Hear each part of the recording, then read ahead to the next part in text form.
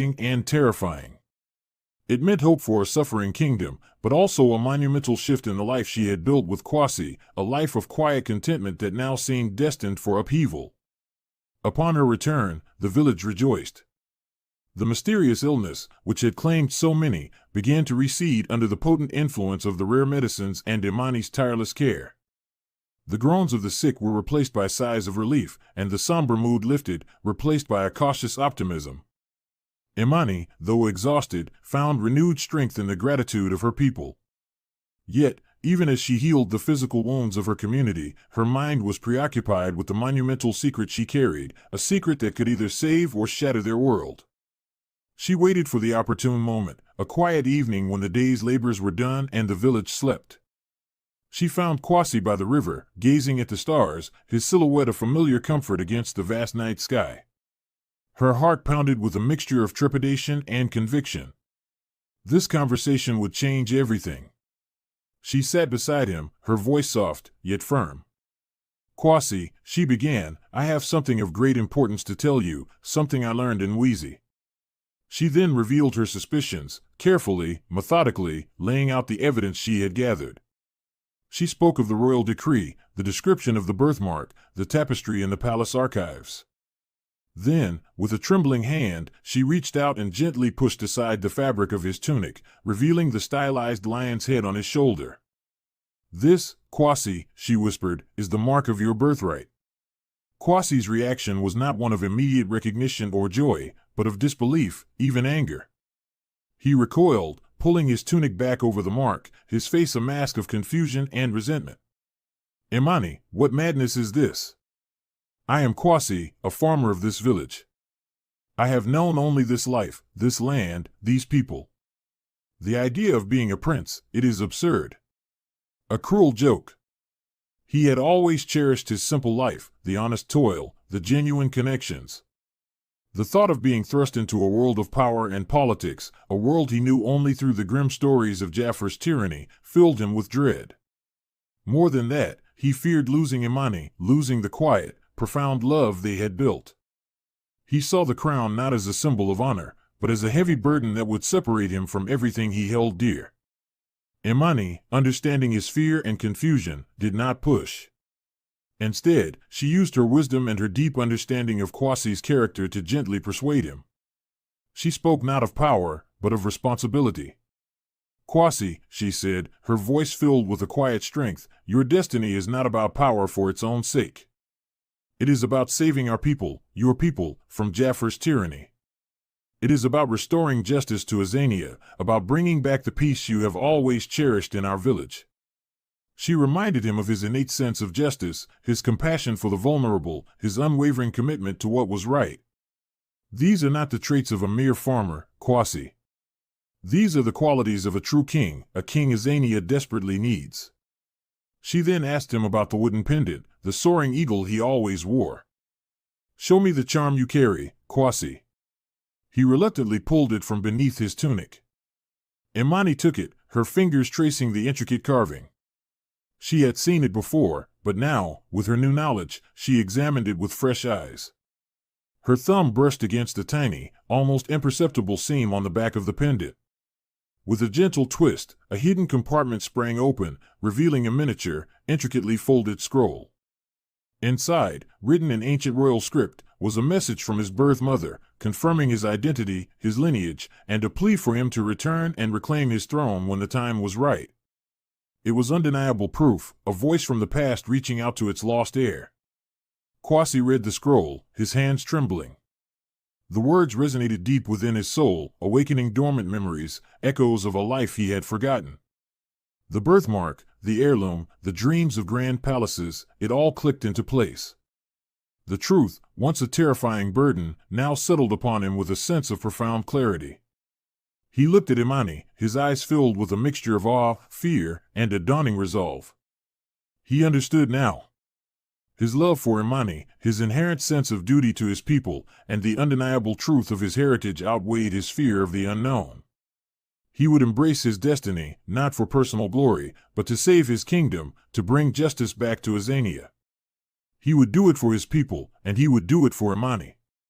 With Kwasi's reluctant but resolute acceptance, the true work began. Imani, with her deep connections within the village, and Kwasi, with his natural leadership, discreetly sought out loyalists to the true royal family. Mama Uchenna, the wise elder, proved invaluable, her network of contacts extending far beyond Kijiji. They found former royal advisors, guards who had secretly yearned for the return of a just ruler, and influential figures who had suffered under Jafar's tyranny. These loyalists, their hope rekindled by the return of the true prince, pledged their unwavering support. Together, they formulated a plan to reclaim the throne, emphasizing strategy, diplomacy, and the overwhelming support of the people, rather than brute force. The quiet farmer, guided by the wise healer, was ready to become the king Azania had been waiting for. The plan to reclaim Azania was meticulously crafted, a delicate balance of strategy, diplomacy, and the simmering discontent of a populace pushed to its breaking point. Kwasi, no longer just a farmer but a prince embracing his destiny, and Imani, his unwavering advisor and the heart of their movement, led their growing band of loyalists. They understood that brute force alone would only lead to more bloodshed. Their strength lay in the truth of Kwasi's lineage and the overwhelming will of the people. Their return to the capital, Mwizi, was carefully orchestrated. They did not march in with a conquering army, but arrived subtly, spreading the word of the true prince's return through trusted channels. Whispers, once fragile and fearful, now carried a new resonance, a defiant hope that ignited like wildfire through the city. The royal decree, once a tool of Jafar's manipulation, now served as their unwitting ally, its description of the birthmark and heirloom confirming Kwasi's identity to those who had heard the rumors. Kwasi, now confident in his identity, chose a day of public gathering, a forced celebration of Jafar's supposed benevolence, to make his public declaration. As Jafar, resplendent in stolen finery, addressed the weary crowd, a figure emerged from the shadows of the marketplace. It was Kwasi, his presence commanding, his gaze unwavering. Imani stood proudly by his side, her serene presence lending an undeniable moral authority to the moment. Kwasi's voice, though not booming, carried a quiet power that cut through the regent's pompous speech. "People of Azania," he declared, his voice resonating with the echoes of his royal ancestors. "I am Kwasi, son of King Theron, the rightful heir to this throne." A collective gasp rippled through the crowd. Jafar, initially dismissive, his face contorted in a sneer, quickly realized the gravity of the situation. "An impostor," he roared, his voice laced with venom. "Seize him!" But before his guards could move, Kwasi raised his hand, revealing the carved eagle pendant, its ancient wood gleaming in the sunlight. Then, with a deliberate movement, he pulled aside his tunic, revealing the stylized lion's head birthmark on his shoulder. The crowd erupted. Many had heard the legends, seen the decree. The proof was undeniable. Imani, stepping forward, spoke with a calm authority that captivated the crowd. She recounted Kwasi's story, his humble upbringing, his innate compassion, and the journey that had led him back to his people. She spoke of Jafar's tyranny, the suffering of the people, and the true meaning of leadership, not power, but service. Her words resonated deeply with the oppressed citizens, stirring their long-suppressed anger and igniting a fire of rebellion. Inspired by Kwasi's courage and Imani's wisdom, the people of Azania rose up. It was not a chaotic mob, but a unified force, their voices a thunderous roar demanding justice. The guards, many of whom had suffered under Jafar's rule themselves, hesitated, then faltered. Seeing the tide turn, and witnessing the undeniable legitimacy of Kwasi, many of Jafar's own soldiers abandoned him, throwing down their weapons and joining the swelling ranks of the people. The palace guards, loyal only to their pay, found themselves outnumbered and outmaneuvered. Kwasi, leading the charge not with a sword but with the unwavering support of his people, confronted Jafar in the throne room. The regent, stripped of his power and his guards, was a pathetic figure, his arrogance replaced by desperate fear. The confrontation was swift. Jafar's reign of terror, built on fear and deceit, crumbled under the weight of truth and the will of a united people. He was overthrown, his tyranny brought to an end, and the chains of oppression were finally broken. Kwasi's coronation was not a somber affair, but a joyous celebration of liberation. The streets of Mwizi, once silent with fear, now vibrated with music, dance, and the jubilant cries of a people reborn. He was crowned king of Azania, pledging to rule with justice, compassion, and humility, always remembering the lessons learned from his humble upbringing. He vowed to restore Azania to its former glory, not through conquest, but through peace and prosperity for all. True to his heart, and to the love that had guided him back to his destiny, King Kwasi asked Imani to be his queen. She accepted, not just as his consort, but as his most trusted advisor. Her wisdom, her deep connection to the people, and her intuitive understanding of their needs proved invaluable to his reign. Their love story, born in the quiet solitude of a remote village and forged in the fires of revolution, became a powerful symbol of true leadership, a leadership found not in inherited power, but in humility, compassion, and the unwavering bond between a king and his queen, a bond that served the people above all else. Under the benevolent rule of King Kwasi and Queen Imani, Azania blossomed anew, like a desert flower after a long-awaited rain. The scars of Jafar's tyranny slowly began to heal, replaced by the vibrant tapestry of a kingdom reborn. Justice, once a distant memory, was meticulously restored. Kwasi, guided by Imani's unwavering moral compass, dismantled the oppressive tax systems, replacing them with fair levies that allowed the people to prosper. The dungeons, once filled with the cries of the innocent, were emptied, and those unjustly imprisoned were freed, their stories serving as a stark reminder of the darkness from which they had emerged. Imani, as queen and chief advisor, proved to be an invaluable asset to Kwasi's reign. Her deep understanding of the common people, her intuitive grasp of their needs, and her profound connection to the land informed every decision. She established healing centers throughout the kingdom, ensuring that traditional remedies and modern knowledge worked hand in hand to care for the sick. She championed education, opening schools where children from all walks of life could learn, fostering a new generation of thinkers and innovators. Together, Kwasi and Imani created a government that was truly for the people, by the people, a beacon of peace and fairness that shone brightly across East Africa.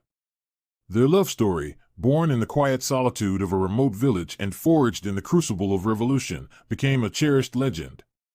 It was celebrated not just as a tale of a lost prince reclaiming his throne, but as a powerful testament to the idea that true leadership is found not in inherited power or grand titles, but in humility, compassion, and the unwavering bond between two souls dedicated to the welfare of their people. Their partnership in governance was a model for all, demonstrating that a king's strength was amplified by his queen's wisdom, and that together they could achieve far more than either could alone. Kwasi, the humble farmer who became king, never forgot his roots. He often walked among his people, listening to their concerns, sharing their joys, and offering a helping hand. He understood that his strength came from their trust and their love. Imani, the village healer who became queen, continued to draw her wisdom from the earth and its spirits, ensuring that Azania's prosperity was always balanced with respect for nature. Their reign was marked by a profound understanding that a true leader serves their people with a compassionate heart, and that the well-being of the kingdom was inextricably linked to the well-being of every single citizen. The kingdom of Azania flourished, its markets once again bustling, its fields yielding abundant harvests, and the laughter of its children echoing through the streets of Mwizi. The tribal conflicts that had once torn the land apart were replaced by a spirit of unity and cooperation, fostered by Kwasi and Imani's inclusive policies. The lessons learned from the dark days of Jafar's tyranny were never forgotten, serving as a constant reminder of the fragility of peace and the importance of vigilance. And so, King Kwasi and Queen Imani ruled for many long and prosperous years, their love a continuous source of strength and inspiration. Their children, and their children's children, grew up in a kingdom where justice was a given, compassion was celebrated, and the spirit of Azania continued to thrive, guided by the enduring legacy of their parents. Their story became more than just a tale, it was a living philosophy, a testament to the transformative power of love, the profound impact of compassionate leadership, and the unwavering belief that even a lost heir, guided by a wise healer, can find their rightful place and lead their people to a future filled with hope and prosperity. The spirit of Azania, once dimmed, now burned brighter than ever, a testament to the king and queen who had shown that true royalty lies not in blood, but in the heart. And so, King Kwasi and Queen Imani ruled Azania with wisdom and compassion, their love story a timeless legend. It reminds us that true leadership is found not in inherited power, but in humility, justice, and the unwavering bond between a king, a queen, and their people. The lost heir had found his way home, guided by love, and brought an entire kingdom with him. We hope you were inspired by this tale of destiny, courage, and the transformative power of love. What qualities do you believe make a true leader? Share your thoughts in the comments below. If this story resonated with you, please give this video a like, share it with those who appreciate tales of royalty and redemption, and subscribe to our channel for more enchanting African folk tales. Until next time, may your own path be guided by wisdom and compassion.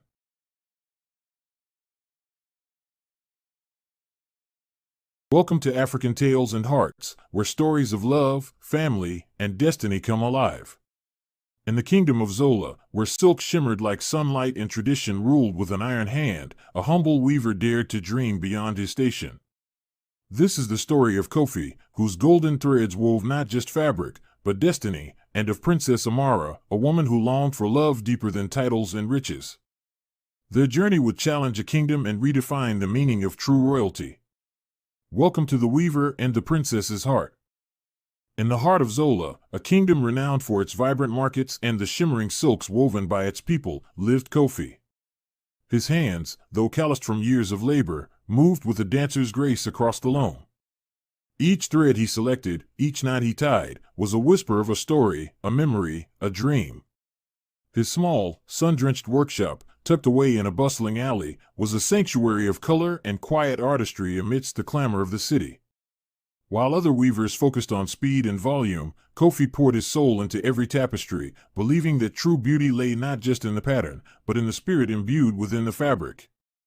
He was a master of his craft, yet his humble origins meant his work rarely graced the halls of the wealthy, let alone the royal palace. Kofi's days were long, beginning before the first rays of dawn kissed the Zola hills and ending long after the moon cast its silver glow upon the sleeping city. He lived a simple life, content with the rhythm of his loom and the occasional smile from a satisfied customer. But beneath his quiet demeanor beat a heart full of observation and empathy. He saw the subtle shifts in the market women's eyes, the unspoken worries of the farmers, the quiet dignity of the elders. And he wove these observations, these human truths, into his art. His tapestries were not mere decorations, they were chronicles of Zola, vibrant narratives that captured the essence of its people and its land. Meanwhile, high above the city, within the opulent walls of the royal palace, resided Princess Amara. Her beauty was legendary, spoken of in hushed tones across the kingdom. But it was her discerning heart, her keen intellect, and her unwavering compassion that truly set her apart. Unlike many princesses of her age, Amara found little joy in frivolous pursuits. She spent her days poring over ancient scrolls, learning the history of her people, and secretly visiting the kingdom's poorer districts, disguised as a commoner, to understand their struggles firsthand. She listened to their stories, offered what comfort she could, and returned to the palace with a heavy heart, burdened by the injustices she witnessed. Her chambers, though adorned with the finest silks and jewels, often felt like a gilded cage. Suitors from far and wide, princes and wealthy merchants, flocked to Zola, each vying for her hand. They presented her with mountains of gold, rare gems, and exotic beasts. But their gifts felt hollow, their words rehearsed, their intentions transparent. They saw only her royal status, her beauty, and the power she represented. None saw the thoughtful, compassionate woman beneath the crown. None understood her yearning for a love that transcended superficiality, a connection rooted in shared values and genuine understanding. She longed for a partner who saw her heart, not her title. A man who understood the true essence of Zola, not just its riches. Her father, King Emeka, a wise but traditional ruler, grew increasingly concerned. The kingdom needed an alliance, a strong successor. He urged Amara to choose, to consider the political implications of her marriage. But Amara remained steadfast. "Father," she would say, her voice gentle but firm, "a kingdom built on a loveless union is a kingdom built on sand.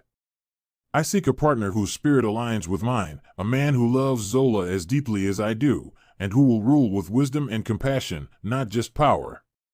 Her words, though respectful, often left the king frustrated. He loved his daughter dearly, but he struggled to understand her unconventional views on love and leadership. He feared her idealism would leave her vulnerable, or worse, leave the kingdom without a suitable heir. One day, during one of her secret excursions into the city, Amara stumbled upon Kofi's workshop. Drawn by the intricate patterns she glimpsed through the open doorway, she entered, her eyes wide with wonder. She saw a tapestry depicting an old woman sharing her last meal with a hungry child, another showing a group of villagers rebuilding a fallen bridge after a storm, and yet another, a vibrant depiction of the annual harvest festival, capturing the joy and unity of the people. These were not the grand, heroic scenes often commissioned by the wealthy.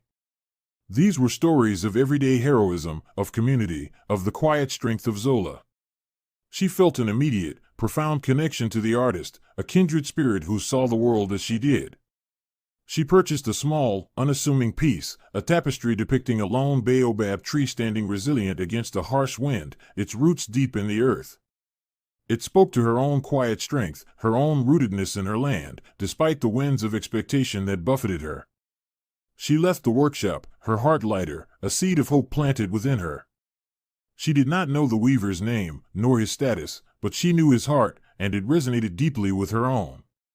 This encounter, brief and anonymous, would unknowingly set the stage for a challenge that would change both their lives forever. A challenge that would force the kingdom to confront its own definitions of worth, and ultimately, redefine the meaning of true royalty. King Emeka, a monarch whose reign had been marked by peace and prosperity, found himself in a predicament. His beloved daughter, Amara, was not just beautiful and intelligent, she was fiercely independent. Her refusal to choose a suitor, despite the growing political pressures, was becoming a matter of state. The Royal Council, a body of venerable elders and shrewd strategists, met frequently, their discussions often circling back to the princess's unmarried status.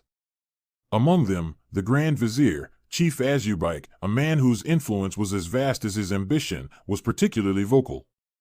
He advocated for a swift, politically advantageous marriage, preferably to his own nephew, Prince Jide, a man known more for his lavish spending than his wisdom. "Your Majesty," Chief Azubike intoned during one such council meeting, his voice smooth as polished stone, "the stability of Zola depends on a strong alliance. Princess Amara's continued reluctance to choose a consort weakens our position among neighboring kingdoms.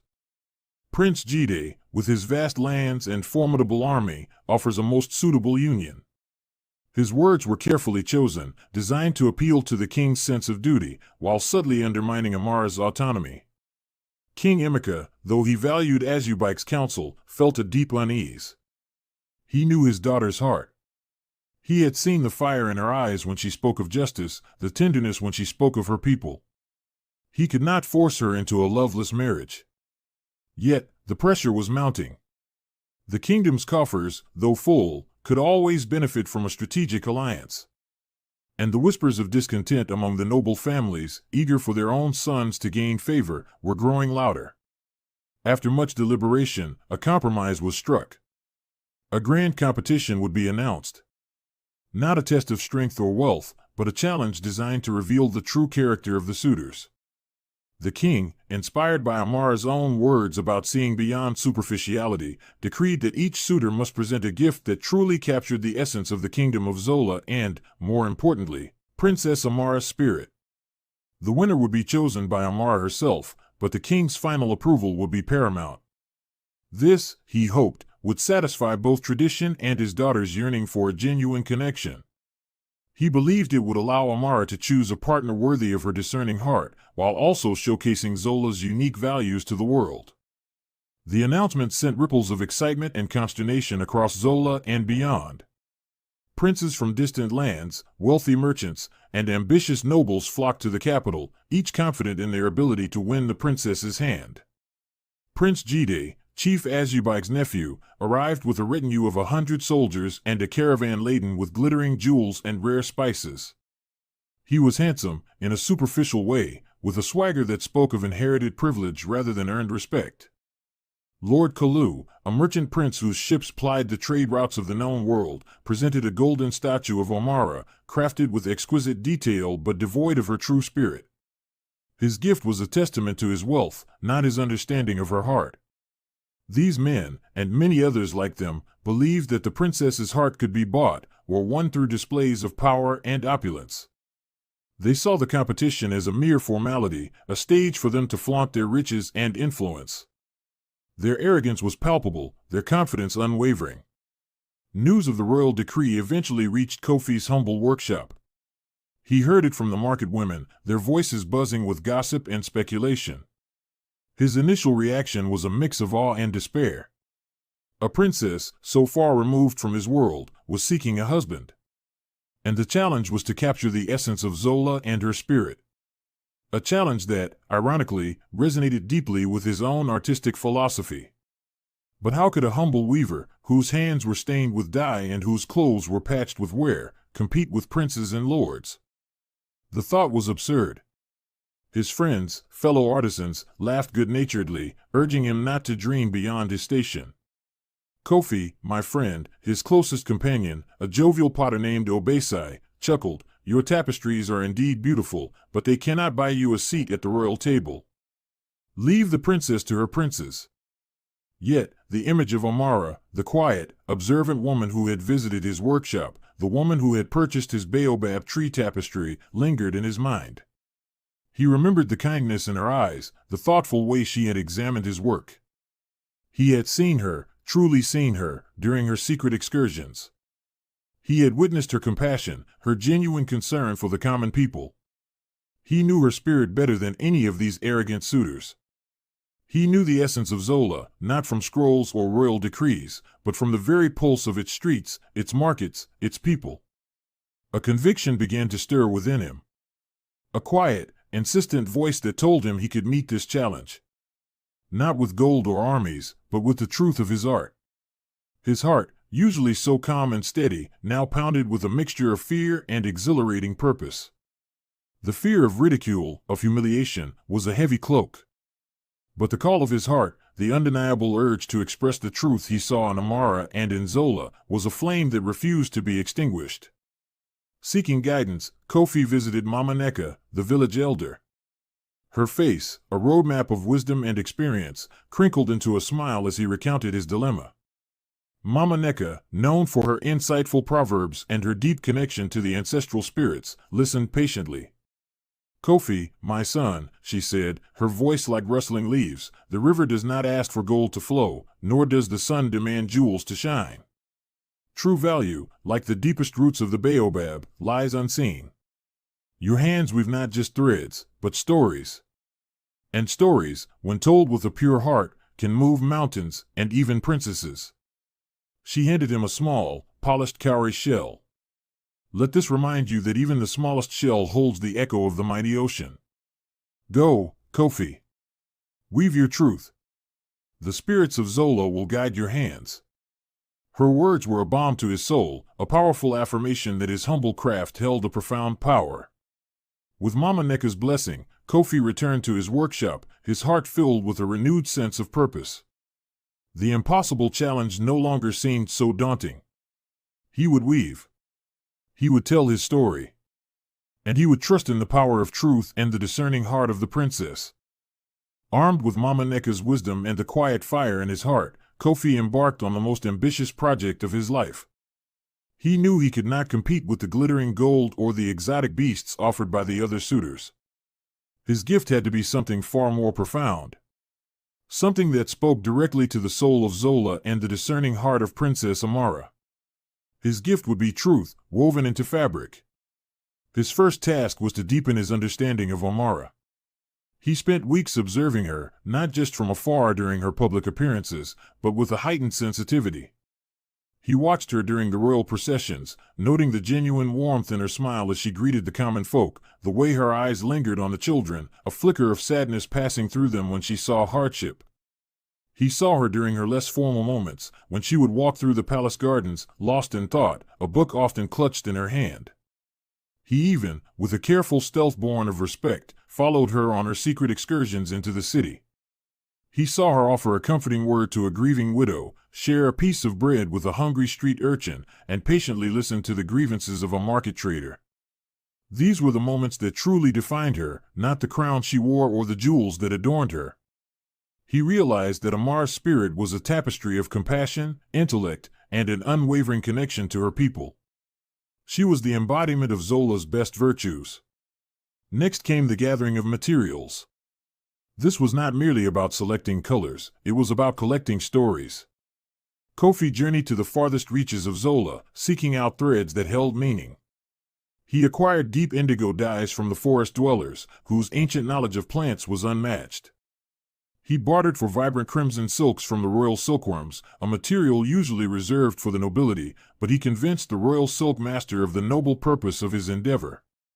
He sought out the rough, honest cotton spun by the farmers in the sun-baked plains, threads that spoke of resilience and hard work.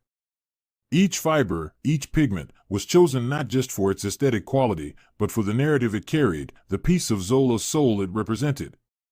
He even found a rare, shimmering silver thread, said to be spun from moonlight, which he knew would capture the ethereal quality of Amara's spirit. The weaving process itself became a sacred ritual. Kofi worked tirelessly, often through the night, his small lamp casting dancing shadows on the walls of his workshop. The rhythmic thwack-thwack of the loom became a heartbeat, a meditation. He began by depicting the bustling market, not as a chaotic mess, but as a vibrant hub of life, where stories were exchanged as freely as goods. He wove in the faces of the artisans, their hands skilled and proud, their eyes reflecting the dignity of their craft. He then moved to the serene landscapes of Zola, the towering baobab trees, the winding rivers, the fertile plains, all sustained by the spirit of the ancestors. And at the heart of it all, he began to weave Amara. Not as a distant princess, but as the compassionate soul he had observed. A scene of her kneeling to comfort a child, her face etched with empathy. Another of her listening intently to an elder, her brow furrowed in thought. He even wove in the baobab tree, the very one she had purchased, now standing as a symbol of her rooted strength and resilience. As the tapestry grew, so did Kofi's internal monologue. Doubts, like persistent flies, buzzed around him. Who are you, Kofi, a mere weaver, to dream of a princess? A voice whispered in his mind. They will laugh at you. They will scorn your humble offering. He remembered the opulent gifts of the other suitors, the sheer scale of their wealth. His hands would sometimes falter, his heart heavy with the weight of his perceived unworthiness. Yet, each time, he would look at the growing narrative on his loom, the truth he was weaving, and a renewed sense of purpose would surge through him. He was not weaving for wealth or status, he was weaving for truth, for Zola, and for the woman whose heart he had come to understand so deeply. His endeavor did not go unnoticed. Whispers spread through the artisan district. Some of his fellow weavers, envious of his dedication or simply pragmatic, mocked him. Kofi has lost his mind, one would scoff. He weaves dreams, not reality. Obesai, his friend, tried to dissuade him gently. Kofi, the palace is not for us. You risk not just humiliation, but perhaps worse. Chief Azubike's men are everywhere, and they do not tolerate those. Indeed, Chief Azubike, ever vigilant for anything that might threaten his carefully constructed power dynamics, heard the rumors. He dispatched his royal guards, stern-faced men with glinting spears, to Kofi's workshop. They questioned him, their voices laced with thinly veiled threats, demanding to know the purpose of his grand tapestry. Are you plotting against the crown, weaver? One sneered, his hand resting on his weapon. Kofi, though his heart pounded like a drum, met their gaze with quiet dignity. Our dignity. I weave a story of Zola, as is my craft, he replied. His mission eventually left, but their presence left a chilling reminder of the dangers he faced. Weave a story of Zola, as is my craft, he replied. His mission eventually left, but their presence left a chilling reminder of the dangers he faced. The stakes were high. Fate was a far greater fear. He would continue to weave, come what may. His hope, a fragile but potent thread, held fast. The day of the royal exhibition dawned with a palpable tension that hung heavy in the air, even amidst the festive decorations. The grand hall of the palace, usually reserved for state banquets and solemn ceremonies, had been transformed. Banners bearing the Zola crest, a proud lioness guarding a baobab tree, hung from the high ceilings. Sunlight streamed through arched windows, illuminating the polished marble floors and the expectant faces of the kingdom's elite. Courtiers in their finest silks and jewels mingled with nobles from allied territories, their whispers and murmurs creating a low hum of anticipation. At the head of the hall, on a raised dais, sat King Emeka, his expression a mixture of regal authority and paternal concern. Beside him, Princess Amara, resplendent in a gown of shimmering emerald green, her beauty undeniable, yet her gaze distant, almost melancholic. She was acutely aware of the spectacle, the parade of ambition and expectation that was about to unfold. One by one, the suitors stepped forward, each a testament to wealth, power, or lineage. Prince Jide, Chief Azubike's nephew, was the first. He strode with an arrogant confidence, his chest puffed out, his eyes already claiming Amara as his prize. His gift was a colossal diamond, cut and polished to blinding perfection, presented on a velvet cushion carried by 4 servants. "Your Majesty, Princess Amara," he boomed, his voice echoing through the hall, "I offer you a gem as pure and as brilliant as your own beauty. A symbol of the boundless wealth and unwavering strength of my kingdom, which I pledge to unite with Zola." Amara offered a polite, practiced smile, her eyes betraying no emotion. The diamond, though magnificent, felt cold, impersonal. It spoke of possession, not partnership. Next came Lord Kalu, the merchant prince.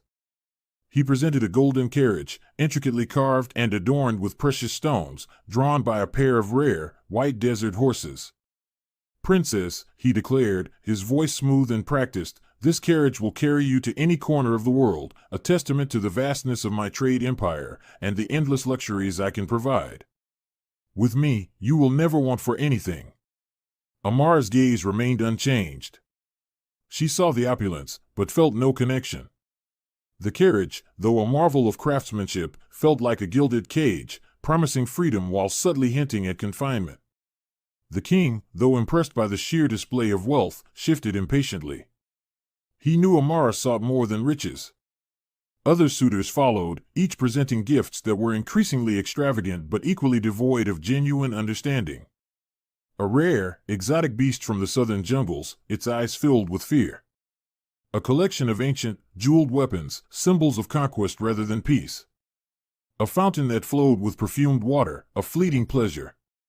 Amara's polite smiles grew more strained, her heart sinking with each presentation.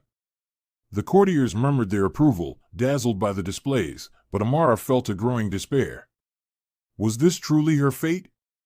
To be married off to the highest bidder, her heart forever unacknowledged?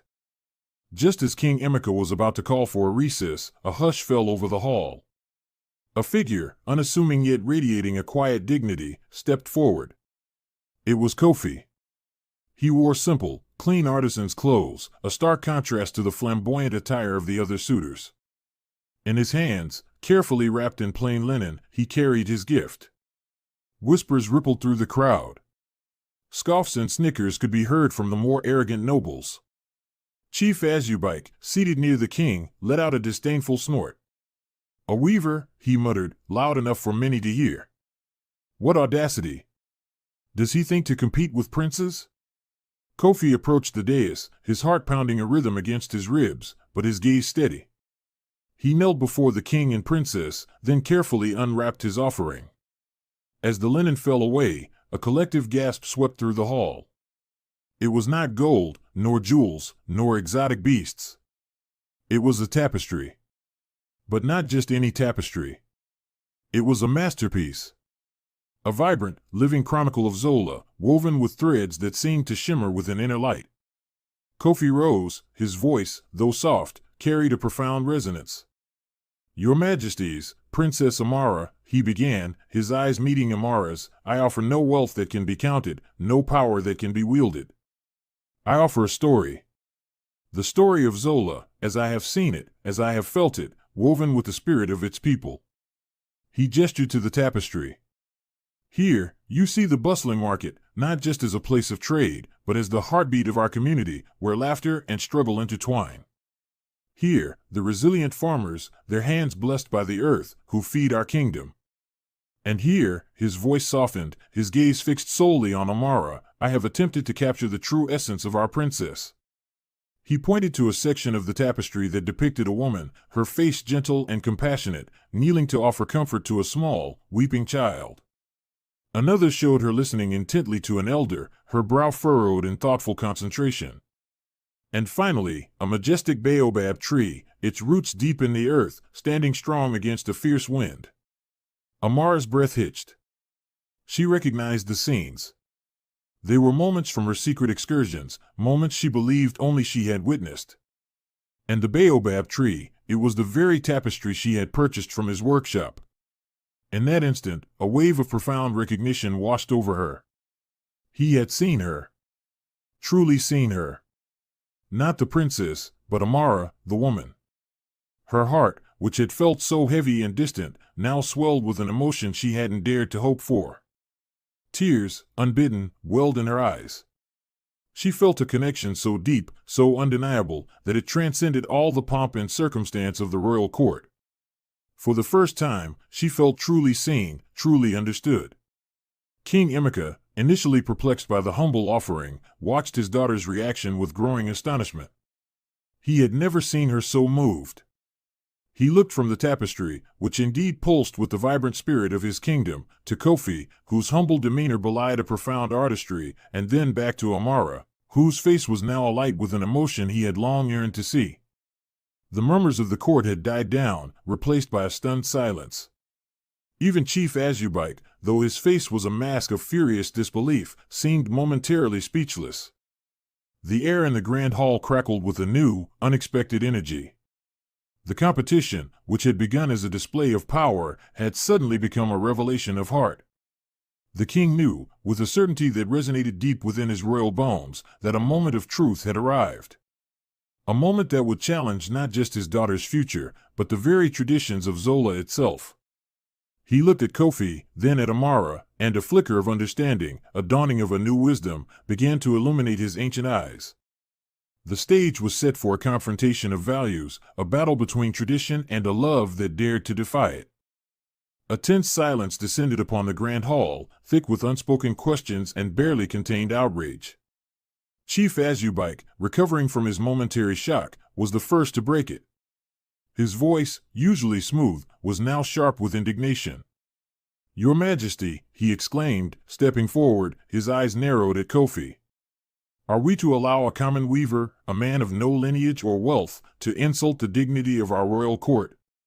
This is an affront to tradition, to the very fabric of Zola." His words resonated with many of the nobles, who began to murmur in agreement, their faces a mixture of shock and disapproval. King Emeka, his gaze still fixed on Amara's tear-streaked face, raised a hand for silence. He felt the weight of tradition, the expectations of his ancestors, pressing down on him. But he also felt the undeniable truth radiating from his daughter. He had seen her heart, her true self, reflected in Kofi's tapestry. He knew, with a father's intuition, that this was no ordinary infatuation. This was something profound. Something that had touched his daughter's soul in a way no prince or merchant ever had. Then, Amara stepped forward. Her emerald gown rustled softly as she moved, her posture regal, her eyes, though still glistening with tears, now burned with a fierce, unwavering resolve. She took a deep breath, her voice, usually gentle, now rang with a clarity and power that silenced every whisper in the hall. "Father, esteemed elders, noble guests," she began, her gaze sweeping across the faces of the assembled court, lingering for a moment on Chief Azubike's sneering countenance. Chief Azubike speaks of tradition. But what is tradition, if not the living spirit of our people, passed down through generations? Is it merely a rigid set of rules, or is it the wisdom that guides us towards a brighter future? She turned to face the tapestry, her hand reaching out to touch the woven image of herself comforting the child. "These men," she said, her voice filled with a quiet passion, "these princes and merchants, they have offered me gold and jewels. They have offered me power and alliances. But none of them, not one, has offered me understanding. None has seen the woman beneath the crown. None has seen the heart that beats for Zola, for its people, for justice." Her voice trembled slightly, but her conviction remained unshaken. "Kofi, this humble weaver, has done what no king or lord could. He has seen me. He has understood me. He has captured the very essence of our kingdom, not in its riches, but in its resilience, its compassion, its everyday heroism. She then turned to Kofi, her eyes locking with his, a silent promise passing between them. And in doing so, she continued, her voice rising with a new, breathtaking courage, he has captured my heart. I declare before all of Zola that Kofi is the only man I will ever marry. He is the only one worthy of my hand, for he understands that true royalty lies not in birthright, but in character, in compassion, and in a genuine connection to the people he serves. A collective gasp swept through the hall. Amara had not just chosen a commoner, she had defied centuries of tradition, challenged the very foundation of royal marriage, and declared her love with an unprecedented boldness. Chief Azubike, his face contorted with rage, sputtered, "This is madness. A princess cannot marry a commoner. It will bring shame upon our house. It will destabilize the kingdom." Amara met his furious gaze without flinching. "What will destabilize the kingdom, Chief Azubike," she retorted, her voice sharp with righteous anger, "is a ruler who is blind to the true needs of his people, who values gold over heart, and who clings to outdated customs while the spirit of Zola yearns for progress. My father, King Emeka, has always taught me that a wise ruler listens to his people. And Kofi, through his art, has shown me the true heart of our people." King Emeka, who had watched this exchange with a mixture of pride and trepidation, now rose from his throne. The hall fell silent once more, all eyes on the king. He looked at his daughter, so fierce and passionate, so utterly herself. He looked at Kofi, standing tall and humble, his gaze unwavering. And he looked at Chief Azubike, whose face was a mask of self-serving ambition. He remembered Amara's words, "A kingdom built on a loveless union is a kingdom built on sand." He remembered Mama Neka's proverb, which Kofi had shared with him in a quiet moment before the exhibition, "The deepest roots of the baobab lie unseen." He realized that his daughter, through her unconventional choice, was not weakening Zola, but strengthening it. She was choosing a future built on genuine connection, on shared values, on the very spirit that Kofi's tapestry so beautifully portrayed. Silence. King Emeka's voice boomed, cutting through the lingering tension. He descended from the dais, walking slowly towards Kofi. The weaver's heart pounded, but he held his ground. The king stopped before him, his eyes, ancient and wise, scrutinizing Kofi's face. "Kofi, son of Zola," the king said, his voice softer now, but still carrying immense authority, "my daughter speaks with a conviction that shakes the very foundations of our traditions. Tell me, if you were to stand beside her, not as a weaver, but as a leader, what would be your first decree? What wisdom would you bring to the throne?" Kofi, taking a deep breath, met the king's gaze. "Your Majesty," he replied, his voice clear and steady, "my first decree would be to listen. To listen to the whispers of the market, the songs of the farmers, the stories of the artisans. For in their voices lies the true strength and wisdom of Zola.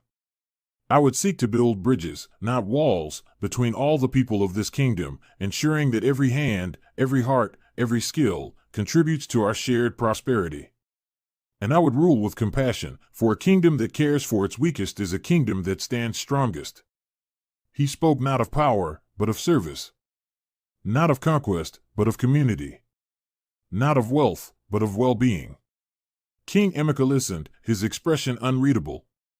Then, a slow smile spread across his face. He turned to the assembled court, his voice ringing with renewed authority. "My people, for generations, we have sought alliances through power and wealth. But today, my daughter, Princess Amara, has shown us a new path. A path of heart, of wisdom, and of true connection to the soul of Zola. Kofi, the weaver, has proven himself worthy, not by his birthright, but by the purity of his spirit and the depth of his understanding.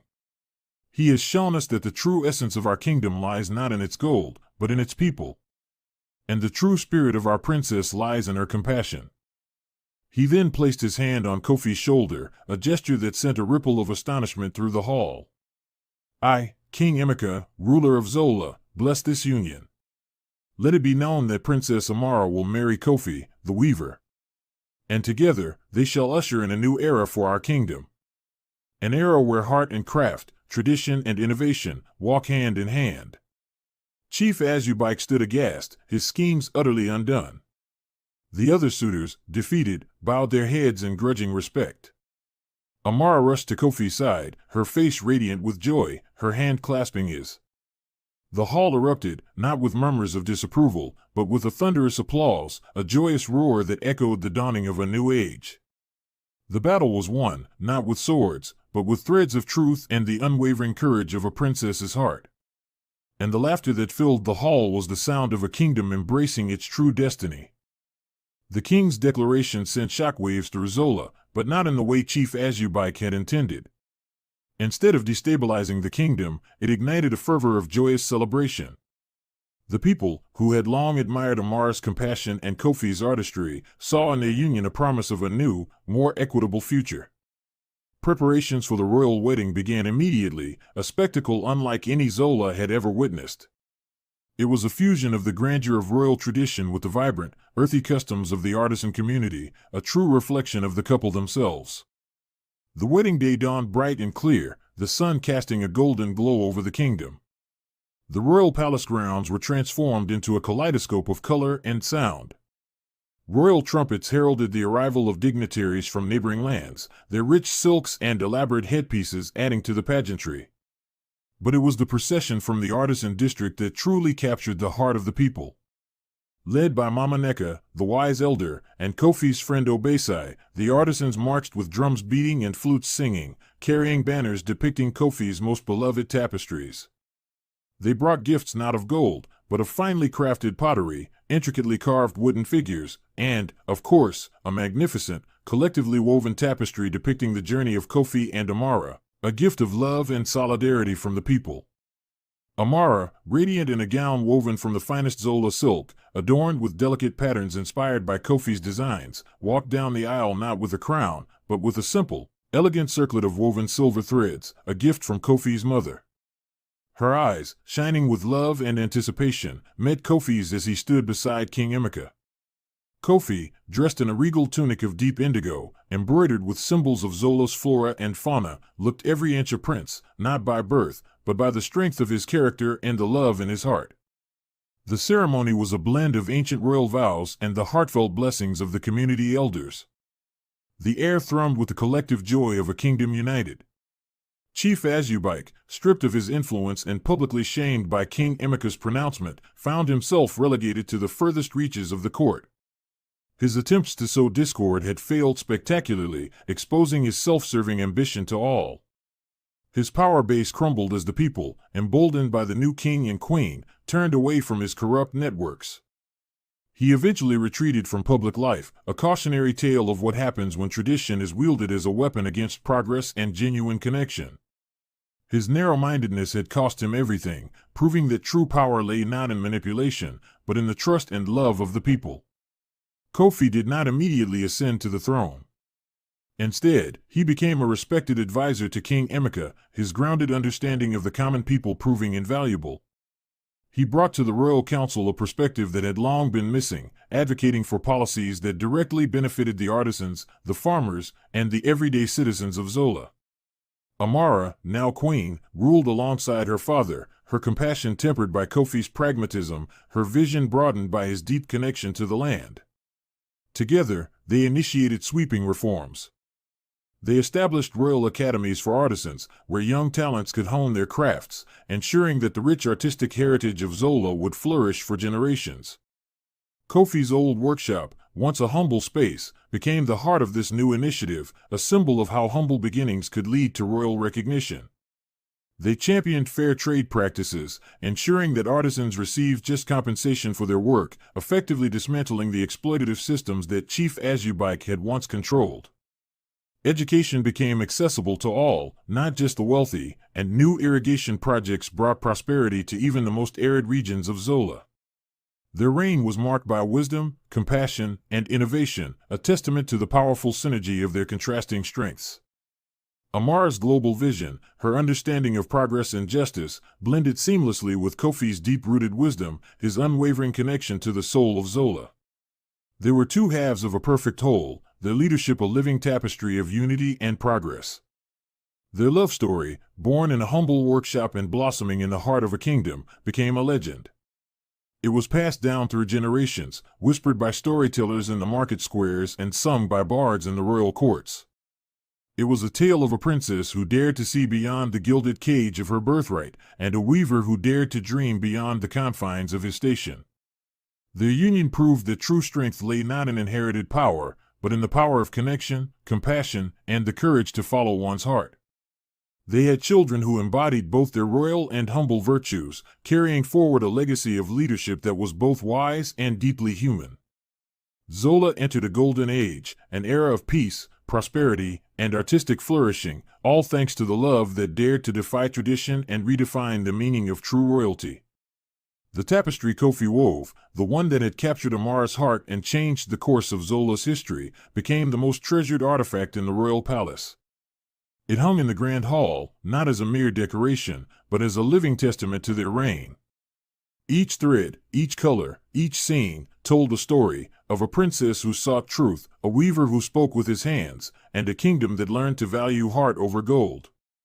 It was a constant reminder that true strength lies in unity, compassion, and recognizing the inherent worth in every individual, regardless of their station. Amara and Kofi's love transformed Zola. It proved that the most beautiful futures are woven not from rigid traditions, but from the flexible, vibrant threads of understanding, empathy, and shared purpose. Their lives together were a continuous celebration of their differences, a harmonious blend of royal duty and artisan spirit. They ruled not just with laws, but with love, their legacy etched into the very soul of Zola, an enduring tapestry of love, justice, and prosperity. And so, they lived happily and wisely ever after, their story a beacon of hope for all who dared to dream of a world where heart and craft, tradition and innovation, could truly unite. And so, the weaver and the princess rewrote the fate of Zola, not with crowns or riches, but with compassion, courage, and the power of a love that truly saw beyond appearances. Their story reminds us that the strongest kingdoms are not built on gold, but on heart. Thank you for joining this timeless tale of love, resilience, and destiny. Until next time, let your story be woven with truth and compassion. If you enjoyed this story, don't forget to like this video, share it with your friends and family, and subscribe to our channel for more enchanting African folk tales. See you next time. Welcome to African Tales and Hearts, where stories of love, family, and destiny come alive. Today, we begin the journey of Nonso Adaka, a young dreamer whose passion for architecture would one day collide with the unexpected storms of life. At the University of Ibadan, where some of Nigeria's brightest minds are shaped, lived a young woman whose heart beat with the rhythm of creation. Her name was Nonso Adaka, and within her soul she carried the blueprint of a different kind of life. At just 19, Nonso was in her fourth year of architecture. Born and raised in Ibadan, she was truly a child of the city. Her parents, Dr. Chinyere and Mr. Chuks Adaka, had built their lives here. Her mother was a respected university lecturer, and her father owned a thriving printing company. In the architecture lecture hall, dreams took shape. Rows of drafting tables bore the weight of future cities. Sheets of paper covered in precise lines and calculations filled the room. Students bent over their boards with the intensity of young creators. And at one table sat Nonso, her hands moving with practiced grace across her drawing board. Every line must have purpose. Every space must breathe. A building is not just structure, it's home. Before her lay carefully drawn blueprints, residential designs where every line was clean, every angle measured, every space thoughtful. Her compass, her rulers, her pencils, all waiting to serve her vision. These weren't mere drawings. They were dreams of families yet to laugh, futures yet to unfold, homes yet to be lived in. The Adaka household had created their own identity in Ibadan. Though they honored their Igbo heritage, respect for elders, education, and family values, they weren't deeply tied to village traditions. Holidays were spent at home, in Ibadan, not in the East. Over time, they had woven their own modern traditions, blending ancestry with a cosmopolitan lifestyle. Their home reflected that balance, walls lined with photographs of milestones, warm lights that made evenings feel like celebrations, and spaces that invited laughter and conversation. It was exactly the kind of environment Nonso longed to create for others through her work. She had inherited her mother's intellectual curiosity and her father's sharp business sense. Professors already spoke of her as a name to watch, a young woman destined to leave her mark on Nigeria's architecture. But Nonso's life was about to shift in ways no blueprint could predict. As the semester drew to a close, she prepared to return home for the holidays. What she didn't know was that this holiday would bring her face to face with a young man whose story was quite different from hers. His parents had migrated from Imo State in the 1980s, bringing with them the rich traditions of the village.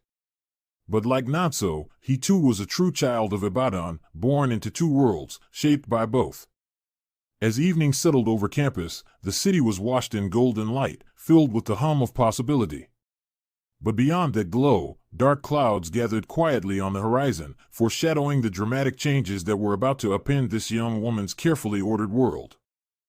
December in Ibadan carried its own special energy. Students returned from universities across Nigeria, families reunited, and the city buzzed with Christmas anticipation. For the Adaka family, it meant gathering at their comfortable home, attending midnight mass at Sacred Heart Catholic Church, and enjoying quiet evenings together. 19-year-old Nonso Adaka was on break from her architectural studies. Tall and graceful at 5'6", with medium brown skin and neatly braided curls, she moved through her parents' living room with the confidence of a young woman at home in her world. Across the city, Emmanuel Nwagwu was also spending the holidays with family friends. At 24, he was tall, handsome, with a slim but strong build. His family had built a thriving life in Ibadan while maintaining deep roots in Imo State. Unlike the Adakas, the Nwagwus never missed a pilgrimage back to Orlu for Christmas or the New Yam Festival. And then it happened, two worlds crossing paths in a familiar Ibadan living room. "So, you're studying architecture at UI?" "That's impressive," Emmanuel said. "I graduated from UNN 3 years ago." "Engineering." "I work with Shell in Lagos." "Lagos must be exciting," Nonso replied. "But I love Ibadan, it's home." Their conversation flowed easily, weaving together their different experiences. One family rooted in modern urban traditions, the other deeply connected to the village. Instead of dividing them, the differences sparked curiosity and respect. Before the evening ended, Emmanuel asked for Nonso's number. What began as a holiday encounter was about to grow into a love story, one that would test whether shared faith and admiration could bridge two very different approaches to family and tradition. In the days after their first meeting, something beautiful began to bloom. It started with phone calls, long, winding conversations that stretched into the night. At the Adaka home, Nonso sat with the landline pressed to her ear, her laughter soft, her smile radiant. Across town, Emmanuel, surrounded by the bustle of his family's Christmas preparations, found himself wishing he could stay in Ibadan just a little longer. When his family left for Orlu on December 20th, Emmanuel joined every ritual and tradition of village Christmas, but his thoughts kept drifting back to Ibadan, back to the girl who had captured his imagination. For Nonso, Christmas felt different too. Midnight mass, family dinners, the warm glow of Ibadan traditions, yet a part of her heart was missing, or rather, far away in Orlu.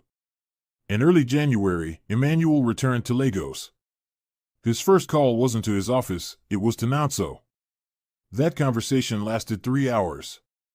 It confirmed what they both already knew: this wasn't just a holiday friendship. From that moment on, Emmanuel made the Lagos-Ibadan Expressway his second home. Every Friday after work, he drove to Ibadan. Every Sunday evening, he returned to Lagos. Their weekends were simple but magical.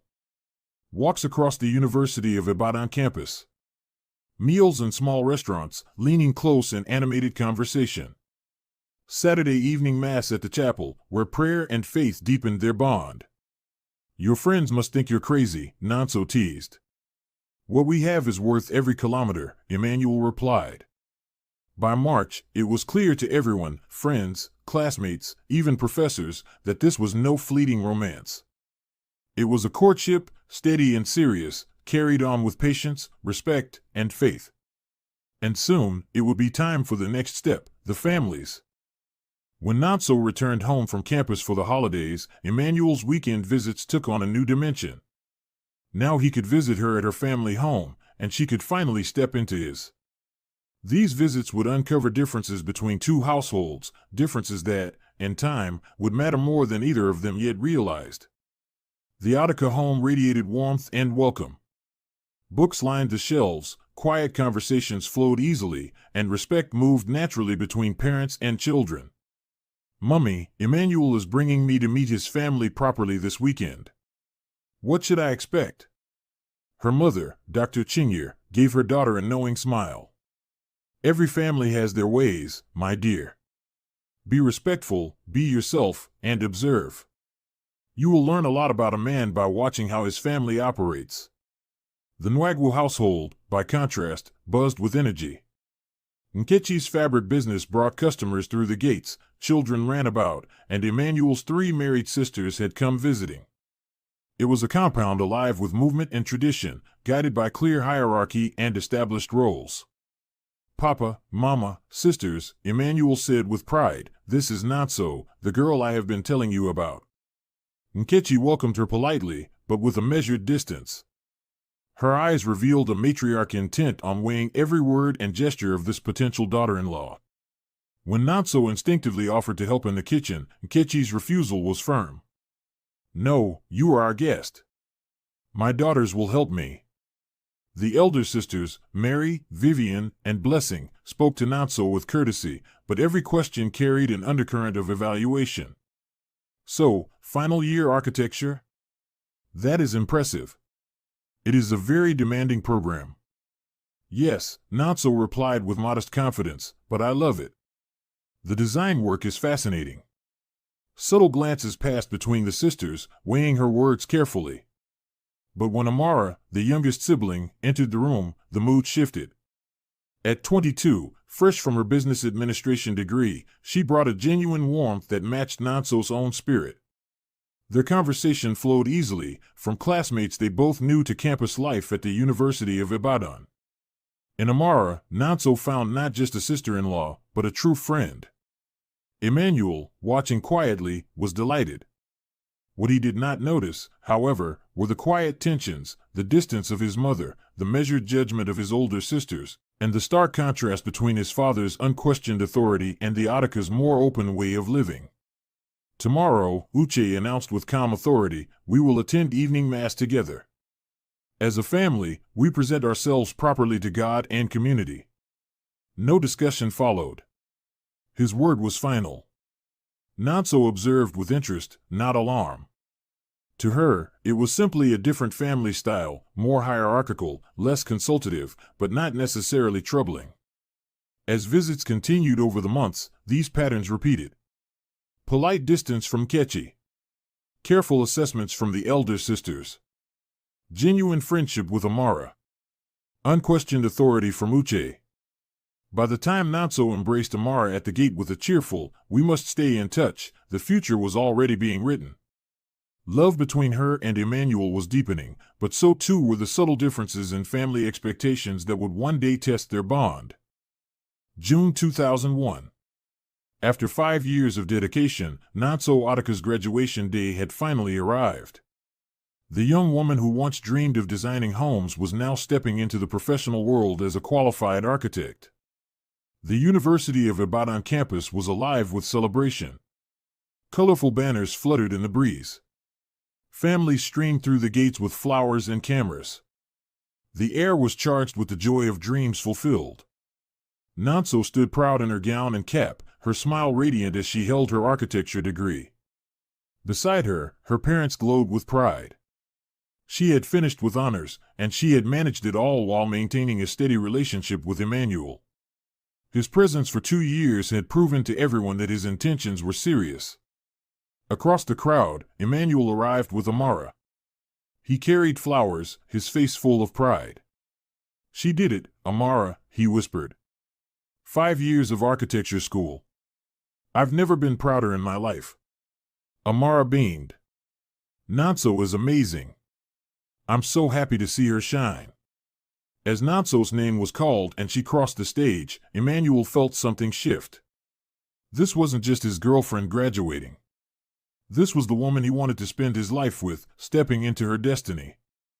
Later, the Atticas, Emmanuel, and Amara gathered around a table for a celebratory meal. Emmanuel rose to speak. "Thank you for letting me share this day with you. Nanso's achievement is remarkable, and I feel honored to stand beside her." Their love felt unshakable. Yet graduation also meant change. Nanso now faced the mandatory National Youth Service Corps year. Her posting could be anywhere in Nigeria's 36 states. Weeks later, she sat with the official NYSC letter in her hands, Emmanuel beside her. "What if they send me somewhere remote? What if communication is hard?" Emmanuel held her hands. "Whatever happens, we'll make it work. It's just 1 year. We've waited this long." She opened the letter, and relief washed over her face. Kaduna. The Ministry of Works. "Emmanuel, I'll actually be doing architecture work." He laughed with joy, lifting her off her feet. Kaduna was perfect, close enough for visits, and full of professional promise. But soon, another opportunity arrived. A scholarship offer for a master's degree in Europe. "Emmanuel," she whispered, reading the letter, "they've offered me a place in architecture and urban planning. But that would mean 2 more years away." His pride battled with fear of distance. "You deserve it. But I won't lie, I'd rather have you close." The night before she left for Kaduna, she made her choice. "I've decided not to take the scholarship. I want to start my career here in Nigeria, close to home, close to you." Emmanuel's joy was undeniable. "Really? You'd give that up for us?" "I'm not giving up anything. I'm choosing what matters most. Our future together." The farewell was bittersweet. At the bus station, Nanso boarded for Kaduna while her family and Emmanuel waved. She looked back through the window, smiling bravely as the bus pulled away. Emmanuel waved until she was gone. Both were confident about the future they had planned together. Neither realized how much would change, how marriage, children, and shifting ambitions would test them in ways they couldn't yet imagine. The Horizon. October 2001. Kaduna was far enough from Lagos and Ibadan to make casual visits impossible, yet close enough for planned reunions. For the first time in their 3-year relationship, Nanso and Emmanuel would be alone together, away from family supervision, away from campus boundaries. The Kaduna airport bustled with travelers, luggage carts, and the rhythm of arrivals and departures. This was the threshold of Nanso's independence, the place where her old life ended and a new chapter began. She threw herself into her NYSC service year with characteristic dedication. The Ministry of Works placed real projects in her hands: schools, health centers, community buildings. At last, she was practicing architecture, not just studying it. Each blueprint carried purpose, each design the promise of impact. Her evenings followed a simple pattern, returning to her small but comfortable government quarters, arranging her work at a modest desk, and settling into phone calls with Emmanuel. Those conversations were her lifeline. "Emmanuel, you should see the school project I'm working on," she said, voice bright with excitement. "I'm designing classrooms that will serve 3 villages." On the other end, Emmanuel listened while juggling papers in Lagos. His words were polite, but distant. "That's nice, dear. Just don't overwork yourself. When can I visit you?" Her joy deflated. She had hoped he would share her enthusiasm, ask questions about her work. Instead, his focus remained on her well-being and their time together. When he finally visited in November, her heart soared.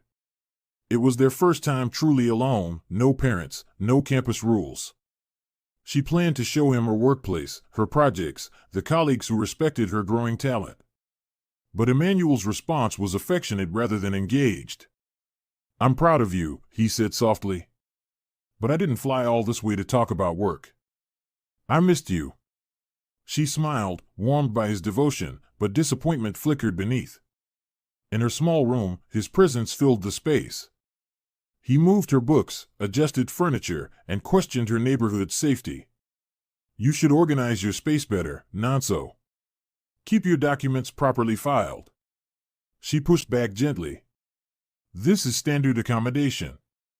I've been managing fine." He smiled with patient authority, the look of someone convinced he knew better.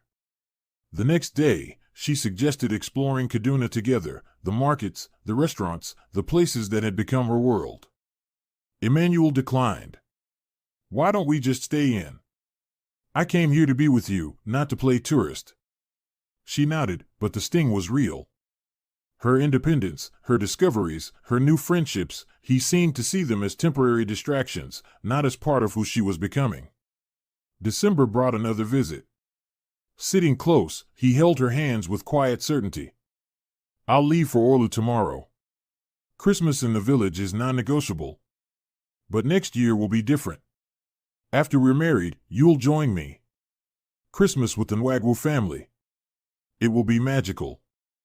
Her heart leapt at the mention of marriage, but unease stirred when she asked about alternating holidays with her family. "Not so. When you become my wife, my family becomes your family. That's how it works in proper marriages. I want to give you a real home where you belong completely." She smiled, choosing to focus on the comfort of being cherished, though questions lingered.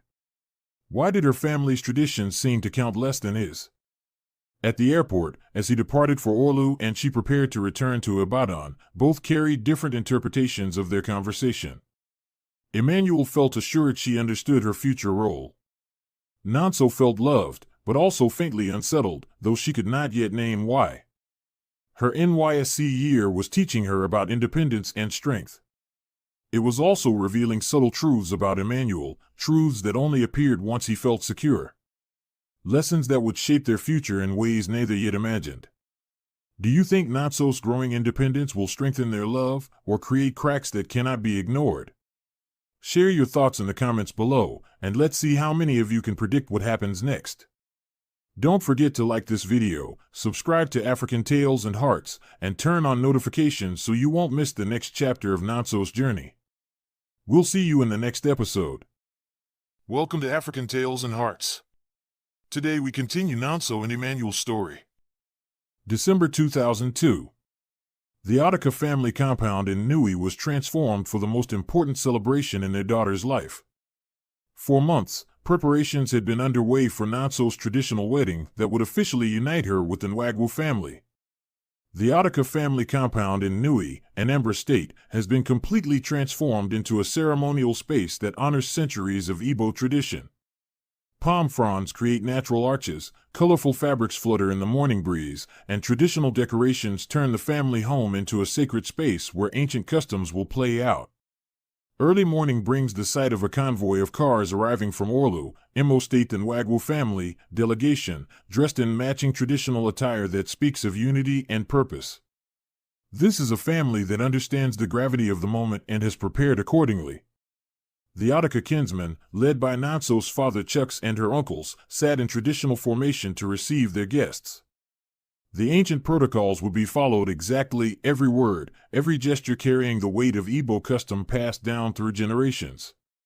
The formal presentation unfolds with the solemnity these occasions require, the Nwagwu delegation approaching with kola nuts held like precious offerings, understanding that these simple nuts carry the power to bless or deny their mission. Uche says, "We have come with clean hearts to your compound. We seek the hand of your daughter, Nonso Adaka, for our son, Emmanuel Nwagwu. We bring kola nuts as a symbol of our good intentions." Uche's formal words followed centuries-old tradition. The kola nut ceremony would determine if the ancestors blessed this union. Every man present understood that this moment carried spiritual significance beyond the practical arrangements. Chuks Adaka receives the kola nuts with the dignity befitting a father who has raised his daughter well and now must entrust her to another family's care. The traditional wedding proceeds, the marriage is finalized, when both Nonso and Emmanuel walk together to kneel before Chuks and Dr. Chingir Adaka, seeking the blessing that will launch their new life together. May your marriage be blessed with happiness, children, and prosperity. Emmanuel, treat my daughter with love and respect as we have raised her. The couple then walks to kneel before Uche and Nkechi Nwagwu, completing the circle of family blessings that will support their union. Welcome to our family, Nonso. May you be a good wife to our son and may your union be fruitful and prosperous. The festivities continued with traditional dances, elaborate meals, and gift-giving. Nanso changed into multiple traditional outfits throughout the day, each one more beautiful than the last, symbolizing her transformation from maiden to wife. After the emotional farewells, Dr. Chinyere says to Nanso, "My daughter, you are now Mrs. Nwagwu, but you will always be our child. Remember who you are, where you come from. Be a good wife, but never lose the strength we raised in you." As the convoy pulled away from the Ataka compound, Nanso looked back at the home where she had grown up with her sister and brothers, been educated, and loved unconditionally. She was now officially Mrs. Emmanuel Nwagwu, ready to build a new life. But she carried with her not just her personal belongings, but also the expectations, traditions, and values of two different families that would soon be tested in ways none of them could imagine. January 2003. Just weeks after their traditional wedding in Nui, Nanso and Emmanuel were ready to receive the sacrament of marriage in the Catholic Church. Sacred Heart Catholic Church in Ibadan has been transformed into a vision of matrimonial beauty. White flowers cascade from every available surface, elegant fabric draping creates an atmosphere of reverence and celebration, and the sanctuary glows with the special light that seems to bless such sacred occasions. At 23, Nanso had never felt more beautiful or more spiritually prepared for this moment. The white gown represented not just her dreams of marriage, but her readiness to receive one of the Church's most sacred sacraments. The months of preparation had deepened both her faith and her commitment to Emmanuel. The church sanctuary fills with a soft murmur of celebration, both families dressed in their finest attire, friends and community members who have gathered to witness this union. During their first dance, Emmanuel whispered promises of the beautiful life they would build together, a comfortable home, children to carry on the family name, a partnership blessed by God. Nanso felt her heart overflow with happiness and anticipation. As they drove away to begin their honeymoon, both were filled with dreams for their future. Emmanuel envisioned himself as the provider and protector, with Nanso as his cherished wife and the mother of his children. Nanso dreamed of a partnership where her professional skills and his success would combine to build something extraordinary together. That night, as they prayed together in their honeymoon suite, Emmanuel and Nanso thanked God for bringing them together and asked for blessings on their marriage. Neither realized that the very differences in their dreams would soon be tested in ways that would challenge everything they thought they understood about love, commitment, and building a life together. February 2003. Just 1 month into their marriage, Emmanuel and Nanso had settled into their new life in Lagos. Emmanuel's job with Shell provided them with a comfortable lifestyle, and their apartment reflected the success of a young professional couple building their future together. Their middle-class apartment tells the story of young love and professional success, nicely furnished spaces that speak of Emmanuel's good income and Nanso's excellent taste, creating the perfect setting for newlywed bliss. Nanso had thrown herself into creating a beautiful home. With her architectural eye for design, she transformed their space into something elegant and welcoming. Marriage seemed to suit her. She glowed with contentment and purpose. We find Nanso in their living room, arranging furniture with the precision of someone who understands space and beauty, her face showing the happiness of a woman creating her first marital home. Emmanuel was an attentive and loving husband in these early weeks. Every evening, he came home eager to spend time with his wife, sharing stories from work and planning their future together. They seemed like the perfect newlywed couple. The evening ritual unfolds. Emmanuel comes home to find Nanso cooking dinner. He greets her with the warm embrace of a man genuinely happy to be married. Their connection is clear in every interaction. At the dinner table, the couple talks animatedly about their day. Their conversation flows with the easy intimacy of people who truly enjoy each other's company. Emmanuel smiles. "The apartment looks beautiful, darling. You have such good taste. My colleagues are always commenting on how lucky I am to have such a talented wife." Nanso feels warmth spread through her chest at his praise. She loves making him proud, loves creating a home that reflects both their personalities. These domestic pleasures feel natural and fulfilling to her. In her free time, Nanso continues to sketch and study architectural designs. She considers her career options, joining a firm, freelance work, or perhaps starting her own practice eventually. At their dining table, she surrounds herself with architectural magazines and sketches, her mind still engaged with the professional dreams that marriage hasn't diminished. One evening, Emmanuel comes home to find her in her element, surrounded by drawings and magazines. He chuckles softly. "Still playing with those drawings, I see. Don't wear yourself out, love. We have time to figure out your work situation later." His tone carries the same dismissive edge she remembers from their Kaduna conversations. But Nonso pushes the feeling aside. He is providing beautifully, perhaps he just doesn't understand her aspirations yet. February brings an unexpected development. Just weeks into their marriage, Nonso begins feeling nauseous, unusually tired, and strangely emotional. At first she blames the adjustment of married life, but soon the signs are unmistakable. One morning, she holds her stomach with the particular discomfort that signals something significant is happening in her body. She looks tired and drawn in a way that speaks of more than fatigue. At the medical clinic, the doctor delivers news that will change everything. "Congratulations, Mrs. Nwagwu. You're about 6 weeks pregnant. Your baby should arrive around October this year." Nonso's heart races, shock, joy, and overwhelming responsibility all at once. Pregnant. She and Emmanuel had talked about children, but not so soon. Her hand instinctively moves to her still flat stomach. Back home, Nonso sits processing the news. Excitement and concern mix in her expression. She is thrilled about motherhood, but she had hoped to establish her career first. Now those plans must be reconsidered. That evening, Emmanuel comes home. Nonso waits for him, her body language showing she has important news. "Emmanuel, I have something important to tell you. I went to the doctor today." His expression shifts, concern, realization, then joy. "Nonso. Are you? Are we? Oh my God, we're going to have a baby." His reaction is everything she could have hoped for. He sweeps her into his arms, spinning her gently, his face radiant with happiness. Her worries melt in the glow of his joy. Emmanuel kneels, speaking to her stomach with reverence. "Hello, little one. This is your papa. We can't wait to meet you. You're going to have the most wonderful mummy in the world." Tears spring to Nonso's eyes at his tenderness. This is the man she fell in love with, caring, protective, family-oriented. She feels blessed.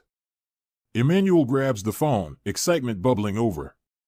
"Mama, Papa, you're going to be grandparents. Nonso is pregnant." Yes, we're both very happy." Nonso makes her own call. Her mother's voice carries joy across the line. "Oh, my darling daughter. A grandchild. We're so happy for you both.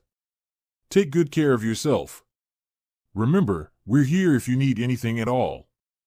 The joy from both families is overwhelming. Relatives call, friends send congratulations. Everyone is thrilled about the first grandchild, the continuation of both family lines. From that moment, Emmanuel becomes fiercely protective. He helps with household tasks, watches over Nonso's health, and makes plans for their child with contagious enthusiasm. Shopping for baby items becomes an adventure, both excited, both overwhelmed by the choices. Emmanuel insists. "Only the best for our little one. Whatever he needs, he'll have it." Nonso pauses at his assumption. He or she, Emmanuel. We don't know yet. But in Emmanuel's mind, his first child will naturally be a son to carry on the Nwagwu name. At night, he rests his hand on her belly, his voice filled with dreams. "I can already picture our son. He'll be strong, intelligent, successful. I'll teach him everything, how to be a man, how to provide for his family, how to honor our traditions." Nonso listens with mixed emotions. His love is beautiful, but what if they have a daughter? At their first ultrasound, the doctor reassures them. Everything looks normal. The baby is developing well. It's too early to know the gender, but we should be able to tell you in a few months. Driving home, both are lost in thought.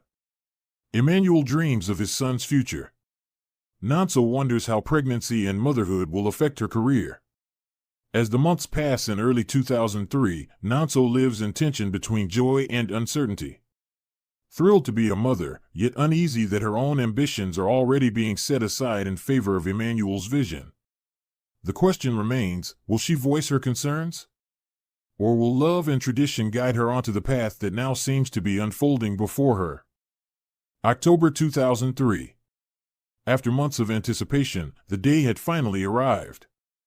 Nanso's labor pains began in the early hours of the morning, and Emmanuel rushed her to Lagos University Teaching Hospital with a mixture of excitement and nervous energy. The maternity ward buzzes with the constant activity of life beginning, medical staff moving with practiced efficiency, monitors beeping, the atmosphere charged with the daily rhythm of miracles. The labor was long and difficult, but Nanso drew strength from Emmanuel's presence beside her. He had been the perfect expectant father throughout her pregnancy, attentive, protective, constantly talking to their unborn child and planning their future. On the hospital bed, Nanso endures the intensity of labor while Emmanuel holds her hand. Their faces reflect the anxious joy of a couple about to meet their first child. Around them, doctors and nurses move with focused energy, reassuring in their calm efficiency. After 12 hours of labor, the moment finally arrives. Congratulations! You have a beautiful, healthy baby girl. The words baby girl hang in the air. Emmanuel's face flashes with joy, then briefly with disappointment, quickly masked by the love he feels for his newborn daughter. The doctor lifts the child, announcing the arrival that will change everything for this young family. Nanso feels an overwhelming surge of maternal love as she cradles her daughter.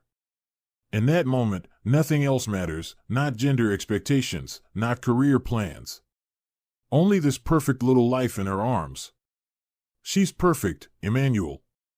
Look at her little fingers, her beautiful face. Our daughter is absolutely perfect. Tears stream down Nanso's cheeks as she experiences the primal bond between mother and child. Emmanuel looks at his daughter with love, but his expression carries the shadow of disappointment. Yes, she's beautiful, Nanso. Our little princess. Maybe next time we'll have a boy to go with her. His words betray his feelings. He loves his daughter, yet to him she represents only the first step toward the son he still longs for. As they gaze at their sleeping baby, they discuss her name. I want to name her Adiz. Daughter of the king. She's our little princess. Adiz, yes, that's beautiful. Adiz Nwagwu. Our first child. The name is perfect, honoring her value while carrying the hope that she will be the first of many children. Emmanuel reaches for the phone, his voice proud, though tinged with something careful listeners might catch. Mama, Papa, you have a granddaughter. Yes, a girl. Adiz. She's healthy and beautiful. The Nwagwu response comes first. A girl, well, that's nice. She's healthy, you said? Good. Next time, God willing, you'll give us a grandson. Predictable words, yet still stinging. Even in this moment, Nkechi's focus is on the grandson to come. By contrast, the Adika reaction overflows with joy. A granddaughter. Oh, how wonderful. Girls are such blessings. We can't wait to meet little Adiz. Give Nanso our love and tell her we're so proud of her. The difference is striking. The Adikas celebrate unconditionally. The Nwagwus view Adiz as a step toward something more. In her hospital bed, Nanso holds Adiz close. Emmanuel sits beside them, the picture of a happy family, despite the undercurrent of gender expectation. Despite subtle disappointment, Emmanuel is genuinely proud. He loves his wife, he loves his daughter. The pressure for a son can wait. For now, they have Adiz. 3 days later, the family prepares to leave the hospital. Emmanuel carries bags and baby items carefully, while Nanso holds Adiz with protective tenderness. Their Lagos apartment has been transformed, crib assembled, baby clothes neatly folded, bottles lined up. Emmanuel spared no expense. The space radiates readiness for their new life. The early weeks of parenthood bring both joy and exhaustion. Nanso devotes herself fully to Adiz, while Emmanuel works longer hours to provide. We see Nanso breastfeeding Adiz while Emmanuel watches, his expression a mixture of awe and pride, discovering the depths of devotion fatherhood awakens. Evenings show a tired Nanso as Emmanuel returns from work. "You look exhausted, love. Maybe we should hire some help so you can rest more." His concern is genuine, yet it reveals his belief that childcare is her responsibility. His role is to provide resources, not to share daily tasks. As months pass, Nanso's professional aspirations fade into the background. Architectural magazines gather dust on a shelf, dreams set aside for the demands of motherhood. When the Nwagwu grandparents visit, they greet Adiz warmly, but their smiles hold reservation. She is loved, yes, but she cannot carry on the family name. The contrast is sharp when the Adakas visit. Dr. Chinyere beams with pride, unable to stop praising Adiz's beauty and potential. To them, she is perfect exactly as she is. By the end of 2003, Nanso is fully immersed in motherhood. She loves Adiz with a fierce intensity she never imagined. Yet in quiet moments, she wonders about the dreams she has set aside and whether they will ever return. She does not yet know that the pressure for more children, specifically sons, will soon become a defining strain in her marriage. The scene closes. Nanso sits in a rocking chair, nursing Adiz, gazing out the window. A moment of peace, shadowed by the weight of uncertain futures. 2004 was a pivotal year for Emmanuel's career. His dedication and engineering expertise at Shell finally paid off with a significant promotion, one that would change their family's trajectory forever. In the Shell offices, Emmanuel now moves with confidence, participating in high-level meetings as a man whose competence has been rewarded with real authority and responsibility. That evening, he comes home bursting with news. Baby Adiz has just turned 1. Nanso, holding her daughter, is unaware that their lives are about to shift again. Emmanuel bursts through the door, eyes shining. "Nanso, I have wonderful news. I've been promoted to senior petroleum engineer. And I have another surprise. I've found a perfect house in Bagata and made an offer. We're moving." His words hit Nanso like a pleasant shock. The promotion is wonderful, but the house? That decision was made without her. A house? That's wonderful, Emmanuel. I wish I could have seen it first, but I'm sure you chose well. Though she tries to sound supportive, a small voice inside her wonders why she wasn't included. It is the first of many major decisions Emmanuel will make unilaterally, always for their family's benefit, but rarely with her input. December 2004. Their first Christmas as a married couple. Emmanuel makes it clear, every holiday season will be spent in Orlu with his extended family. It is not up for discussion. The Nwagwu family compound bursts into chaotic life, dozens of relatives converging from across Nigeria, children racing through courtyards, conversations weaving in rapid Igbo. Nanso, still learning names and relationships, clutches baby Adiz and tries to find her place. Emmanuel introduces them proudly. "This is my wife, Nanso, and our daughter, Adiz. Next year, God willing, maybe we'll bring a son to meet everyone." The message beneath his words is always the same. Daughters are wonderful, but sons are necessary. Early 2005. Nanso stares at a positive pregnancy test. Joy and overwhelm crash together. Between the new house and another baby, life is shifting faster than she can process. The family moves into their beautiful Bagata home. Nanso, pregnant and exhausted, admits Emmanuel chose well. The house is spacious, the neighborhood safe, perfect for their growing family. Late that year, labor begins again. Emmanuel paces hospital corridors, praying this time for a son. Congratulations! Another beautiful, healthy baby girl. The announcement brings joy and disappointment in equal measure. Emmanuel forces a smile. Ijeoma. Another princess for our palace. At least Adiz will have a sister. He names her Ijeoma, good journey, perhaps hoping the next journey will yield the son he longs for. Christmas 2005. The questions begin. 2 girls now. Beautiful children, but Emmanuel needs sons. The family name must continue. Nkechi's words are not cruel, but they sting. For the Nwagwas, sons are not preference, they are obligation. 2006, Nonso studies during nap times and after bedtime, determined to finish her master's in architecture despite the chaos of raising two small children. Books and design sketches pile around her as she balances ambition with motherhood. 2007, pregnant again. The pressure is higher than ever. Relatives pray openly for a boy. Emmanuel's hope is written on his face. In the delivery room, the stakes feel heavier. Congratulations. You have another beautiful, healthy baby girl. Stunned silence follows. Emmanuel forces the words. Ifeoma. 3 daughters. Well, she's healthy, and that's what matters most. He names her Ifeoma, beautiful thing. His love is real, but frustration bleeds through. 3 daughters, still no son. Christmas 2007. The whispers can no longer be avoided.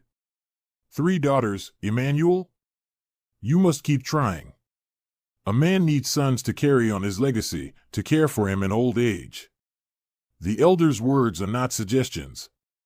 They are expectations. 2008, a triumph for Nonso. She completes her master's in architecture. Emmanuel proudly attends the graduation, their 3 daughters by his side. For one day, the focus is not on sons but on his wife's intelligence and achievement. At home, Nonso's excitement overflows. Emmanuel, I've been looking at several architectural firms. With my master's degree, I could get a good position. I'm ready to start my career properly. Emmanuel listens with mixed feelings, proud of her, but certain he knows best. Darling, you have 3 small children who need their mother. Why don't you start a small business from home, like my mother did with her fabrics? That way you can use your skills but still have time for the family. Her face falls slightly. His reasoning makes sense, but it is not the career she dreamed of. I suppose that makes sense. The children are still so young. Maybe a home-based practice could work. Her agreement comes from love, practicality, and the realization that Emmanuel's vision will always shape their path. To support her, Emmanuel establishes a generous monthly allowance. Here's your allowance for this month, darling.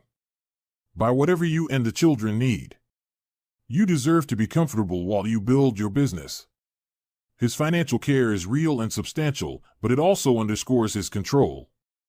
Despite disappointment over sons, Emmanuel is an attentive father. He plays with Adiz, Ijeoma, and Ifeoma, helps with bedtime routines, and provides them with a beautiful lifestyle. As 2008 unfolds, talk of more children grows frequent. Evening conversations reveal their motivations. We should try for another child soon, Nonso. The girls need more siblings, and maybe this time God will bless us with a son. I'd love more children, Emmanuel. I love being a mother, and we're still young enough to have a large family. For Emmanuel, the hope is a son.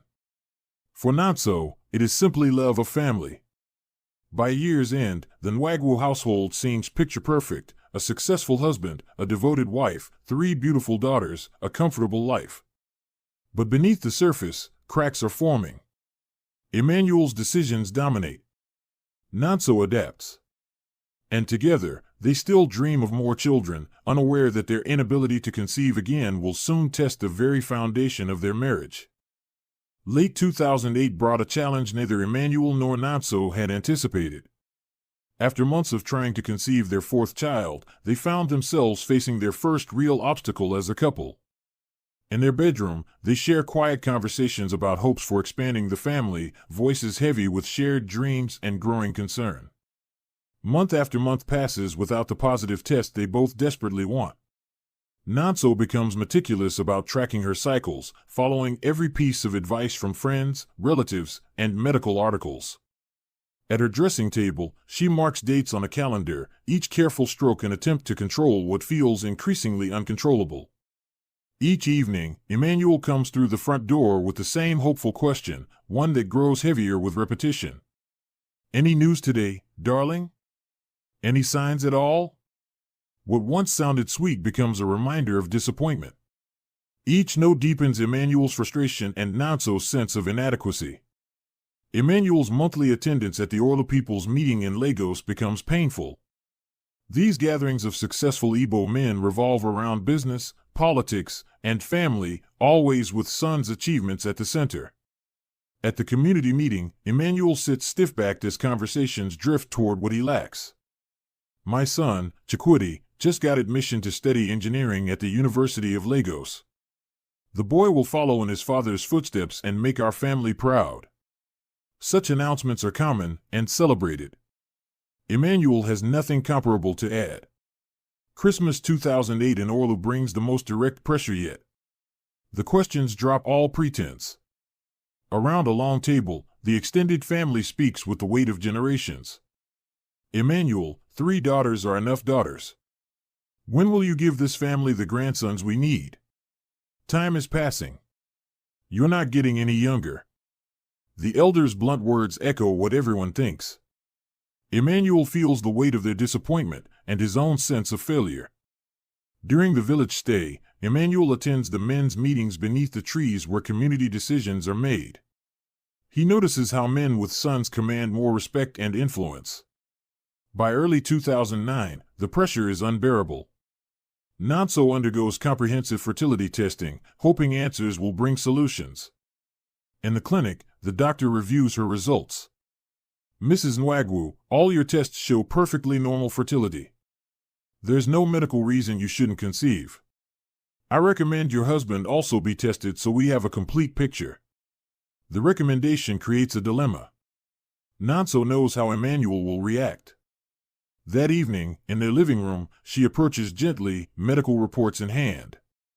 Emmanuel, the doctor says my tests are all normal. She suggested that maybe you should be tested too, just to rule out everything so we can figure out the best way forward. Her care cannot prevent his immediate defensiveness. Emmanuel stands abruptly, posture tense.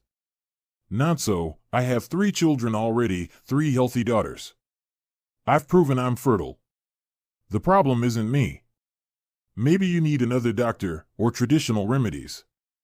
To him, fathering children is proof of manhood. Questioning that is unthinkable. They end up on opposite sides of the room, the physical distance mirroring the emotional chasm widening between them. The conversation ends in frustration, no agreement, no shared plan, only a new rift. As months pass without conception, Emmanuel changes in subtle, noticeable ways. He comes home later, offering vague explanations about projects and meetings. He arrives late, barely greeting his family. His warmth with the girls fades. Where he once celebrated every milestone, he now nods distractedly. Nanso kneels beside her daughters, showing their schoolwork. Emmanuel, Adiz got the highest score in mathematics, and Ijeoma wrote her full name today. Don't you want to see? His answer is perfunctory. That's nice, dear. I'm sure they're doing well. I have important work to finish tonight. The joy of fatherhood is being smothered by his fixation on sons. Sundays reveal another shift. Emmanuel begins skipping Mass, leaving Nanso to shepherd their family's spiritual life alone. She sits on the edge of the bed, trying to reach him. Emmanuel, you seem distant. Is something bothering you at work? Can we talk about what's wrong? He turns away. Nothing's wrong, Nanso. I'm busy with responsibilities you couldn't possibly understand. Not everything is about feelings and talking. The casual dismissal stings. He pushes away the one person trying to help. As Emmanuel becomes emotionally unavailable, Nanso effectively single parents their 3 daughters, maintaining routines, celebrating achievements, providing stability. At bedtime, she reads to the girls alone, filling the silence where their father's voice used to be. In desperation, she proposes an alternative, hoping to save both their dream and their marriage. At the kitchen table, she meets his eyes. Maybe we should consider adoption if we can't have more biological children. There are so many children who need homes, and we have love and resources to share. He stands abruptly, rejection written across his face. Adoption? Nanso, I need my own sons, not someone else's unwanted children. We'll keep trying until God blesses us with boys to carry on the Nwagwa name. The phrase unwanted children cuts deep. Nonso remains seated, hurt and confused, seeing a side of her husband she barely recognizes. Their intimacy falters. Even in private, there is strain, backs turned, a cold space between them. Many nights, Nonso stands at the window while Emmanuel sleeps, staring into the dark and wondering what happened to the man she married. The fertility struggle has revealed parts of him that frighten and disappoint her. By the end of 2009, their marriage is under more stress than either imagined. What began as a simple desire for more children has become a crisis testing every part of their relationship. Emmanuel's distance, refusal to consider his role, and dismissal of Nonso's concerns are fracturing their foundation. Neither realizes that Emmanuel's frustration and sense of inadequacy are pushing him toward choices that could destroy everything they've built together. By 2010, Nonso had been living with a changed husband for nearly 2 years. What began as occasional late nights during their fertility struggles had hardened into a full pattern of emotional absence. Evening meals were now rituals of waiting.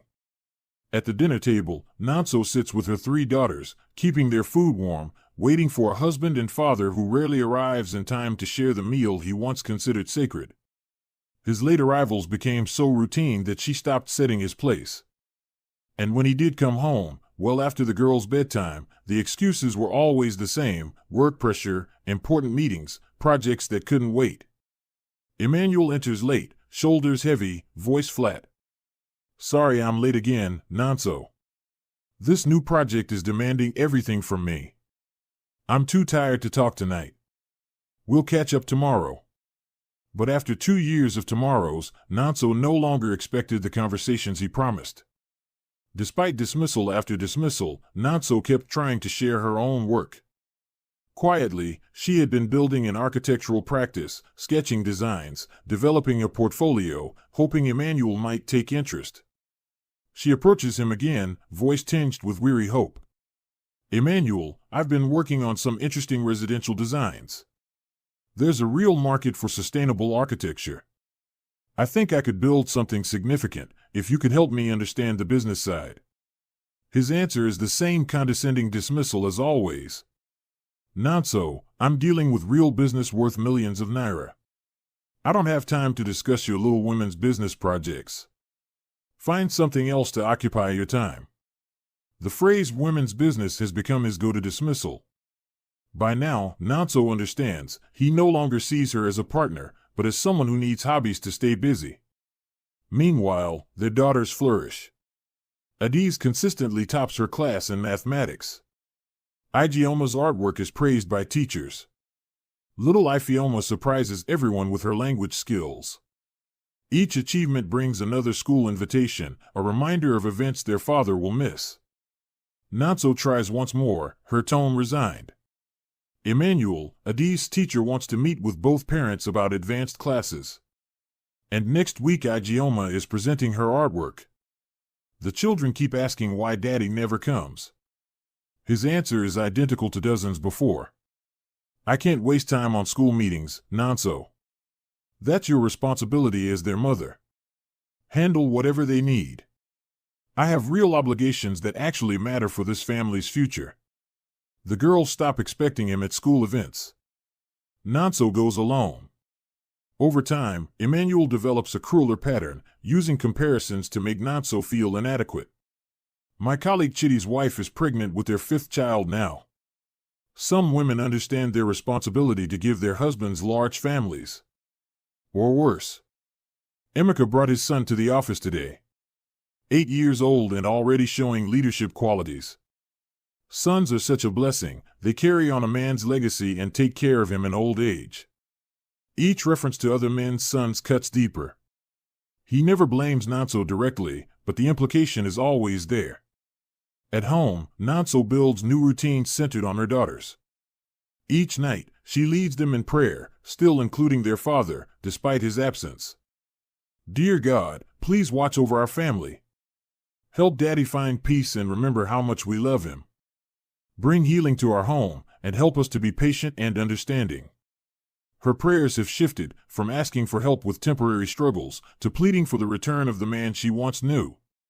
The girl's questions grow harder. "Mummy, why doesn't Daddy want to talk to us anymore? All my friends' daddies come to school events. Did we make him angry?" 7-year-old Adiz speaks what all of them feel. Nonso answers gently, though her heart aches. "Daddy loves you very much, sweetheart. He's just going through a difficult time right now. We need to keep praying for him and showing him love, even when it's hard." But even the children begin to doubt whether their father will ever change. By now, Emmanuel's late nights seem deliberate. Seeing his daughters awake on weekdays has become rare. His avoidance no longer feels like work stress, it feels intentional. After nearly 2 years of waiting for improvement, Nonso can no longer deny the truth.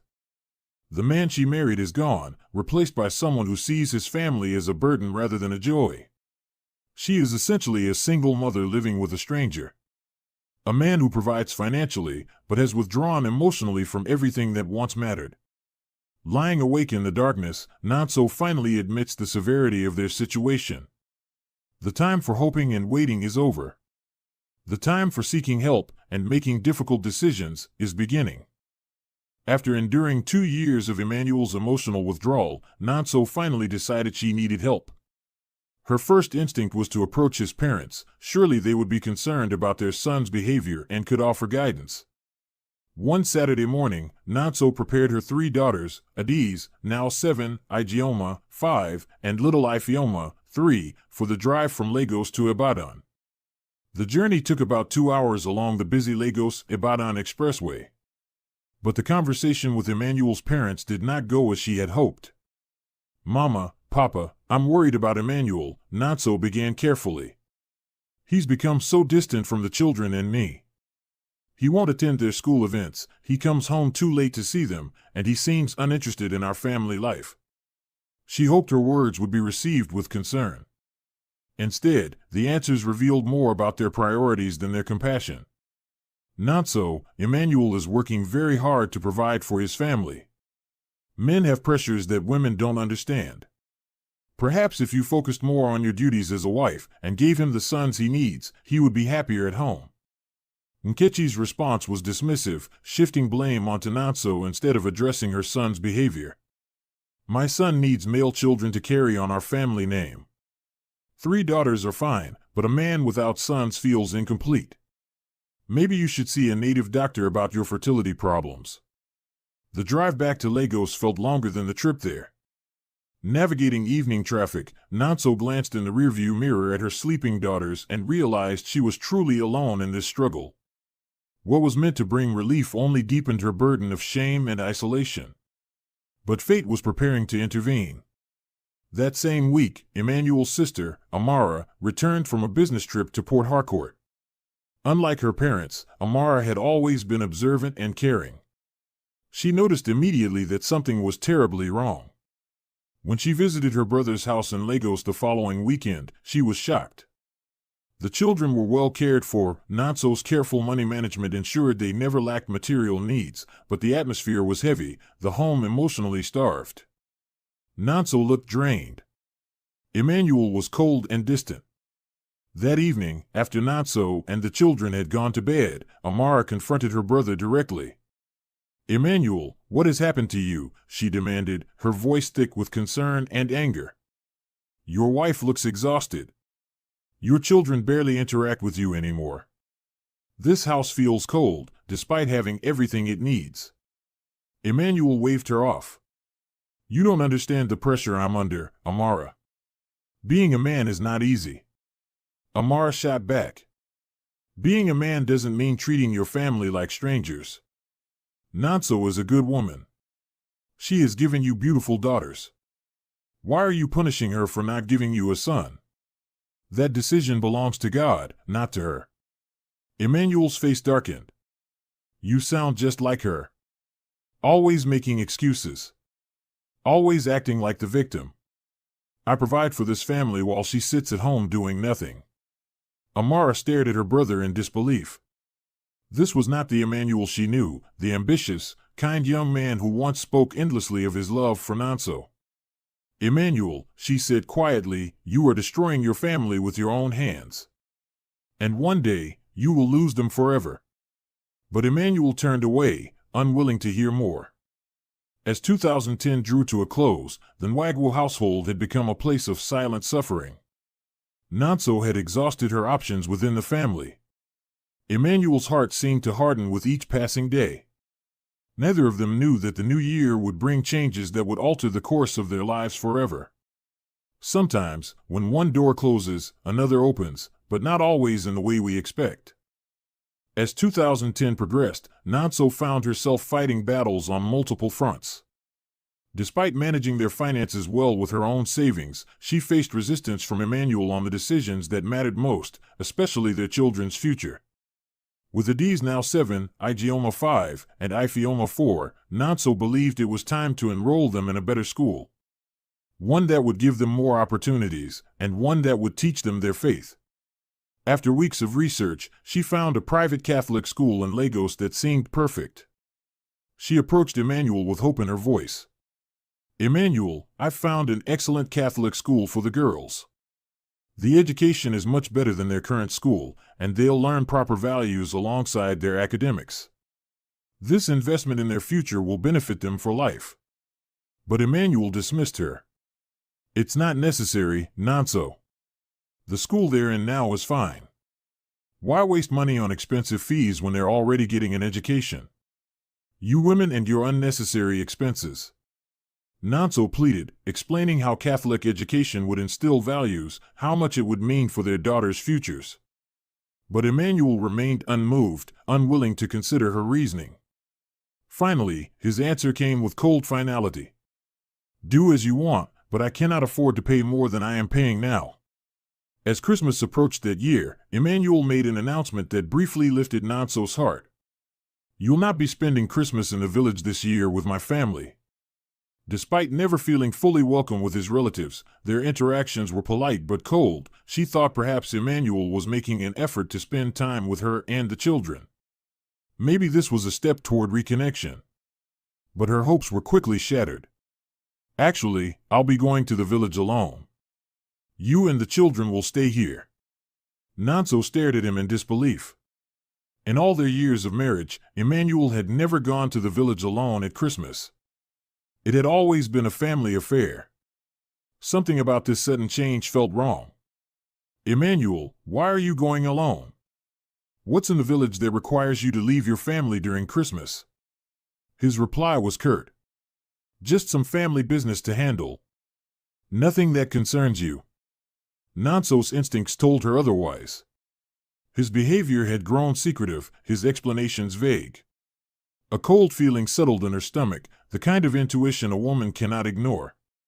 That Christmas, while Emmanuel disappeared to his mysterious village business, Nonso and her daughters spent the holiday with her own family. Her parents and siblings welcomed them warmly, surrounding them with laughter and genuine love. For a brief time, Nonso could almost forget her troubles. But even in that warmth, she couldn't shake the sense that something had shifted. Emmanuel's secrecy, his withdrawal from family decisions, and now this unexplained trip, all pointed to a truth she wasn't ready to face. Little did she know, while she created beautiful holiday memories with her daughters, a storm was already brewing. The foundation of everything she had built was about to be tested in ways she never imagined. The year 2011 would bring revelations that would change everything. Sometimes, the biggest changes in life don't come as dramatic announcements, but as quiet shifts, moments we sense before we understand. And Nonso's intuition was rarely wrong. Nonso feels a storm is coming, even as she tries to hold her family together. What do you think she'll find when the truth about Emmanuel's trip is finally revealed? Share your thoughts in the comments. What do you think Emmanuel's secret really is? Then come back for the next part to see if you were right. Don't forget to like this video, subscribe to the channel, and turn on notifications so you won't miss the next chapter of this story. Thanks for listening. Welcome to African Tales and Hearts. Previously, Nonso had begun to sense a storm brewing in her marriage. Emmanuel's mysterious Christmas trip left her with questions she couldn't answer, and his growing distance created a silence she couldn't ignore. What she didn't know then was that the truth was about to reveal itself in the most unexpected way. And when it did, her world would never be the same again. When Emmanuel returned from his mysterious Christmas trip to the village, there was a noticeable change in his demeanor. He seemed happier, more content. But paradoxically, even more distant from his family than before. The happiness that should have been shared with his wife and children seemed to come from somewhere else entirely. Nanso noticed, but chose to focus on her own responsibilities and her daughter's needs. Soon, whispers began to reach Nanso's ears. Friends gave her careful looks. Conversation stopped when she entered a room. Subtle hints suggested Emmanuel might be involved with someone else. But Nanso said nothing. She didn't dig deeper. Part of her wasn't ready to face what she might find. One afternoon, while driving to pick up her daughters from school, fate forced the truth upon her. Passing through a familiar part of Lagos, she saw Emmanuel's car parked outside a small restaurant. Through the window, she saw him sitting with a woman. Their posture told the whole story, the way they leaned toward each other, the intimacy of their positioning, the comfortable familiarity between them. This was no business meeting. It wasn't casual friendship. Nanso's heart shattered in that moment. But she didn't stop the car. She drove on to collect her daughters, as if her world hadn't just shifted on its axis. That evening, she said nothing to Emmanuel about what she had seen. She knew him too well. Confronting him would only lead to denial, to arguments, to being told she was paranoid or jealous without cause. Instead, she began to observe more carefully. Emmanuel never came home early anymore, always claiming long hours at work. His business trips became more frequent, sometimes lasting several days. And most telling of all, he stopped inviting her to work functions, events where she had once stood proudly by his side. As 2011 began, Nanso made a decision that would change her life forever. If Emmanuel was building a life separate from his family, then she would build something of her own. New year. New beginnings. Quietly, without fanfare, Nanso began building an online business using her architecture degree. She had always been talented, but now she channeled that talent into independence. Her dedication soon paid off in an unexpected way. She entered an international architectural design contest. Competitors came from all over the world. And when the results were announced, Nanso had won. The prize money was substantial, and she used every naira wisely. She purchased state-of-the-art software. She invested in tools to make her business truly competitive. This wasn't just about money. It was about dignity. About freedom. Nanso had been raised to be independent, and now she was determined to teach her daughters the same values. She wanted Adise, Ijeoma, and Ifeoma to know the importance of family, to be virtuous women, but never anyone's footstool. While Emmanuel was busy destroying the foundation of their marriage, Nanso was quietly building the foundation for her future. Sometimes, when one person chooses to break a bond, it frees the other to discover strengths they never knew they possessed. And Nanso was about to discover just how strong she really was. By mid-2011, Nanso had tried everything she could think of to fix whatever was broken in her marriage. She had approached Emmanuel's parents, hoping their intervention might reach him. She had spoken with their parish priest, praying that spiritual guidance would soften his heart.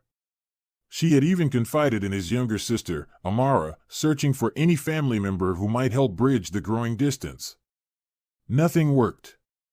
Each conversation ended the same way, polite promises to pray for their marriage, but no real action.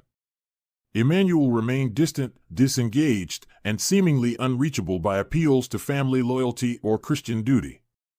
Finally, Nanso made a decision that would define the rest of her life. If she could not fix her marriage, she would focus entirely on what she could control, her children and her business. The first major step was enrolling her daughters in the Catholic school she had always wanted for them. Using her contest winnings and business income, she paid all the fees herself. Adise, Ijeoma, and Ifeoma would receive the quality education and moral foundation she believed they deserved. Emmanuel never even knew about the change. His absence was so complete that major decisions about his daughter's education could be made without his knowledge. But Nanso didn't stop there. She enrolled the girls in advanced classes to challenge their minds, and foreign language courses, French and Spanish, knowing these skills would open doors for them in a global world. At home, the emotional desert only grew wider. Emmanuel had stopped making love to her entirely. Their physical relationship, once a source of connection and intimacy, had withered away. He was rarely home. And when he was, they hardly spoke of their lives, their plans, or their children. Through her pain, Nanso quietly built her business. Each contract she completed, each satisfied client, each new project was another step toward independence she never imagined she would need. During one of their conversations, Amara offered unexpected wisdom and support. Nanso, don't worry about trying to fix my brother anymore. Focus on building yourself up. Since Emmanuel doesn't appreciate what he has, you need to create your own security and happiness. Amara wasn't offering empty comfort. She became genuinely supportive, referring clients to Nanso's business and encouraging her to grow. She understood what her parents had failed to grasp, that Nanso was a valuable, talented woman who deserved better. Emmanuel noticed none of this. His daughters switching schools. His wife building a thriving business. His sister actively supporting the family. All of it passed by him unnoticed. He was living in his own private world, disconnected from the family he was supposed to cherish. Sometimes, when a person becomes so focused on what they think they want elsewhere, they become blind to the treasures they already possess. Emmanuel was about to learn that lesson in the hardest way possible, by losing everything he had taken for granted. While he chased distractions, Nanso was building something far more valuable than he realized. And soon, the foundation she was laying would prove to be the salvation not only for herself, but for her daughters as well. In late 2011, Emmanuel came home with news that would change everything, though not in the way he presented it. My company is sending me on a work assignment to Canada for 6 months. It's a great opportunity for my career. Nanso listened carefully, but something didn't sit right. Having been married to an oil and gas engineer for over a decade, she knew how these international assignments usually worked. Will we be able to join you? Usually, when companies send employees on long-term assignments, families have the option to relocate together. No. I'm going alone. That's not an option for this assignment. Nanso knew this was unusual. Most oil companies offered relocation for families on assignments longer than 3 months. But she remained silent, filing the information away with all the other inconsistencies in Emmanuel's behavior. Don't worry. I'll be back to visit every 6 weeks. It will pass quickly. And so, Emmanuel departed for his assignment in Canada, leaving Nanso to manage their household and children alone. She continued caring for Adise, Ijeoma, and Ifeoma, supported by her own family and by Emmanuel's younger sister, Amara. But Emmanuel's promises proved as empty as his explanations. He rarely called. And when he did, the conversations were brief and impersonal. He never came home to visit as promised. When Nanso or the children tried to reach him, he was always quick to end the call, claiming to be busy with work or too tired after long days. On more than one occasion, Nanso heard a woman's voice in the background. Emmanuel, I keep hearing a woman's voice when we talk. Who is that? I'm at a coworker's house. That's his wife's voice you're hearing. The explanation came too quickly. Too rehearsed. But Nanso said nothing, simply noting another piece of evidence in the growing case against her husband's honesty. Meanwhile, at home, life flourished in unexpected ways. The girls excelled at school beyond anyone's expectations. Both Adise and Ijeoma advanced so quickly they each skipped a grade, a testament to the quality of education and support Nanso provided. Notably, Emmanuel's parents never called or visited while their son was abroad. Their silence spoke volumes about their priorities and their lack of concern for the grandchildren left behind. Then one day, while cleaning Emmanuel's closet, Nanso discovered something that would change everything. Hidden in the pocket of one of his jackets were old boarding passes from a so-called business trip before the Canada assignment. One boarding pass bore Emmanuel's name, as expected. But the other was for a woman. Flora Akagwu. Same flight. Same date. Same destination. That evening, after putting her daughters to bed, Nonso did what any woman in 2012 would do. She searched the name on Facebook. When the profile picture appeared, her heart stopped. It was the same woman she had seen with Emmanuel at that restaurant months earlier. The same posture. The same intimacy. Now she had confirmation. And a name. Flora Akagwu. The pieces of the puzzle were falling into place.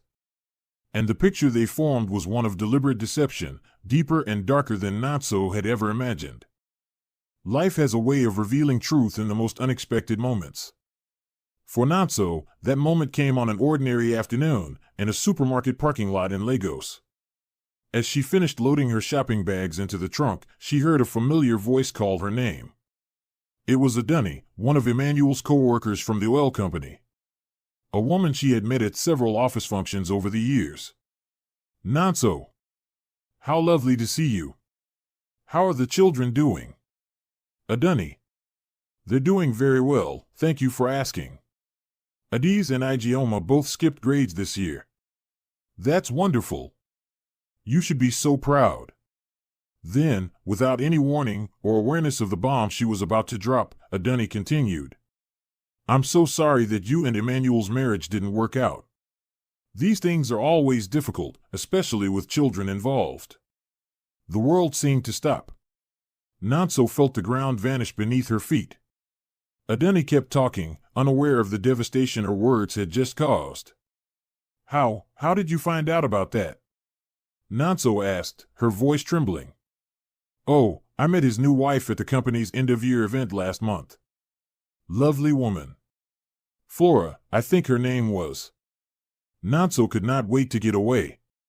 She made polite excuses, hurried into her car, and drove off, her mind reeling from what she had just learned. Now she had solid confirmation of what she had suspected for months. Emmanuel hadn't just been unfaithful, he had publicly introduced Flora as his wife. Their marriage was over. And she had been the last to know. The betrayal cut deeper than anything she had ever felt. The man she had loved and supported for over a decade had replaced her, while she stayed at home raising his children and maintaining the facade of a marriage that no longer existed. Her first instinct was to call Amara, Emmanuel's sister, her closest ally in the family. But what she heard only deepened the wound. Amara, I just found out Emmanuel is introducing Flora as his wife at company events. Did you know about this? There was a pause. Then Amara's voice came softly. Yes, Nonso. I knew. Another betrayal. The one person who had stood by her side had kept this secret. Within the hour, Amara was at her house, trying to comfort her. At first, Nonso was too angry to listen. But eventually, she let her speak. Nonso, it was so difficult for me to tell you. How do you tell someone their husband has completely betrayed them? That's why I always encouraged you to build your business, why I referred clients to you. I wanted you to be strong and independent when the truth finally came out. Through Amara's painful honesty, Nonso finally understood the full extent of Emmanuel's deception. He had taken Flora with him to the village that Christmas, the one he had claimed was family business. And yes, Flora had been with him in Canada.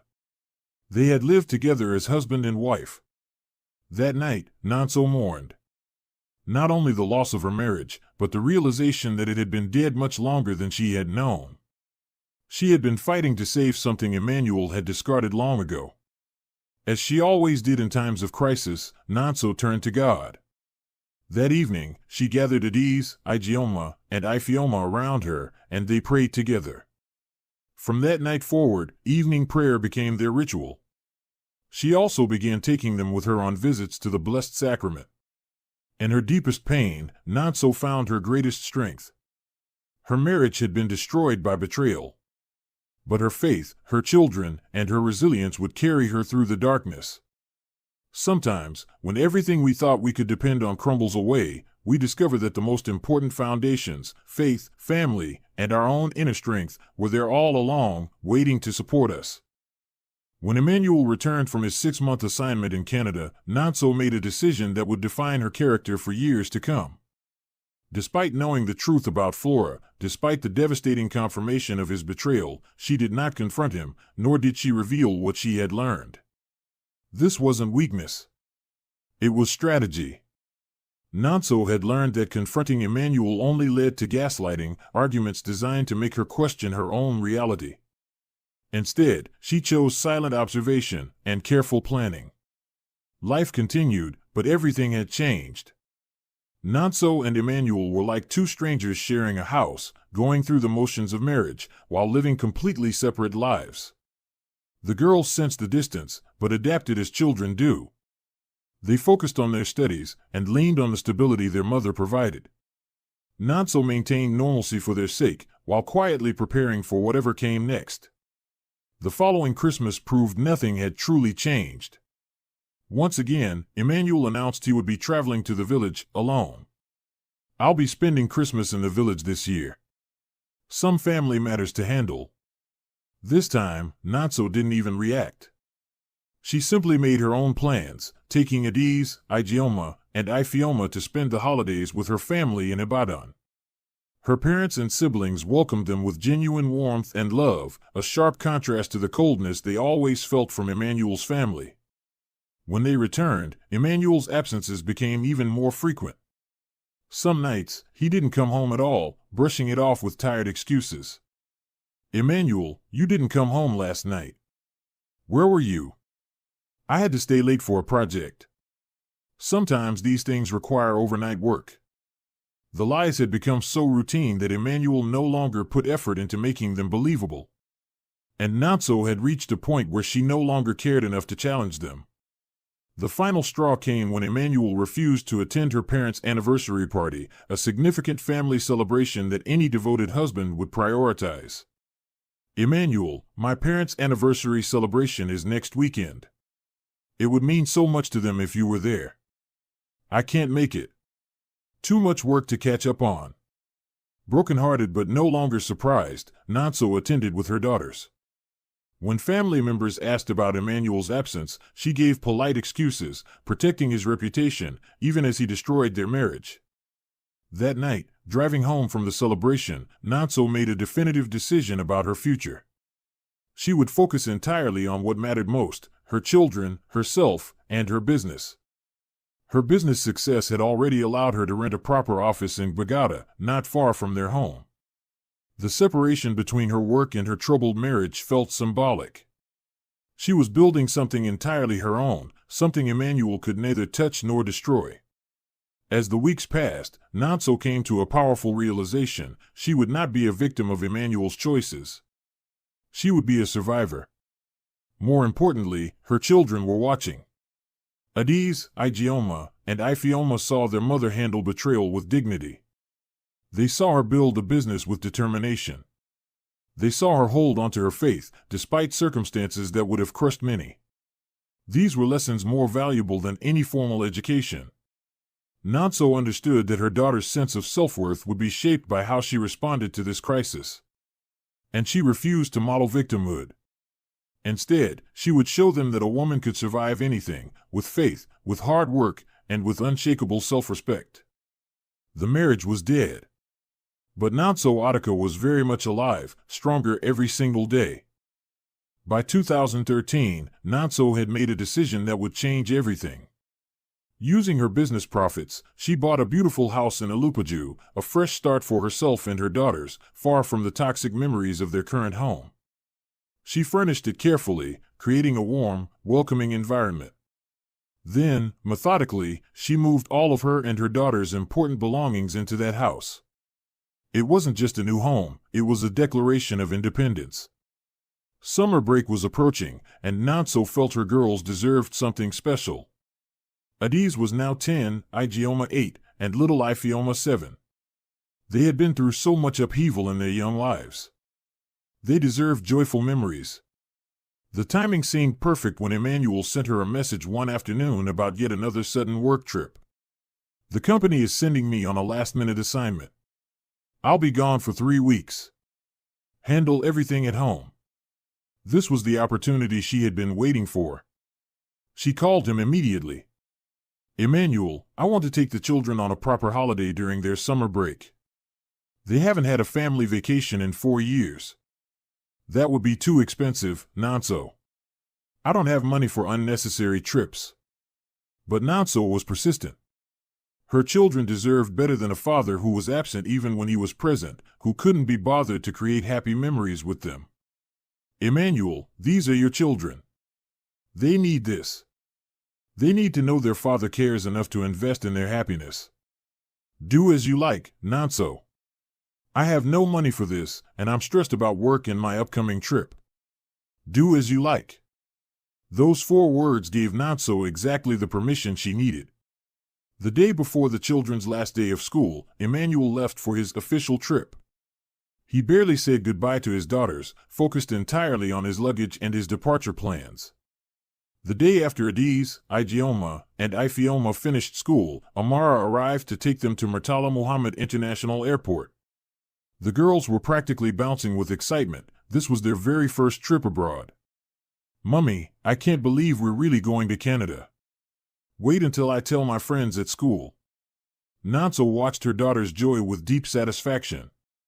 This was what childhood should look like: excitement, adventure, and the security of knowing they were loved and valued. But as they made their way toward the boarding gate, fate had one more revelation in store. There, sitting in the business class lounge near their gate, were 2 familiar figures. Emmanuel and Flora. Clearly traveling together. Clearly comfortable in each other's company. The man who had just told his wife he had no money for his children's vacation was sitting in business class with his girlfriend, headed to the same destination as his family, who were traveling in economy. Nonso saw the complete picture. The work trips to Canada. The excuses about financial stress. The endless lies about why he couldn't spend money on his children. All of it had been to cover the fact that he was maintaining a completely separate life with Flora.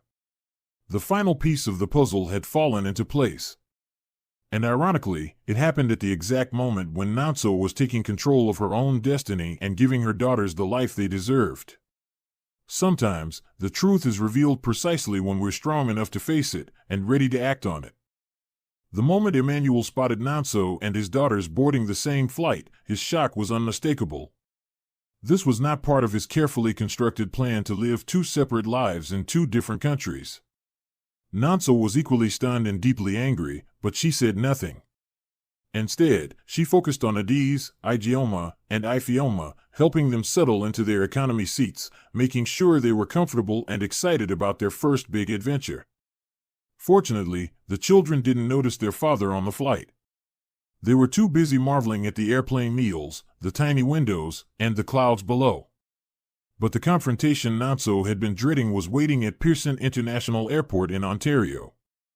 As she guided her daughters through baggage claim, Emmanuel appeared beside them.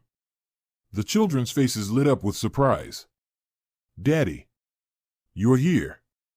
Did you come to surprise us? This is the best vacation ever."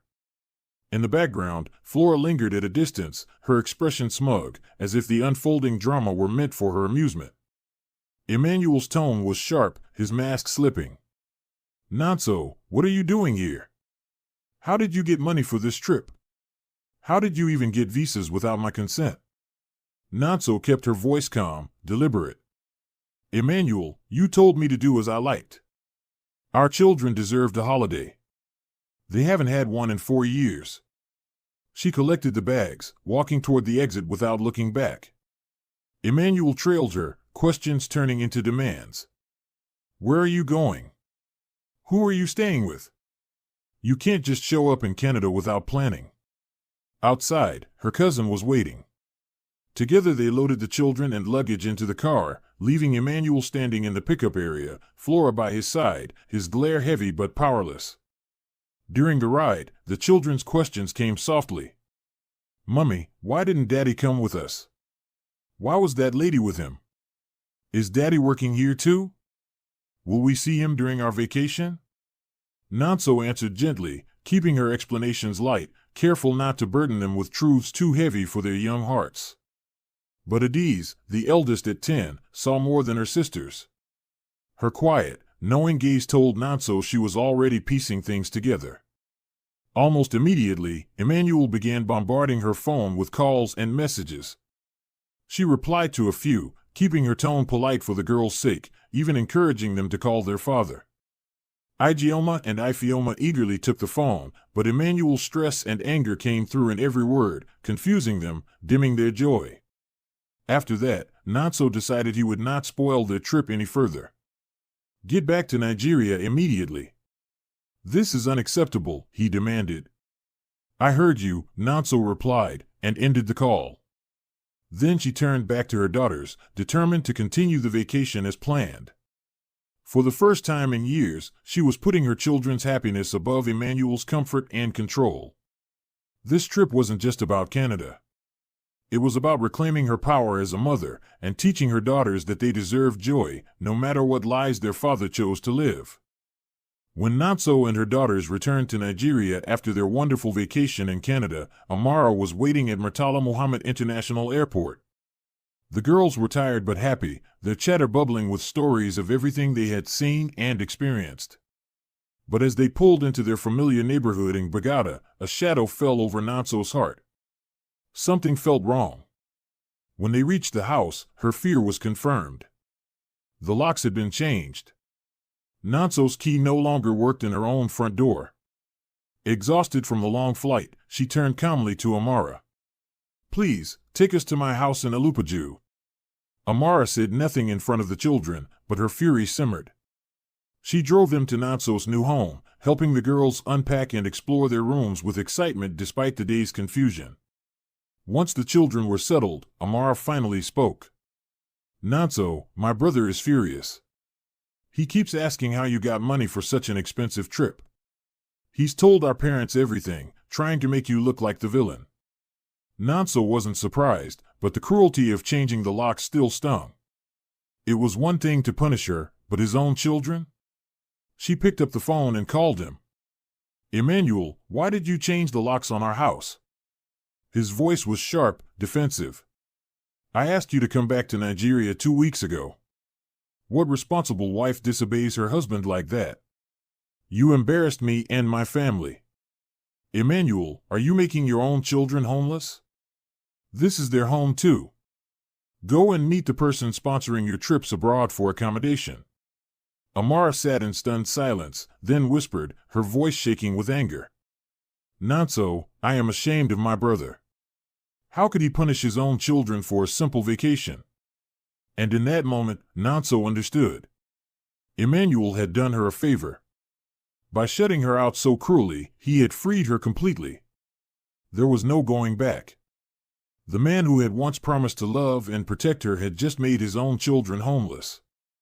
If she had needed any final confirmation that her marriage was over, he had just given it, in the clearest, harshest way possible. Sometimes, the cruelest acts reveal the greatest truths. And the truth was this: Nonso and her daughters were far better off without a man who saw them as enemies to punish rather than treasures to protect. Despite knowing what kind of reception she would likely receive, Nonso decided to call Emmanuel's parents. Perhaps, she thought, grandparents would show more concern for their grandchildren's welfare than they had ever shown for her dignity. Calmly, she explained what had happened, how Emmanuel had changed the locks, leaving his own daughters without access to their home after returning from their first family vacation in years. But their response was as cold as she feared. "Nonso, you should not have traveled without your husband's permission. A wife must respect her husband's authority. Apologize to Emmanuel immediately. We will talk to him, but first, you must take responsibility for your actions." Not once did they ask where she and the children would stay. Not once did they ask if Adiz, Ijeoma, and Ifeoma were okay. Their only concern was Emmanuel's pride, not their granddaughter's well-being. Amara, listening nearby, wept openly. "Nonso, I am so sorry for my family. I am ashamed of how they are treating you and the children. You deserve so much better." But Nonso had been preparing for this day. Months earlier, she had quietly moved everything of value into her Alupaju home. Emmanuel had locked them out of a house that no longer contained their lives. The schools were still a holiday, so she took her daughters to Ibadan. There, surrounded by her parents' warmth and love, the girls found joy their paternal grandparents had never offered. Meanwhile, back in Lagos, Nonso threw herself into work. Her business was thriving, her clients depended on her, and she no longer carried the weight of saving a marriage that had been dead for years. Then came the call. "Nonso, I am filing for divorce." The words that might have shattered another woman brought her peace. This wasn't devastation, it was deliverance. The man who had destroyed their marriage was finally taking legal responsibility for ending it. No more pretense. No more false hope. No more waiting for change that would never come. The divorce papers were not an ending, they were a beginning. The final betrayal had become her final liberation. Sometimes, the worst thing that can happen to us is actually the best thing that could have happened. And for Nonso, Emmanuel's decision was the doorway to the life she and her daughters truly deserved. When the divorce papers arrived, Nonso made a decision that surprised everyone who knew the extent of Emmanuel's betrayal. She did not contest the divorce. There was no fight, no legal battle, no attempt to drag out the proceedings. For Nonso, her freedom was worth more than revenge. She simply wanted to be free from a marriage that had died years ago. Emmanuel's settlement offer revealed everything about his priorities. 2 million naira as a lump sum. 500,000 naira per month for upkeep.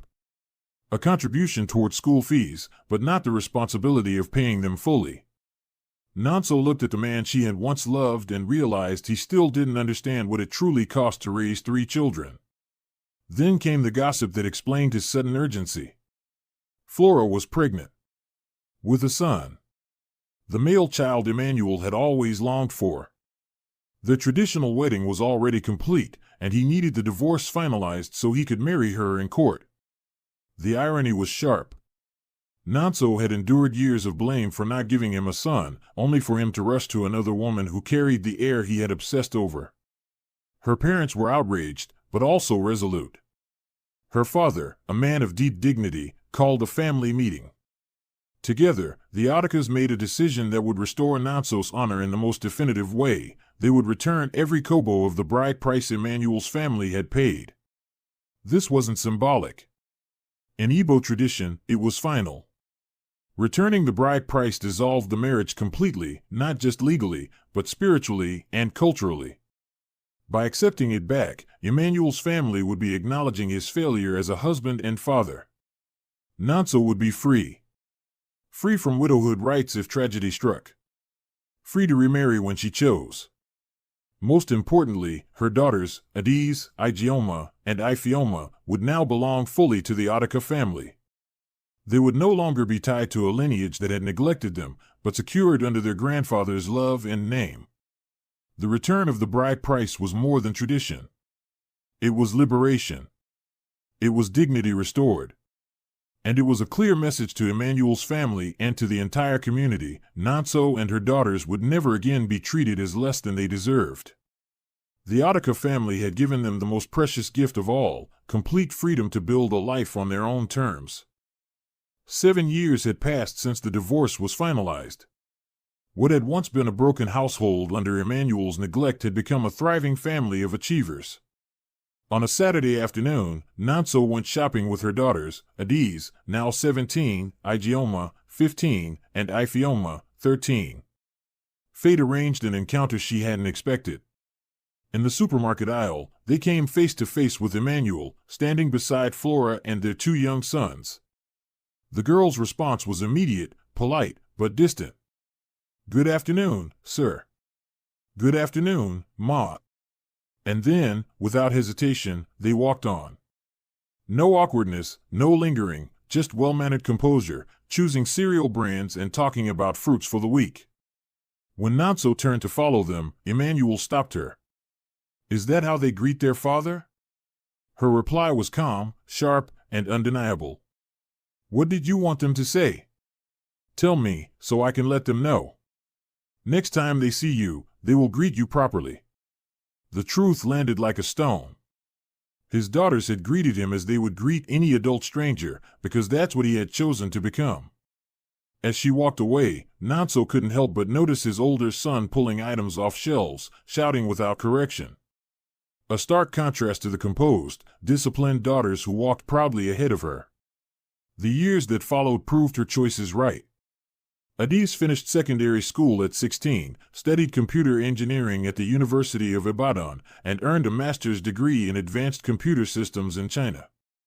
Ijeoma, graduating at 16 as well, studied biochemistry at the University of Lagos before pursuing medicine in Russia, fulfilling her dream of becoming a doctor. And Ifeoma, the youngest, completed secondary school at 15, studied architecture at the University of Lagos with a minor in software engineering, and later joined her sister in Russia to combine technology with design. Meanwhile, Nanso's business grew beyond her wildest dreams.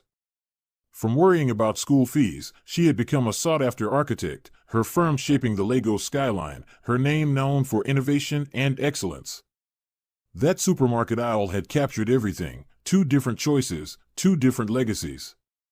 Emmanuel's children were being raised in the same chaos that had marked his life. But the daughters he had abandoned were becoming women of global impact, engineers, doctors, architects. Sometimes, the greatest revenge isn't anger, or even words. It's living well. It's raising your children to reach their full potential. And that was exactly what Nanso had done. On a peaceful Saturday afternoon, Nanso was enjoying lunch with Amara at one of their favorite restaurants in Victoria Island. These weekly lunches had become a cherished tradition, a time for the 2 women to catch up on life, business, and the children's progress. Amara had remained Nanso's closest friend through all the years since the divorce, proving that family bonds could transcend blood relations when built on genuine love and respect. As they were discussing Ifeoma's latest academic achievements, a tall, dark-skinned man approached their table with a warm smile of recognition. "Amara, I thought that was you. How are you?" "Nduka. What a wonderful surprise. Nanso, I'd like you to meet my old classmate and friend, Nduka Okafor. Nduka, this is my dear friend Nanso Adaka." The conversation that followed was easy and natural. Nduka was articulate, well-mannered, and showed genuine interest in their discussion about education and business. He mentioned his work in international trade and his recent return from a business trip to Dubai. After about 15 minutes of pleasant conversation, Nduka excused himself politely, saying he didn't want to interrupt their lunch any longer. "Ladies, it was lovely meeting you both. Amara, we must catch up properly soon. And Nanso, it was truly a pleasure." As soon as he was out of earshot, Amara turned to Nanso with a knowing smile, but she said nothing more about him during lunch. Later that evening, Amara's phone rang. "Amara, tell me about your friend Nanso. She seems like a remarkable woman." "She is remarkable, Nduka. But before I tell you anything, let me ask you a few questions." What followed was Amara's thorough vetting process. She had watched Nanso rebuild her life with such strength and dignity, and she wasn't about to let just anyone disrupt the peace her friend had worked so hard to achieve. After several conversations and careful consideration, Amara was satisfied that Nduka was a man of substance and integrity. "Nanso, remember that gentleman we met at lunch last week? He's asked about you. I think you should meet him properly, he's a good man." Through Amara, Nanso learned that Nduka was a widower with an 11-year-old daughter named Chioma. He had lost his wife to cancer 3 years earlier and had been focused entirely on raising his daughter and building his business since then. When Nanso and Nduka met for their first proper conversation, there was an immediate sense of mutual respect. Both had experienced loss and the challenge of single parenting. Both understood the value of building something meaningful from difficult circumstances. Nanso was hesitant at first. After everything she had endured with Emmanuel, the idea of trusting another man with her heart and her daughter's stability felt overwhelming. But as weeks passed and their conversations continued, sometimes over coffee, sometimes over dinner at nice restaurants, sometimes during visits to each other's homes where their children could meet, she began to warm to the possibility that not all men were like her ex-husband. Nduka showed genuine interest in her daughter's achievements and never once suggested that Nonso's independence or business success were problems to be managed. Instead, he admired her strength and the remarkable young women she was raising. Slowly, carefully, Nonso began to believe that perhaps her story wasn't over, perhaps it was simply ready for a much better chapter. Life has a way of delivering its hardest lessons when we least expect them. For Emmanuel, that lesson came in the most devastating way possible. One Saturday afternoon, Amara shared news with Nonso that would unravel Emmanuel's world. His older son had a serious accident and needed a blood transfusion, but some information didn't match. They ordered a DNA test to be safe. The results were shattering. The son Emmanuel had claimed with so much pride was not his. Suspicious, he demanded tests for all of Flora's children. The truth cut deeper with every result. Neither of the two boys were his. Only the youngest child, a daughter, carried his blood. Enraged and humiliated, Emmanuel threw Flora out and refused to pay the hospital bills. The woman for whom he had destroyed his marriage had been deceiving him all along. But his reckoning wasn't over.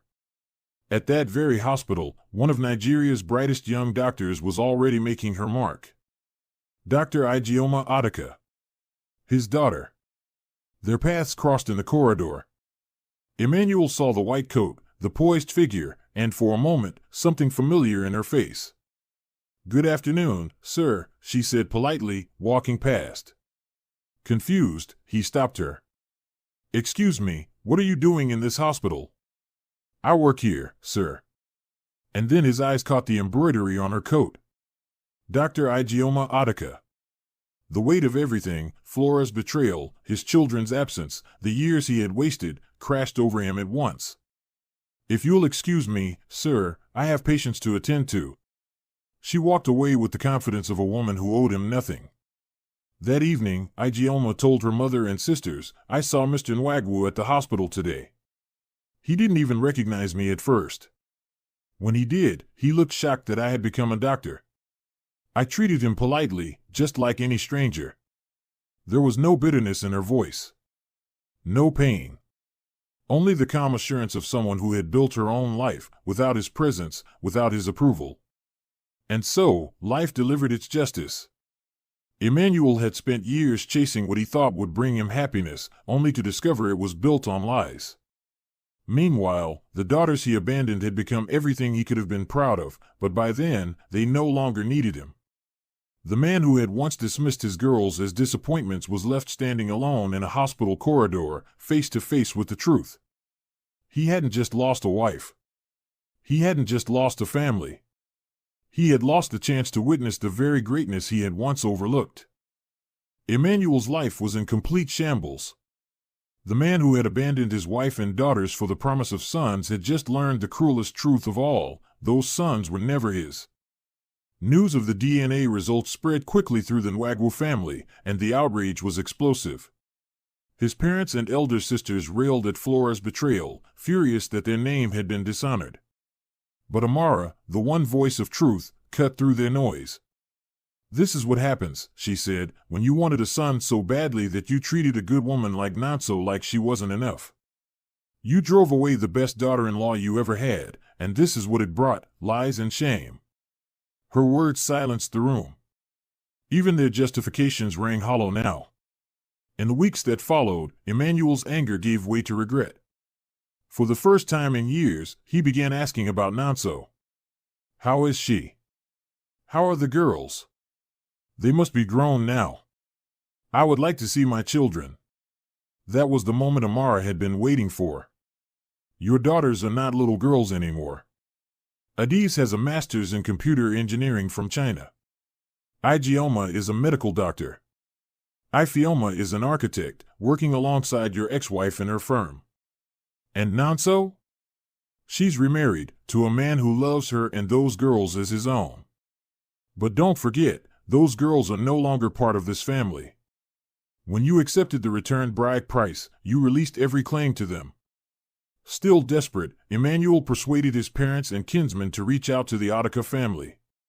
But the reply they received was swift and final.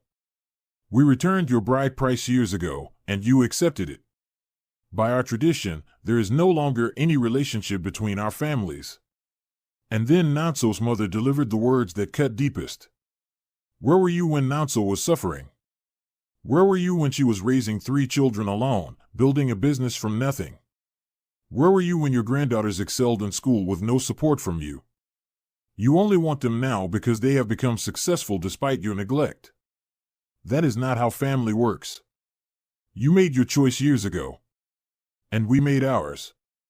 The conversation ended there. No regret, no pleading could undo the years of deliberate neglect, or the cultural finality of the bride price returned. Emmanuel and his family learned the truth too late. Some bridges, once burned, cannot be rebuilt. The daughters they had dismissed as disappointments had become remarkable women without them. And the woman they had treated as unworthy had built a life so full and so strong that their absence no longer mattered. Sometimes, the price of chasing what we think we want is losing everything we truly need. And for Emmanuel, that bill had finally come due. When Emmanuel discovered that Nonso's marriage had been blessed with twin boys, the very sons he once claimed she could never give him, the irony was almost too much to bear. The woman he had abandoned had not only built a thriving life without him, but she had received the very blessing he had sought elsewhere. The universe had made its point, loud and clear. In desperation, Emmanuel begged Amara to intervene. He wanted to apologize, to seek forgiveness, to try, somehow, to make things right. With Nduka's full support, Nonso agreed to a meeting, but on her terms, in her office, as the accomplished businesswoman she had become. When Emmanuel walked through the doors of Attica Designs, he was surrounded by evidence of everything he had missed: photographs of vacations, graduations, weddings, and a family portrait of Nonso, her daughters, and Nduka, the man who had chosen to be the father Emmanuel refused to be. Emmanuel broke down. "Nonso, I am so sorry. I threw away everything good in my life for lies. Can you ever forgive me?" Her response was calm, resolute, and full of the strength she had gained over the years. "I forgave you long ago, Emmanuel. Holding on to anger would have only hurt me and my children." When he asked to see his daughters, Nonso reminded him. "They are grown now. They can decide for themselves. You've already met 2 of them, you just didn't recognize them." And when Ifeoma walked into that office, accomplished and confident, Emmanuel finally saw the truth of what he had missed. His daughters had grown into remarkable women, without him. In time, after long discussions, the girls agreed to give their father a chance, not because he had earned it, but because their mother had taught them the power of forgiveness. That night, Nonso sat in Nduka's arms, reflecting on the journey that had brought her here. She had survived betrayal, rebuilt her life, and found love that honored her worth. She had raised daughters who became brilliant women, and she had embraced a new family that was stronger than anything she had lost. Her story was no longer about heartbreak, it was about triumph. Because sometimes, our greatest losses lead to our greatest gains. Sometimes, rejection becomes the path to resilience. And sometimes, broken dreams are only making way for something far more beautiful. The girl who once worried she wasn't enough had become the woman who knew, beyond any doubt, that she was more than enough. And that was her greatest victory of all. And so, Nonso's journey comes full circle. What began as a young woman's dream to design homes became the blueprint of a life filled with resilience, faith, and love. She faced betrayal but chose freedom, raised her daughters with dignity, and found a true partner who valued her strength. In the end, she discovered the greatest foundation she could ever build was within herself. Thank you for sharing this journey with us here on African Tales and Hearts. If Nonso's story touched you, let it remind you that even broken beginnings can lead to beautiful endings. Stay with us for more stories of love, life, and destiny across Africa. Welcome to African Tales and Hearts, where stories of love, family, and destiny come alive. In the bustling heart of Lagos State, Nigeria, where yellow Danfo buses weave through traffic like golden threads, and the scent of suya mingles with exhaust fumes, 2 young souls were about to cross paths in a way that would change their lives forever. This is the story of Idowu Martins and Tobilorba Badmus. A tale of love that would transcend social boundaries, survive separation, and prove that sometimes the heart knows what the mind cannot yet understand. The prestigious secondary school stood like a beacon of opportunity in one of Lagos's finest districts. Its cream-colored buildings housed the children of Nigeria's elite politicians, business moguls, and society figures who understood that education was the cornerstone of maintaining their status. It was here that 15-year-old Idowu Martins commanded attention without even trying. Standing tall at 5 feet 10 inches, he possessed the kind of natural charisma that made teachers remember his name and classmates seek his friendship. But ID, as his friends called him, was different from many of his wealthy peers. Beneath his handsome features and designer school uniform lay a sharp intellect and a maturity that belied his years. ID was the eldest son of Daniel and Femi Martins, heir to a business empire that stretched across West Africa. His father, Daniel, was the CEO of a conglomerate that had its fingers in everything from oil to telecommunications.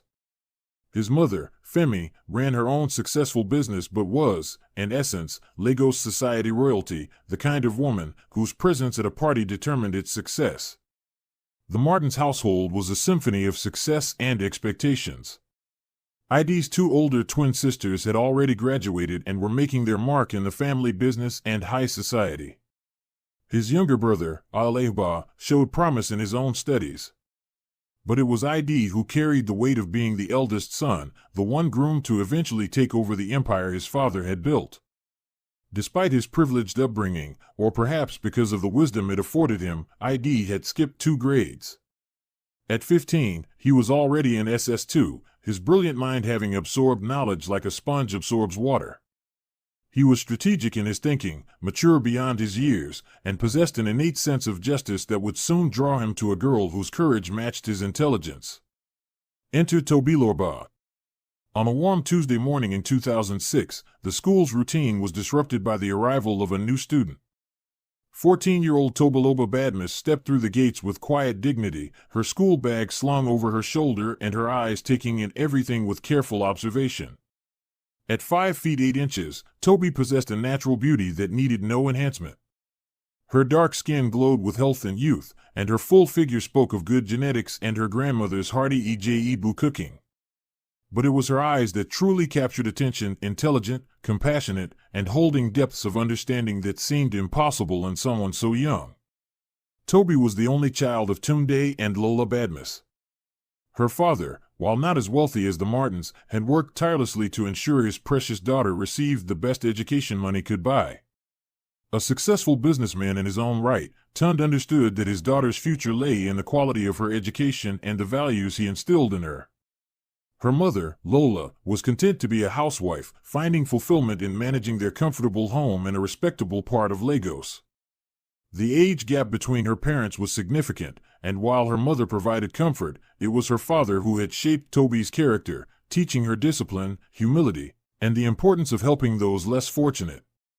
To the outside world, Toby appeared quiet and reserved. But those who earned her trust discovered a young woman with a quick wit, an infectious laugh, and hands that could create magic. She could braid hair into intricate patterns that told stories, and she possessed an almost supernatural gift with fabrics and design.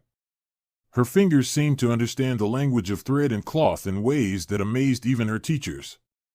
The incident that changed everything. It was during her second week at the school that Toby's true character revealed itself. The incident happened during the lunch break, in the courtyard where students gathered to eat and socialize. A group of older girls had cornered Florence, a quiet JSS2 student whose only crime was wearing shoes that had seen better days and carrying a lunch bag that spoke of modest means. The bullies, led by a girl whose parents' wealth had never taught her the value of kindness, were making Florence empty her bag while they laughed at her simple lunch and older textbooks. Other students had gathered around, some laughing, others looking uncomfortable but unwilling to intervene. That's when Tobiloba Badmus showed everyone the fire that burned within her quiet exterior. "What exactly do you think you're doing?" Toby's voice cut through the laughter like a knife through silk. She stepped forward, her school uniform pristine, her posture radiating a confidence that made the bullies pause. The lead bully, a girl named Stella whose father owned several hotels in Lagos, sneered at this newcomer who dared challenge their entertainment. "Mind your business, new girl. This doesn't concern you." "It concerns me when I see older students picking on someone smaller than them," Toby replied, her voice steady but her hands already clenched into fists. "Let her go." Now, what happened next would become school legend. Stella stepped forward, intending to intimidate this bold newcomer, but Toby didn't back down. Instead, she stepped protectively in front of Florence, ready to physically fight if necessary. Her stance was that of someone prepared to defend the innocent, regardless of the consequences to herself. It was at that moment that Aduwu Martins rounded the corner and witnessed something that would stay with him forever, a beautiful girl with fire in her eyes, standing up to injustice without a thought for her own safety. ID didn't hesitate. He strode into the circle with the natural authority that came from being both physically imposing and universally respected. "Is there a problem here?" His voice was calm, but there was steel beneath the silk. The effect was immediate. Saad and her friends knew better than to cross ID Martins. His family's influence aside, ID himself was known for his fairness and his protective nature. When he spoke, people listened. "No problem, ID," Stella said quickly, stepping back. "We were just talking." "Then I suggest you find somewhere else to have your conversation," ID replied, his eyes never leaving the bullies until they scattered like leaves in the wind. As the courtyard emptied, ID found himself alone with the brave girl who had been ready to take on 3 older students for the sake of someone she barely knew. Florence had already scurried away with grateful whispers of thanks, leaving Toby standing there, her breathing slightly elevated from the adrenaline but her dignity intact. "That was very brave," ID said, genuine admiration in his voice. "Also very dangerous. They could have hurt you." Toby looked up at this tall, handsome boy who had intervened on her behalf.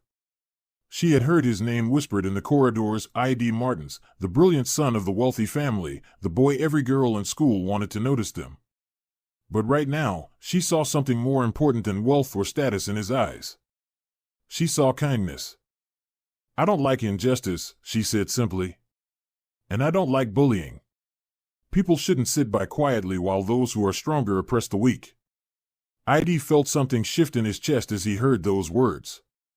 In his world of privilege and carefully maintained social circles, he had rarely encountered someone his age who spoke with such conviction about justice and protection of the vulnerable. This girl, this brave, beautiful girl, had just articulated something he had always felt but never quite put into words. Over the following days, ID found excuses to seek out Toby's company. He learned about her transfer from another prestigious school in Lagos, about her passion for design and her skill with fabrics. He discovered that she could braid hair in patterns that seemed to tell ancient stories, and that every afternoon after school, she would stop to buy food from an elderly street vendor. What ID didn't know, but was about to discover, was where that food actually went. It was on a Thursday afternoon that curiosity got the better of him. As their drivers prepared to pick them up from school, ID noticed Toby's car stopping in a less affluent area that happened to be on his route home. Instead of continuing, he asked his driver to slow down so he could observe what was happening. He watched in fascination as Toby emerged from her car and approached an elderly woman who was selling corn and groundnuts from a small wooden table set up under a sprawling mango tree. The woman's clothes were worn but clean, her smile genuine as she recognized the young girl approaching her. Toby struck up a conversation with the elderly vendor, speaking to her in fluent Yoruba, her voice respectful and warm. Then, to ID's amazement, Toby purchased everything the woman had to sell, all the corn, all the groundnuts, every item on that small table.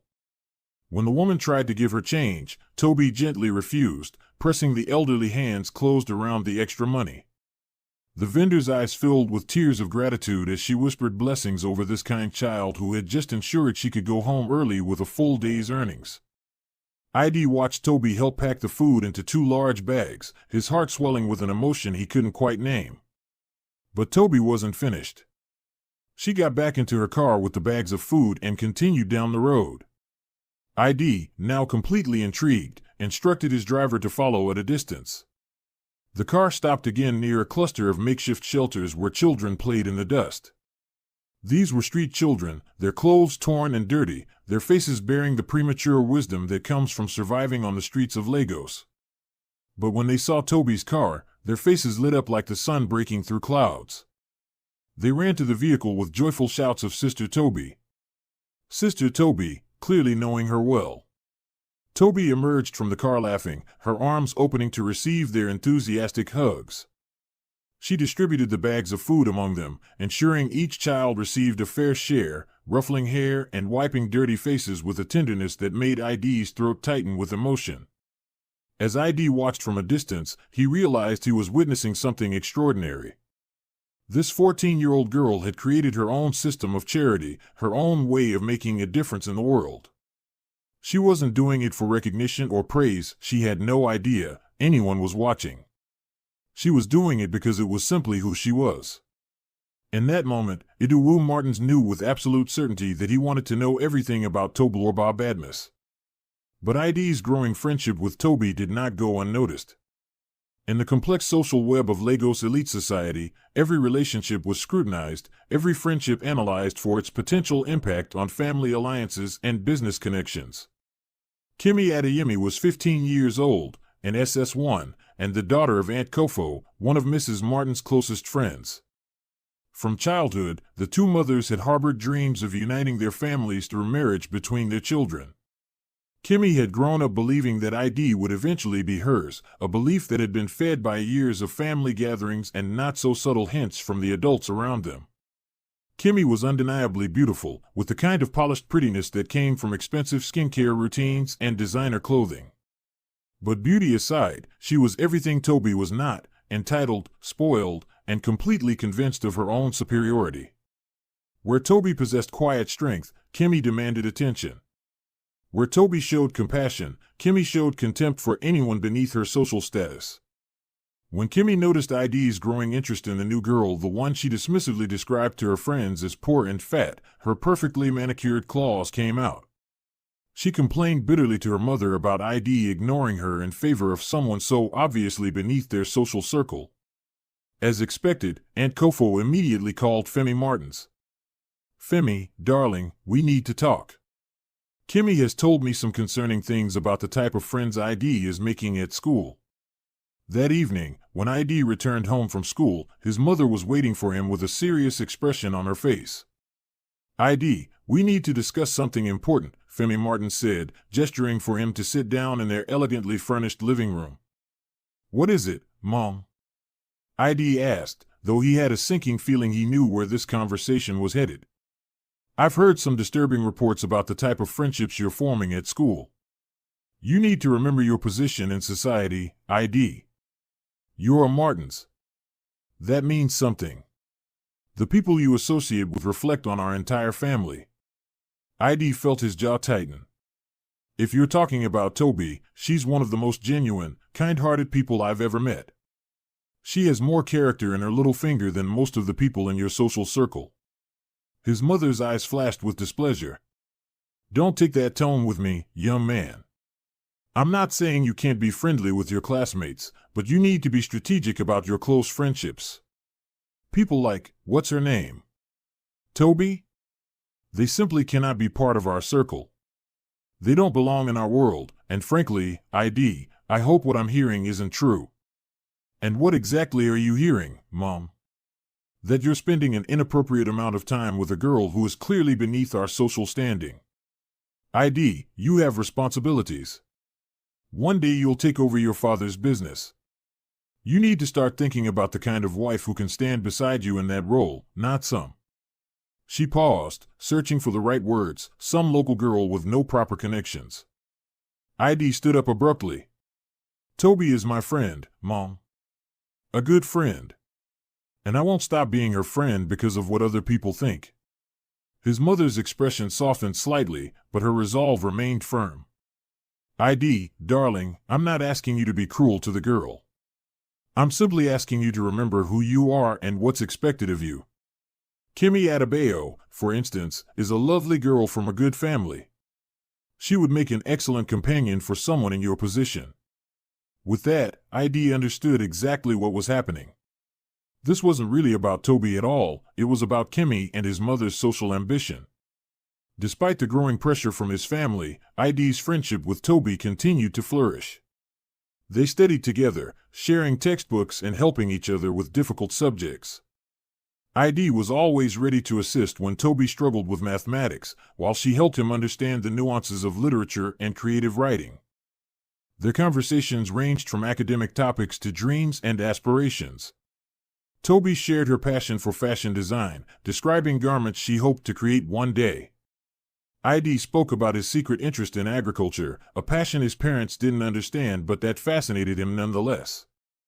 As their friendship deepened, ID found himself wanting to know more about the family that had raised such an extraordinary girl. He learned that Toby's relationship with her father was particularly close. Tunde Badmus was a self-made man who had worked his way up from humble beginnings. He had instilled in his daughter the values of hard work, humility, and compassion for others. Every evening, he would sit with Toby and ask about her day, not just her grades or her activities, but how she had treated others and what she had learned about life. "My father says that education isn't just about books," Toby explained to ID one day as they studied together in the school library. "He says the most important education is learning how to be a good human being." ID began to want more time with Toby outside of school. One afternoon, as they sat in the library working on a joint project, he gathered the courage to extend an invitation. "Toby," he said, looking up from his notebook, "would you like to come to my house this weekend? We could work on our assignments, and, well, I'd like you to meet my family." The question hung in the air between them. Toby's face showed a mixture of emotions: pleasure at being invited, regret at what she had to say, and a maturity that reminded ID that despite her youth, she understood the complexities of their different worlds.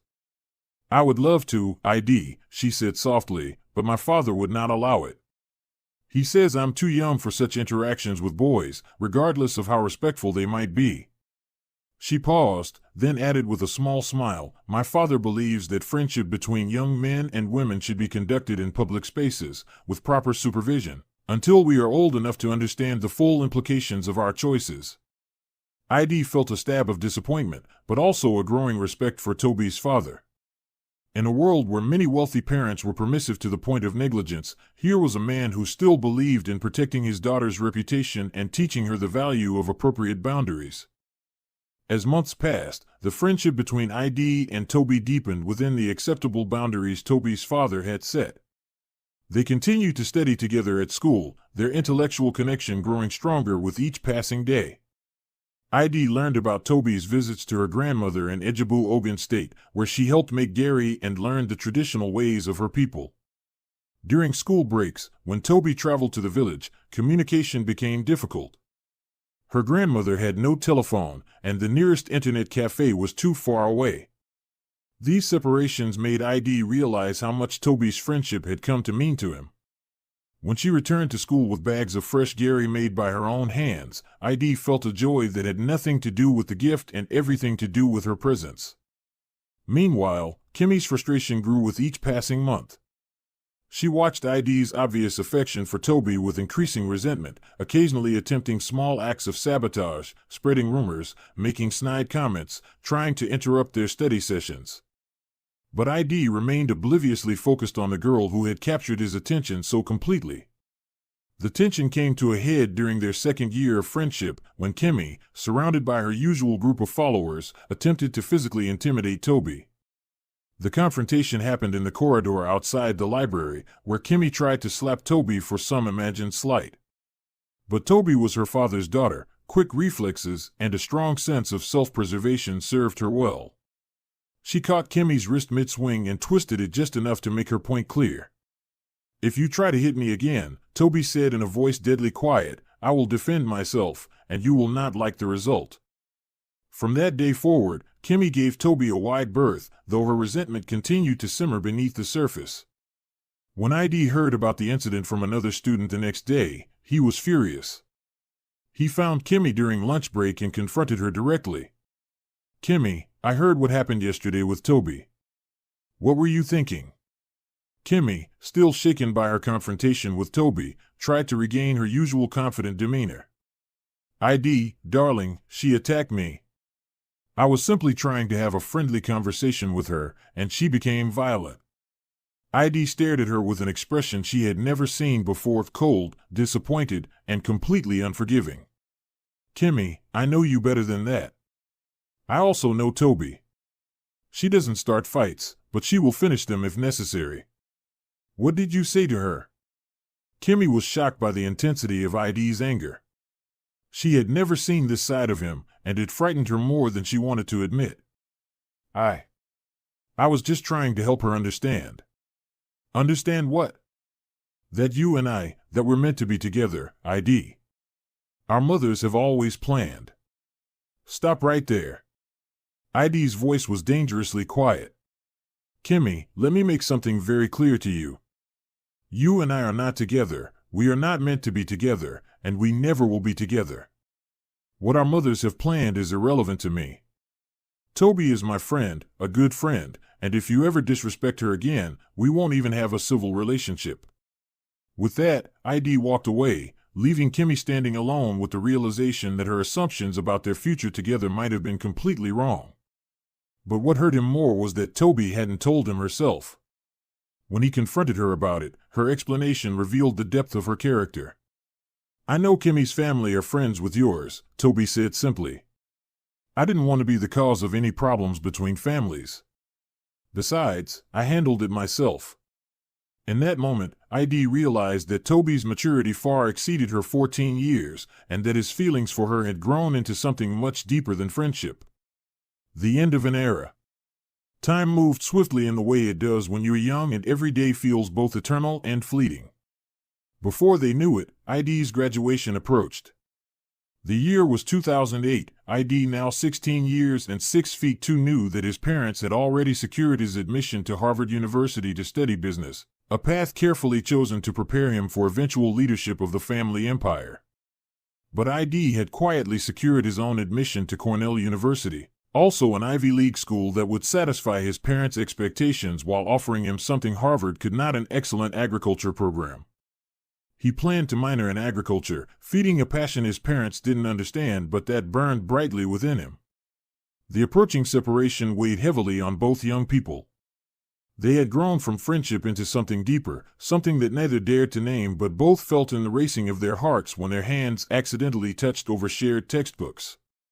As graduation day approached, ID made a promise to himself and to Toby. Distance might separate them physically, but nothing would break the bond they had forged.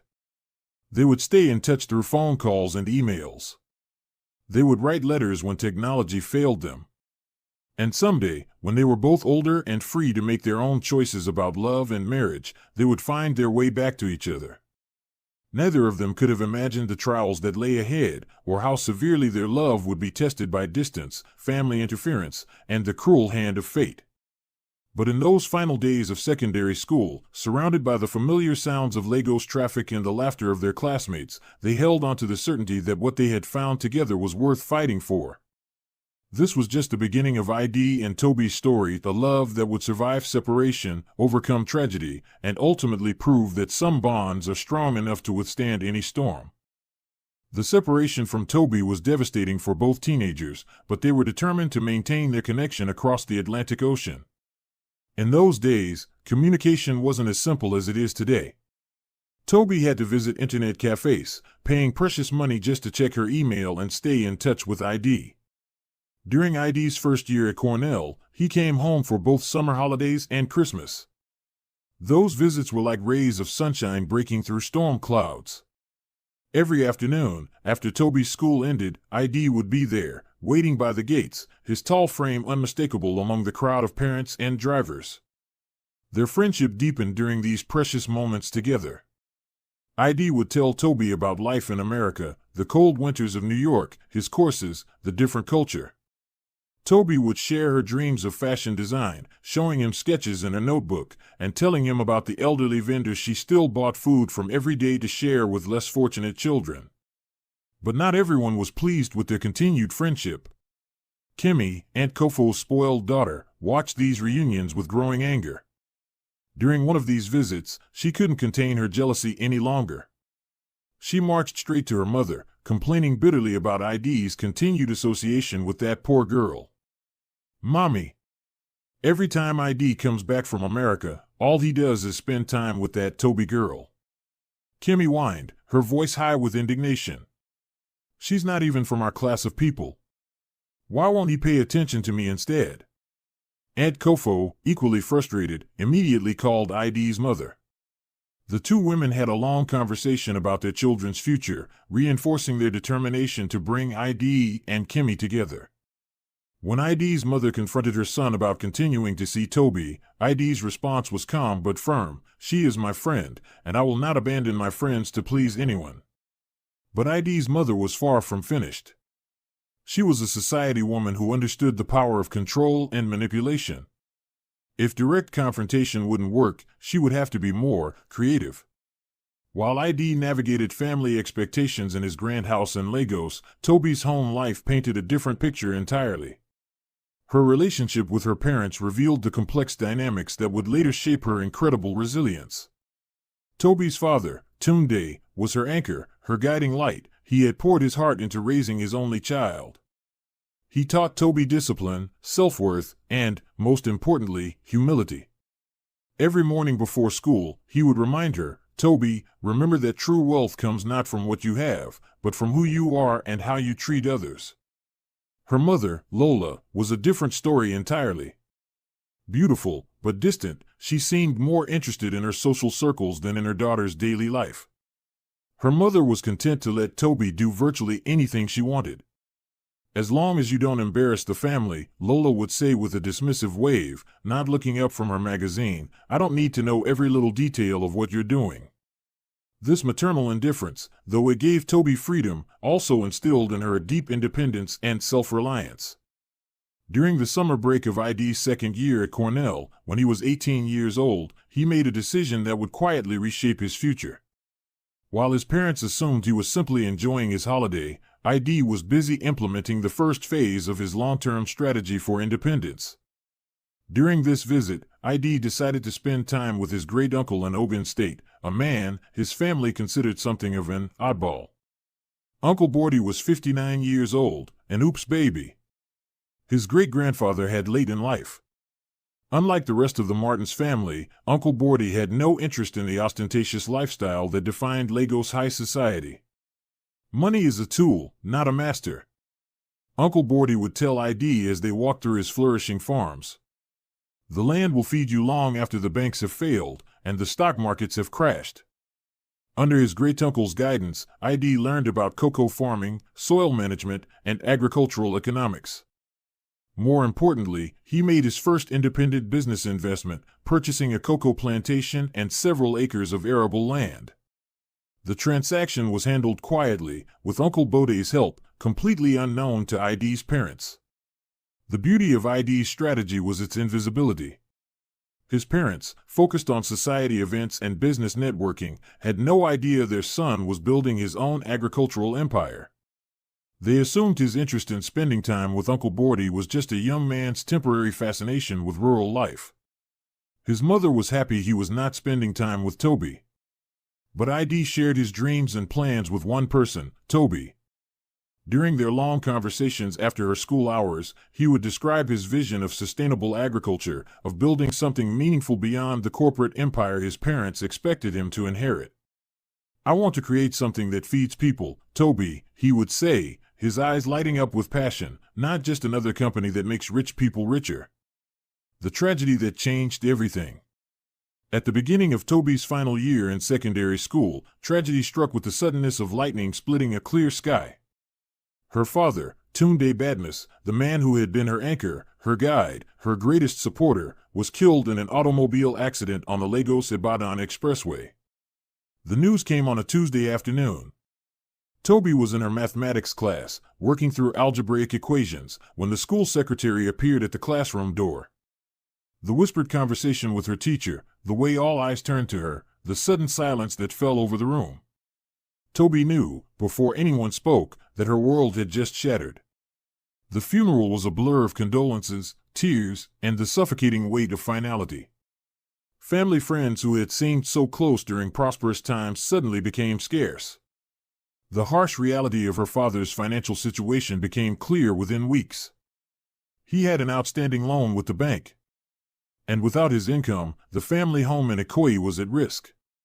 Toby's mother, Lola, completely fell apart. The woman who had been content to remain distant and uninvolved suddenly found herself responsible for decisions she had never had to make. She leaned heavily on her 17-year-old daughter, expecting Toby to somehow navigate the adult world of finances, legal documents, and survival. "What are we going to do, Toby?" her mother would ask, tears streaming down her face. "Your father handled everything. I don't know how to manage any of this." And so, at an age when most teenagers were worried about university applications and weekend parties, Toby became the head of her household. The bank's foreclosure notice came. The house that had been home for Toby's entire life would be repossessed within 60 days. Fortunately, her father had always been diligent about paying school fees in advance. Toby's final year tuition was secure, but everything else was uncertain. With characteristic practicality, Toby suggested they sell some of their cars to raise funds for new accommodation. Her mother agreed, but insisted on keeping her own vehicle, a decision that frustrated Toby, who understood they needed to make sacrifices. "We should move to a less expensive neighborhood, Mom," Toby pleaded. "We can't afford to maintain the lifestyle we had before." But grief and pride made her mother irrational. Instead of choosing modestly, Lola used the proceeds from the car sale to rent a flat that was far beyond their reduced means, still in Ikoyi, and still trying to maintain appearances. When money ran low and there was no food in the house, Toby made the heartbreaking decision to sell her father's clothes and shoes at a second-hand market. Each item she handed over felt like losing another piece of the man who had shaped her character. She begged her mother to sell some jewelry, expensive pieces that could fund their survival for months.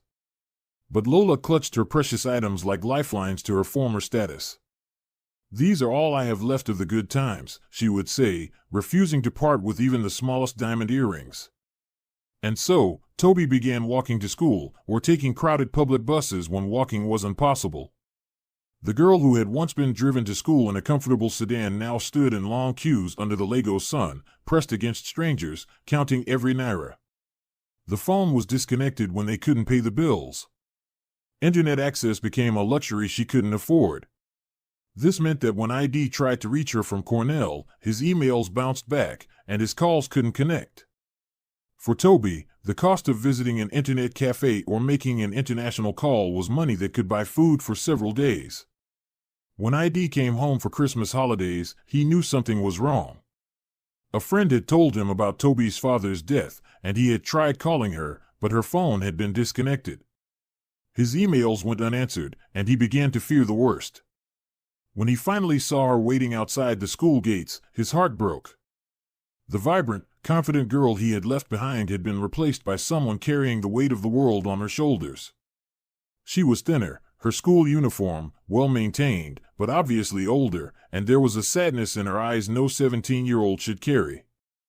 ID wanted to help. He tried to give her money, to buy her supplies, to ease her burden in any way he could. But Toby's pride, the same characteristic he admired, made her resistant to accepting too much assistance. "I can manage, ID," she would insist, even as her stomach grumbled with hunger. "I don't want to be anyone's charity case." They spent hours talking during that Christmas break, and ID marveled at Toby's resilience. Despite everything she had endured, she continued sketching fashion designs, continued learning tailoring from magazines at the library, continued helping others whenever she could. Against his better judgment, but unable to resist her quiet strength, ID invited Toby to his family's Christmas party. She reluctantly agreed, not wanting to disappoint him. The party was a disaster of subtle cruelties. ID's mother, Mrs. Martins, made Toby feel unwelcome with every gesture, the way she introduced her as one of ID's school friends in a dismissive tone, the way she made sure Kimmy was always positioned next to ID in photos, the way she spoke about university plans without ever asking about Toby's dreams. Kimmy, emboldened by adult support, behaved as though she and ID were already engaged. Hanging on his arm. Referring to our plans. making sure everyone understood her claim on him. Toby endured it all with grace and dignity. She said nothing to ID about the treatment she received. She could see how much his family meant to him and didn't want to be the cause of conflict. But ID sensed the undercurrents. As he drove her home that night, he made sure she understood his feelings. "You are my future, Toby," he said quietly as they sat in his car outside her building. "Not Kimmy, not anyone else my mother tries to push on me. You." On the day ID was to return to Cornell for his third year. Both teenagers knew this goodbye felt different. The emotional weight of everything Toby had endured, combined with their uncertain future and ID's deep love for her, created an intensity neither could resist. In a moment of overwhelming emotion and connection, they became intimate for the first time. The secret strategy. After ID returned to Cornell, he left something special for Toby. Hidden in her backpack, where she would find it only after he had gone, was an envelope containing money and a note written in his careful handwriting. "My dear Toby, I know you won't accept this if I give it to you directly. Your pride is one of the things I admire most about you. But please, let me help in this small way. Use this for whatever you need. I believe in your dreams, and I want to support them however I can. Until I see you again. Love, ID." ID was already planning for their future together. But he was smart enough to know that direct confrontation with his family would only make things worse for both of them. Instead, he focused on building his independence quietly. His agricultural investments remained secret, managed by his great-uncle. His plans for expansion, his studies of export markets, his vision for sustainable farming, all of this remained hidden beneath the facade of the dutiful son studying business in America. ID knew that his mother's dislike of Toby ran deep, rooted in class prejudices and social expectations. He also knew that any mention of his feelings would only intensify her efforts to keep them apart. Instead, he played the part they expected, the successful university student, the heir to the family business, the young man who would eventually make a suitable marriage. Meanwhile, his mother was hatching plans of her own. Weeks after ID returned to America, Toby began noticing changes in her body. At 18, facing her final school examinations, she discovered she was pregnant. Around the same time, her mother delivered another devastating blow. Lola announced she was getting married, and her new husband was not willing to support another man's child. Toby was about to become homeless. With no phone and no money for international calls or internet access, Toby made a difficult decision. She wrote a letter explaining everything, her pregnancy, her situation, and where ID could find her. She walked to the Martins family compound and left the letter with the security guard, asking him to ensure ID received it when he returned for Christmas.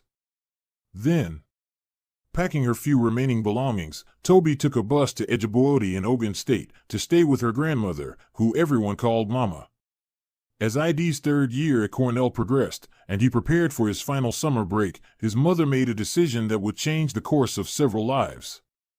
She had noticed her son's continued attachment to that girl and decided that more drastic measures were needed. When Toby's letter arrived at the Martins' house, a letter that would have changed everything, Mrs. Martins intercepted it. She read about Toby's pregnancy, about her homelessness, about where to find her in Ejigbo. And then, with cold calculation, she destroyed every word. But destroying the letter wasn't enough.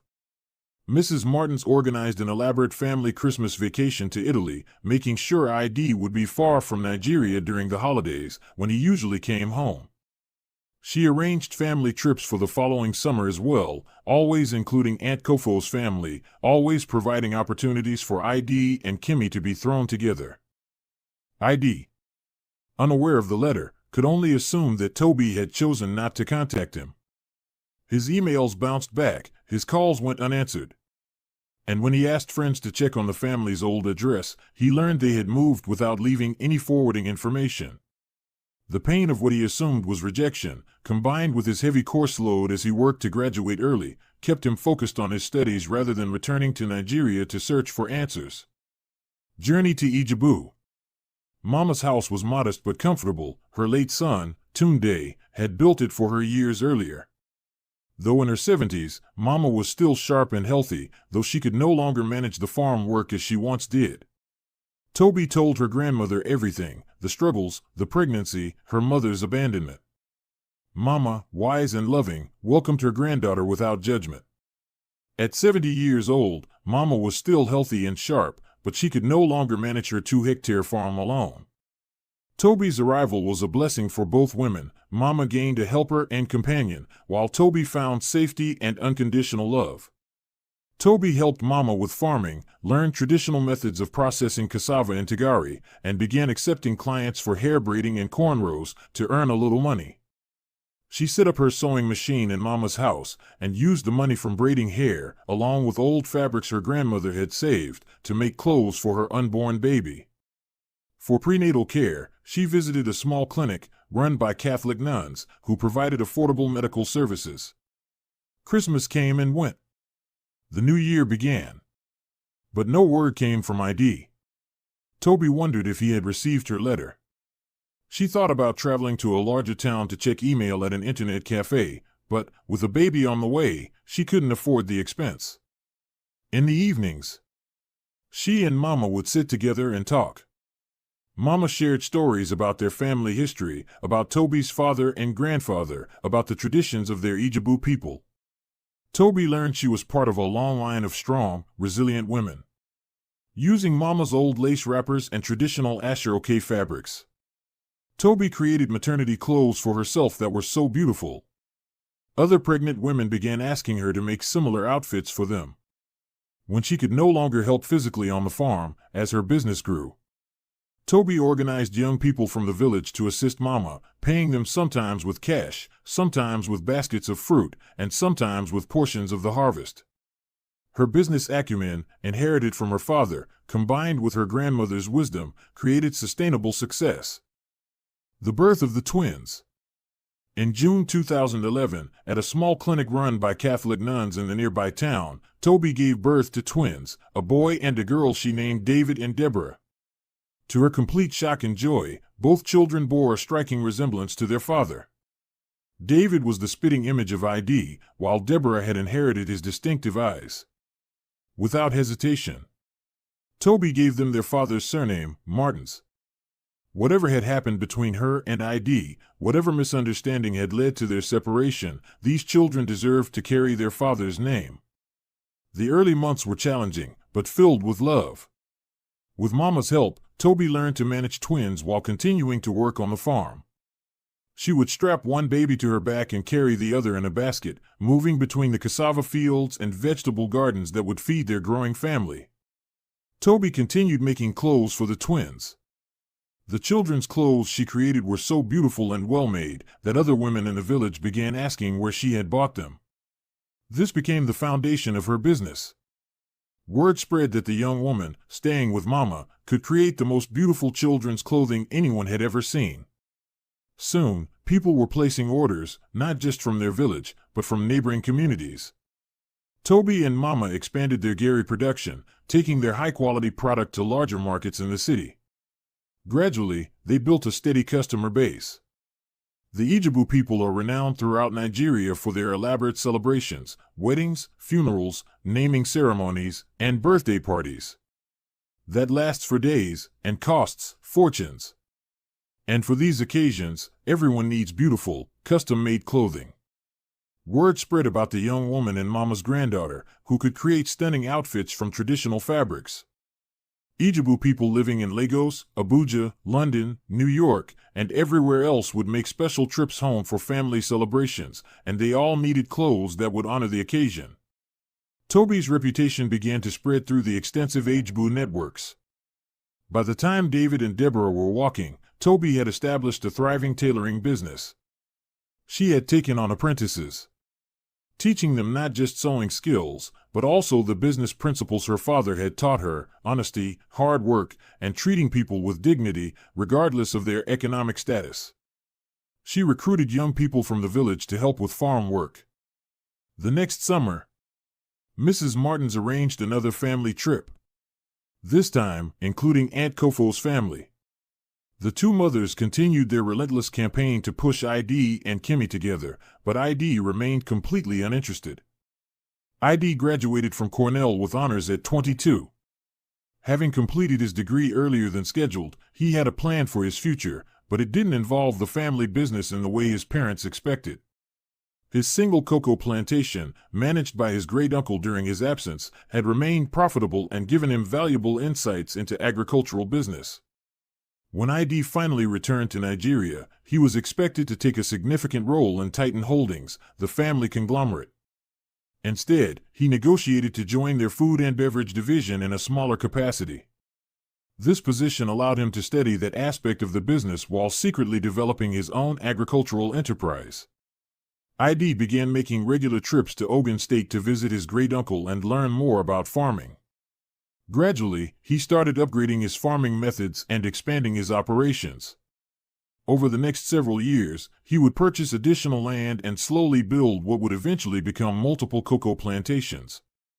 He often found himself driving through different parts of Lagos, hoping against hope that he might catch a glimpse of Toby somewhere.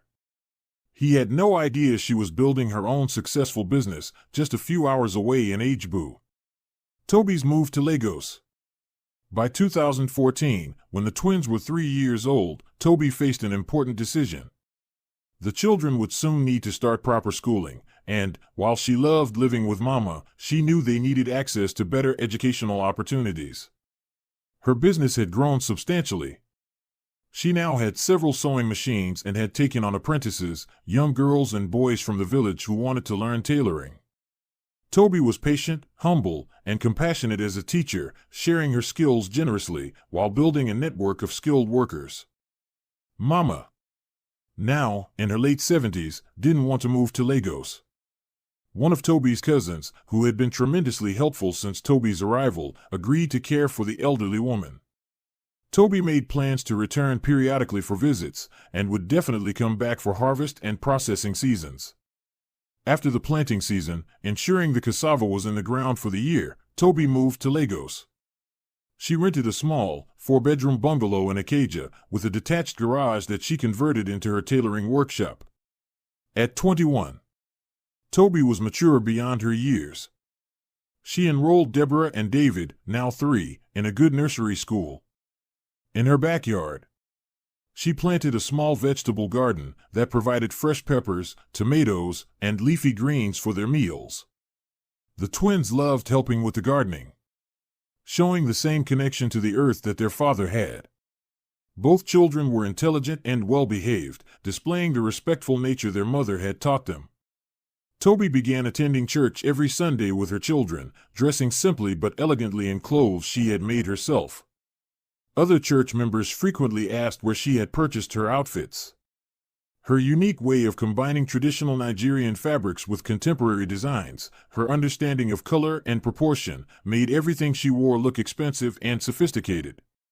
When people learned she had made the clothes herself, orders began pouring in. The children's clothing she made for Deborah and David also attracted attention, leading to a growing market for her custom children's wear. As her business expanded, Toby was able to bring some of her apprentices from the village to Lagos, housing them until they graduated from her program. Upon completion, she either gave them startup money to begin their own businesses or hired them to work in her expanding operation. By 2017, when the twins were 6, Toby had achieved remarkable success. She was able to purchase a car and, eventually, bought the house she had been renting. The children were excelling in school, both had skipped a grade, and they would be prepared for secondary school entry in the next 3 years.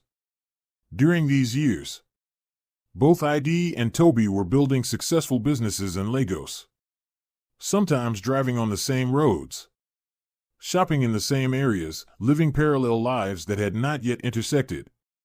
ID had been gradually expanding his agricultural business.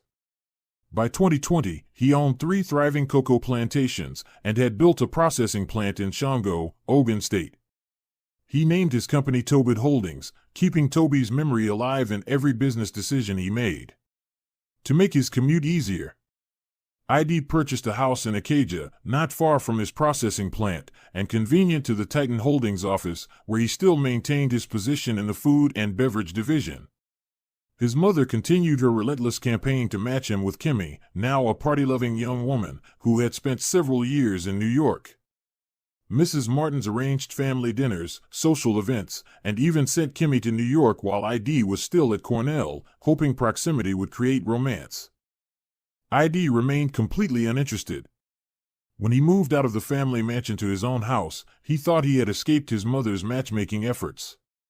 But Mrs. Martins began visiting his home with Kimmy in tow, despite his repeated requests that she stop. Kimmy would behave as if she were the hostess of ID's house during these visits.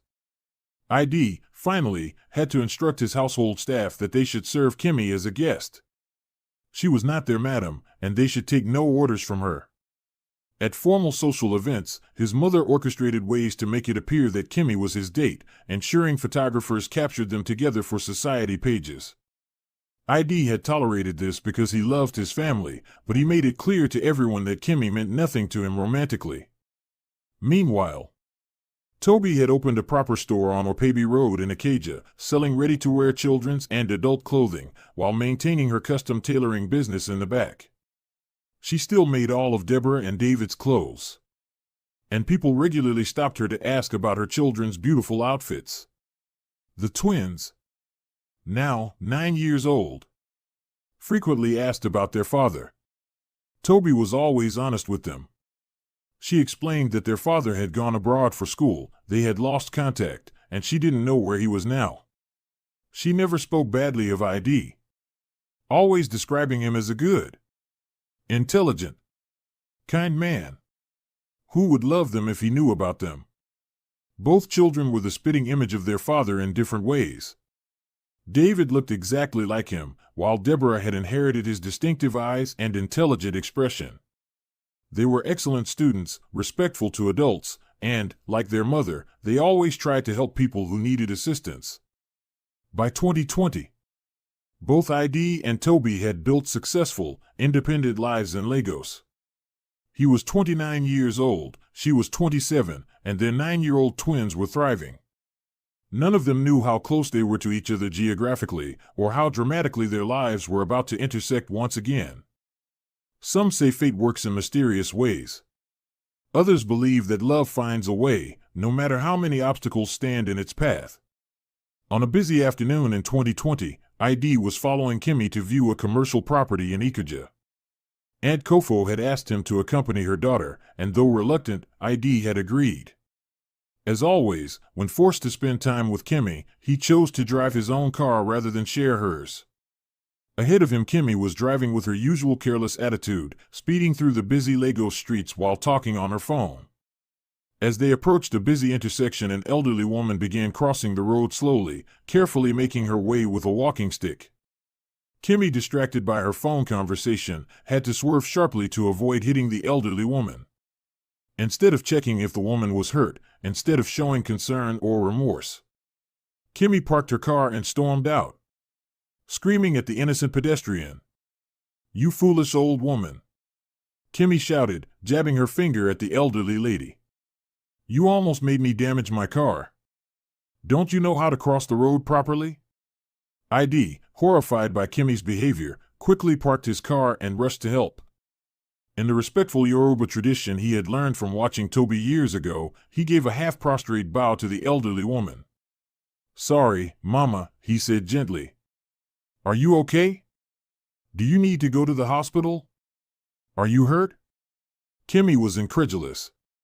"Why are you greeting this dirty old woman? She almost damaged my car." "Shut up, Kimmy," ID said sharply, his anger rising at her complete lack of respect. That's when they saw her, a woman crossing the street toward them like an avenging angel. Her face set with righteous fury. She moved with purpose and grace, her attention focused entirely on the elderly woman. "Mama, are you okay?" the woman asked, her voice filled with concern, as she reached the elderly lady. Before Mama could respond, Kimmy started her tirade again. "This old woman almost made me crash my car, and now you people are gathering here." The woman turned to face Kimmy, and, without hesitation, delivered a sharp tap across her face. Kimmy stumbled backward, her eyes wide with shock. "You almost hit my grandmother. Then, you insult her and use your finger to poke her? Don't you have any respect for your elders?" the woman said, her voice vibrating with controlled anger. As she continued speaking, she suddenly recognized Kimmy. "Wait. I know you. I thought, by now, you would have learned some sense." She turned back to thank the man who had been helping her grandmother, and, as she looked up at his face, time seemed to stop.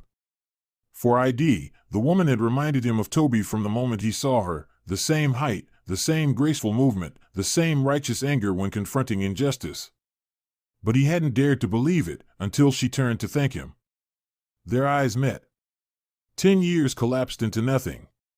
Shock, joy, disbelief, and 1,000 unspoken questions passed between them in that single moment. "Toby?" ID whispered, his voice barely audible. "ID," she replied, her hand moving unconsciously to her heart. They stood there, oblivious to the traffic around them, to Kimmy's shocked stammering, to everything except the miracle of finding each other again. ID was the first to recover his composure. He turned to Kimmy, his voice cold and authoritative. "Leave, Kimmy. You've embarrassed yourself enough for one day." "But ID. She slapped me. She actually hit me," Kimmy protested, still holding her cheek. "And you deserved it," ID replied firmly. "Go home. I'll handle the property viewing another time." As Kimmy drove away, still in shock, ID turned his attention to Toby and her grandmother. Mama was shaken but unharmed, more concerned about the traffic disruption than her own welfare. "Let me help you get Mama somewhere safe," ID offered, his voice gentle, but his eyes never leaving Toby's face.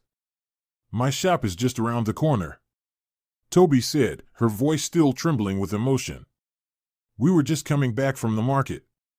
ID helped Mama into his car, while Toby gathered the scattered shopping bags.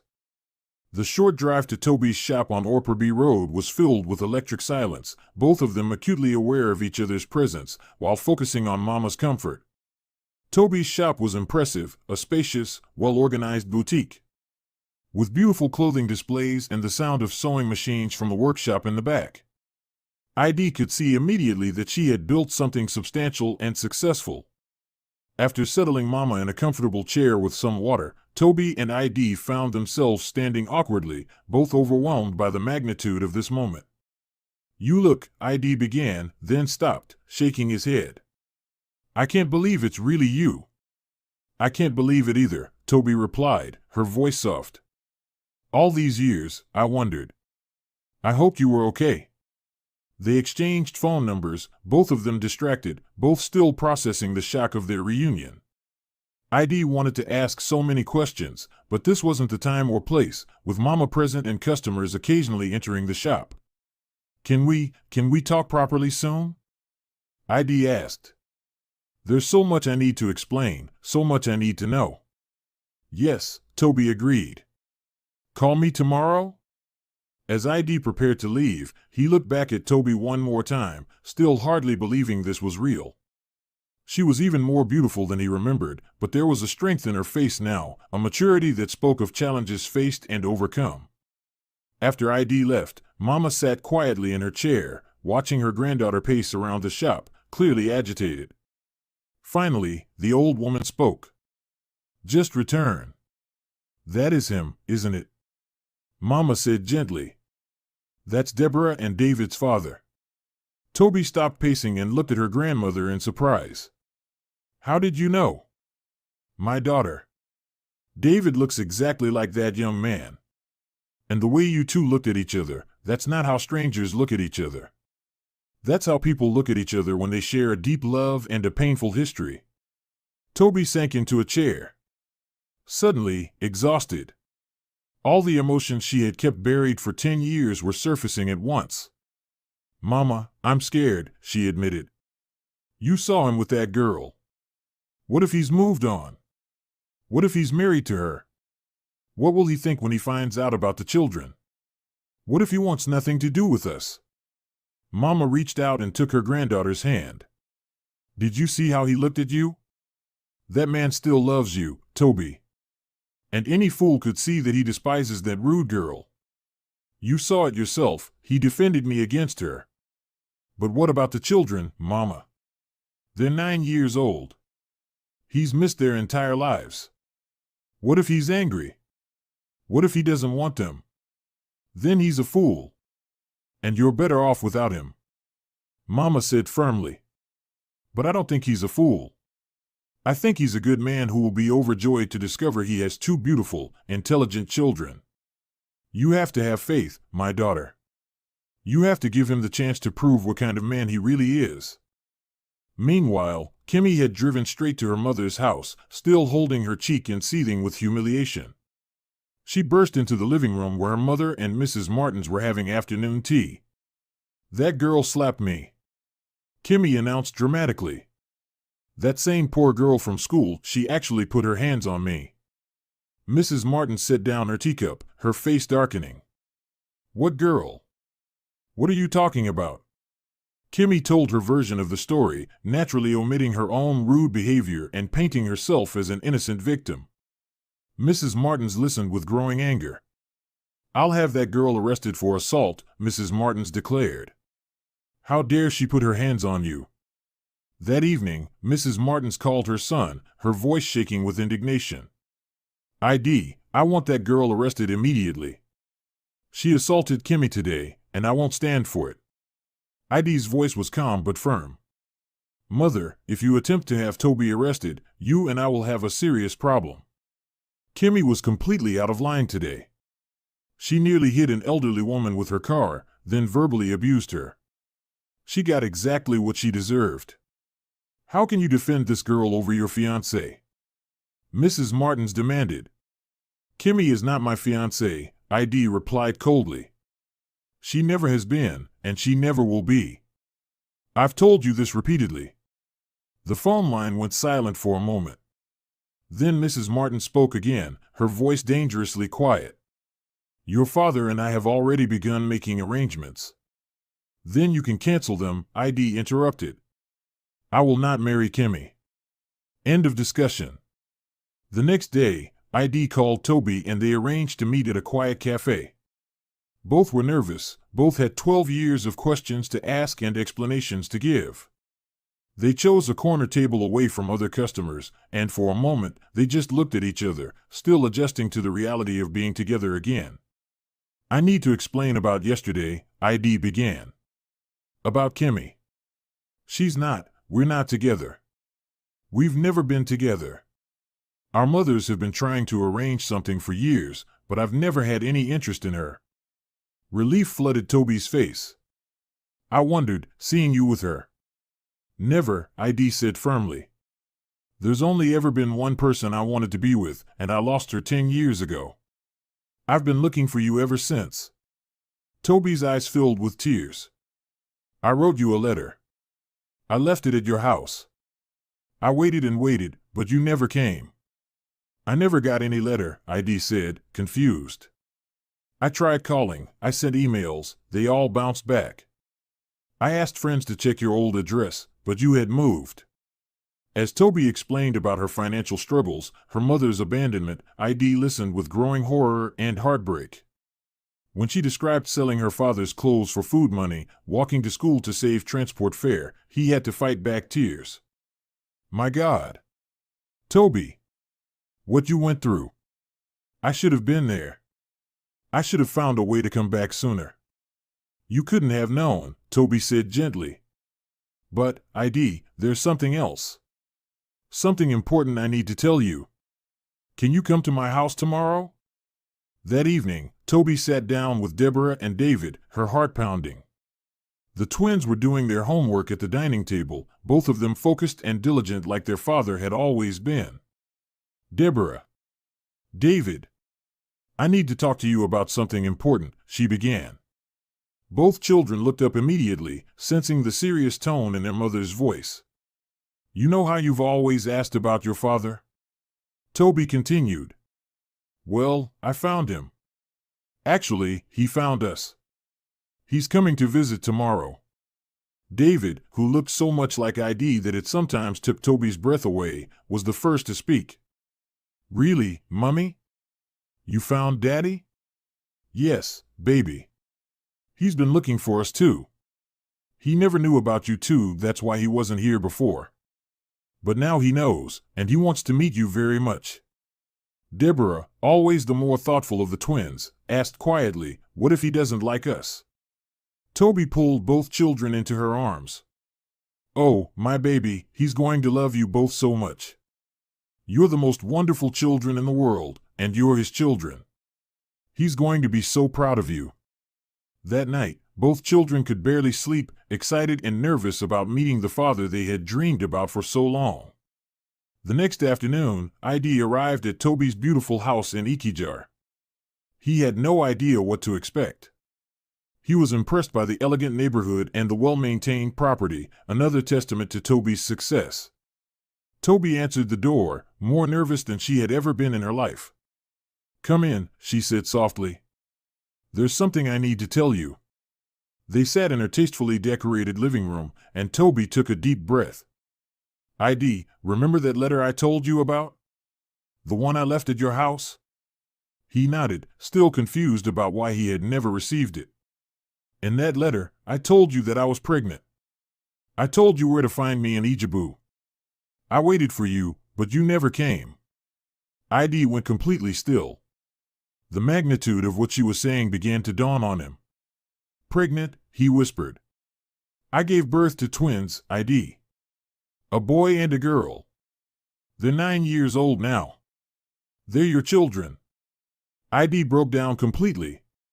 All the emotions he had suppressed for 10 years, the love, the loss, the searching, the longing, crashed over him at once. He had children. He had missed 9 years of their lives. "I'm so sorry," he sobbed. "I never got the letter. I would have come immediately. I would have been there for all of it." "I know," Toby said, crying too. "I know you would have. Do you want to meet them?" Through his tears, ID nodded. "Deborah. David. Come meet your daddy." Two beautiful 9-year-olds appeared in the doorway.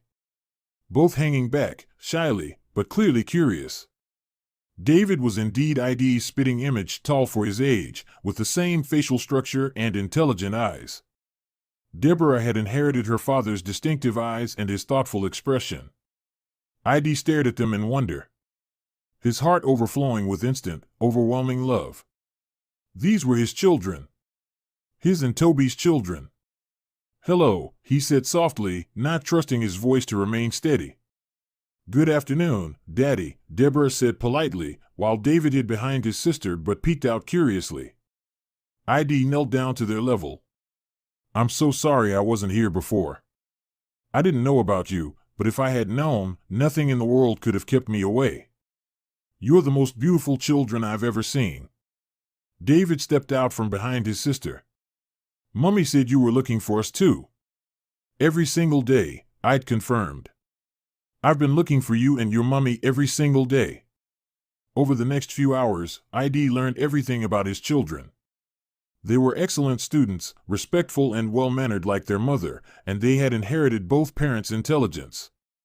David loved mathematics and building things, while Deborah was artistic like Toby and loved reading. Both children were initially cautious, but ID's genuine love and interest in everything about them gradually won them over.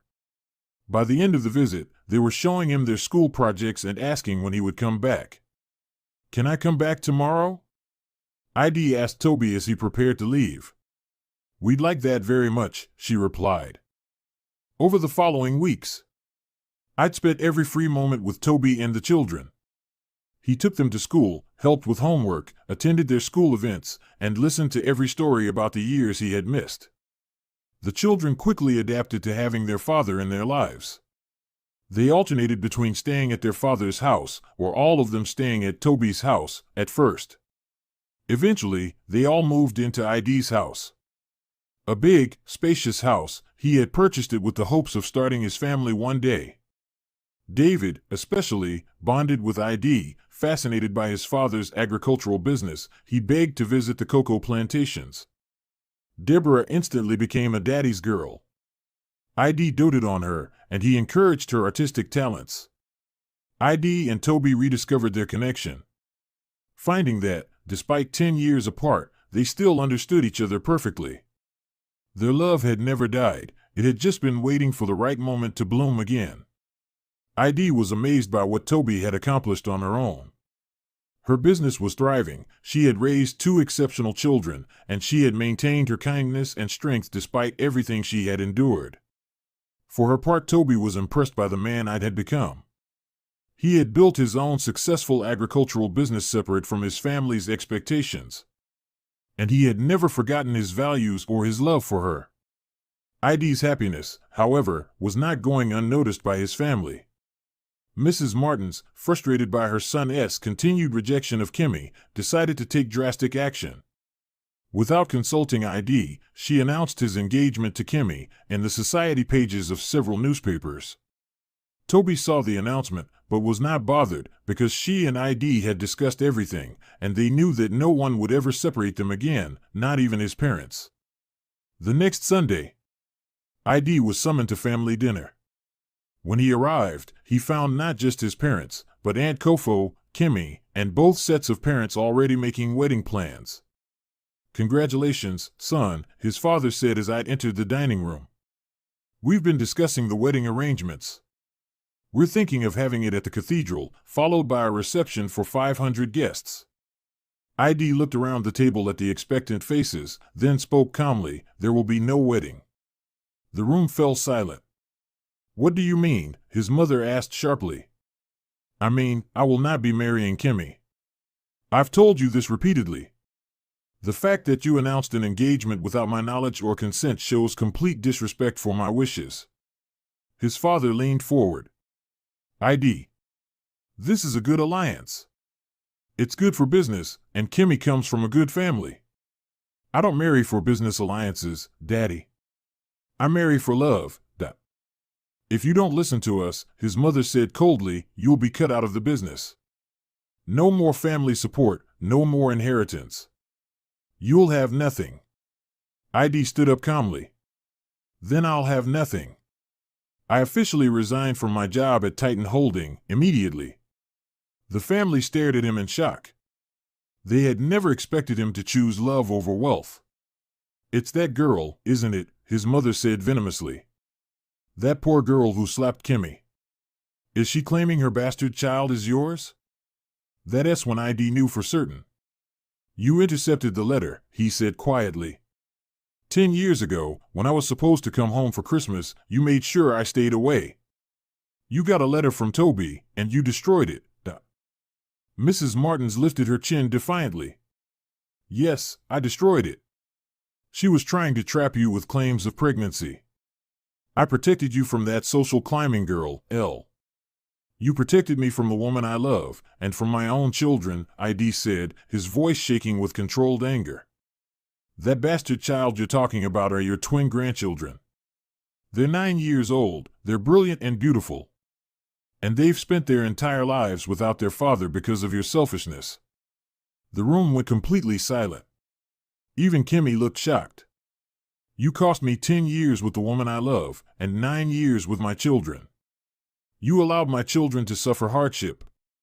I will never forgive you for that." ID walked out of the house, leaving his family stunned by the revelation.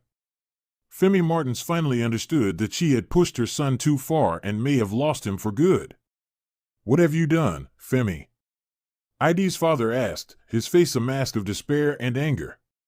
1 month later, ID and Toby were married in a quiet ceremony at the same church where Toby had been taking the children every Sunday. It was small and intimate, just Toby's grandmother, Mama, ID's siblings, who had chosen to support their brother, a few close friends, and, of course, Deborah and David as the most important witnesses. ID's parents were noticeably absent, but their absence couldn't diminish the joy of the occasion. Toby wore a stunning dress she had designed and made herself, while the twins wore matching outfits that made them look like the prince and princess they had always been in their mother's eyes. ID's business. Tobit Holdings continued to thrive, without any support from Titan Holdings. It had grown to include not just cocoa plantations, but also a successful processing facility that employed dozens of people.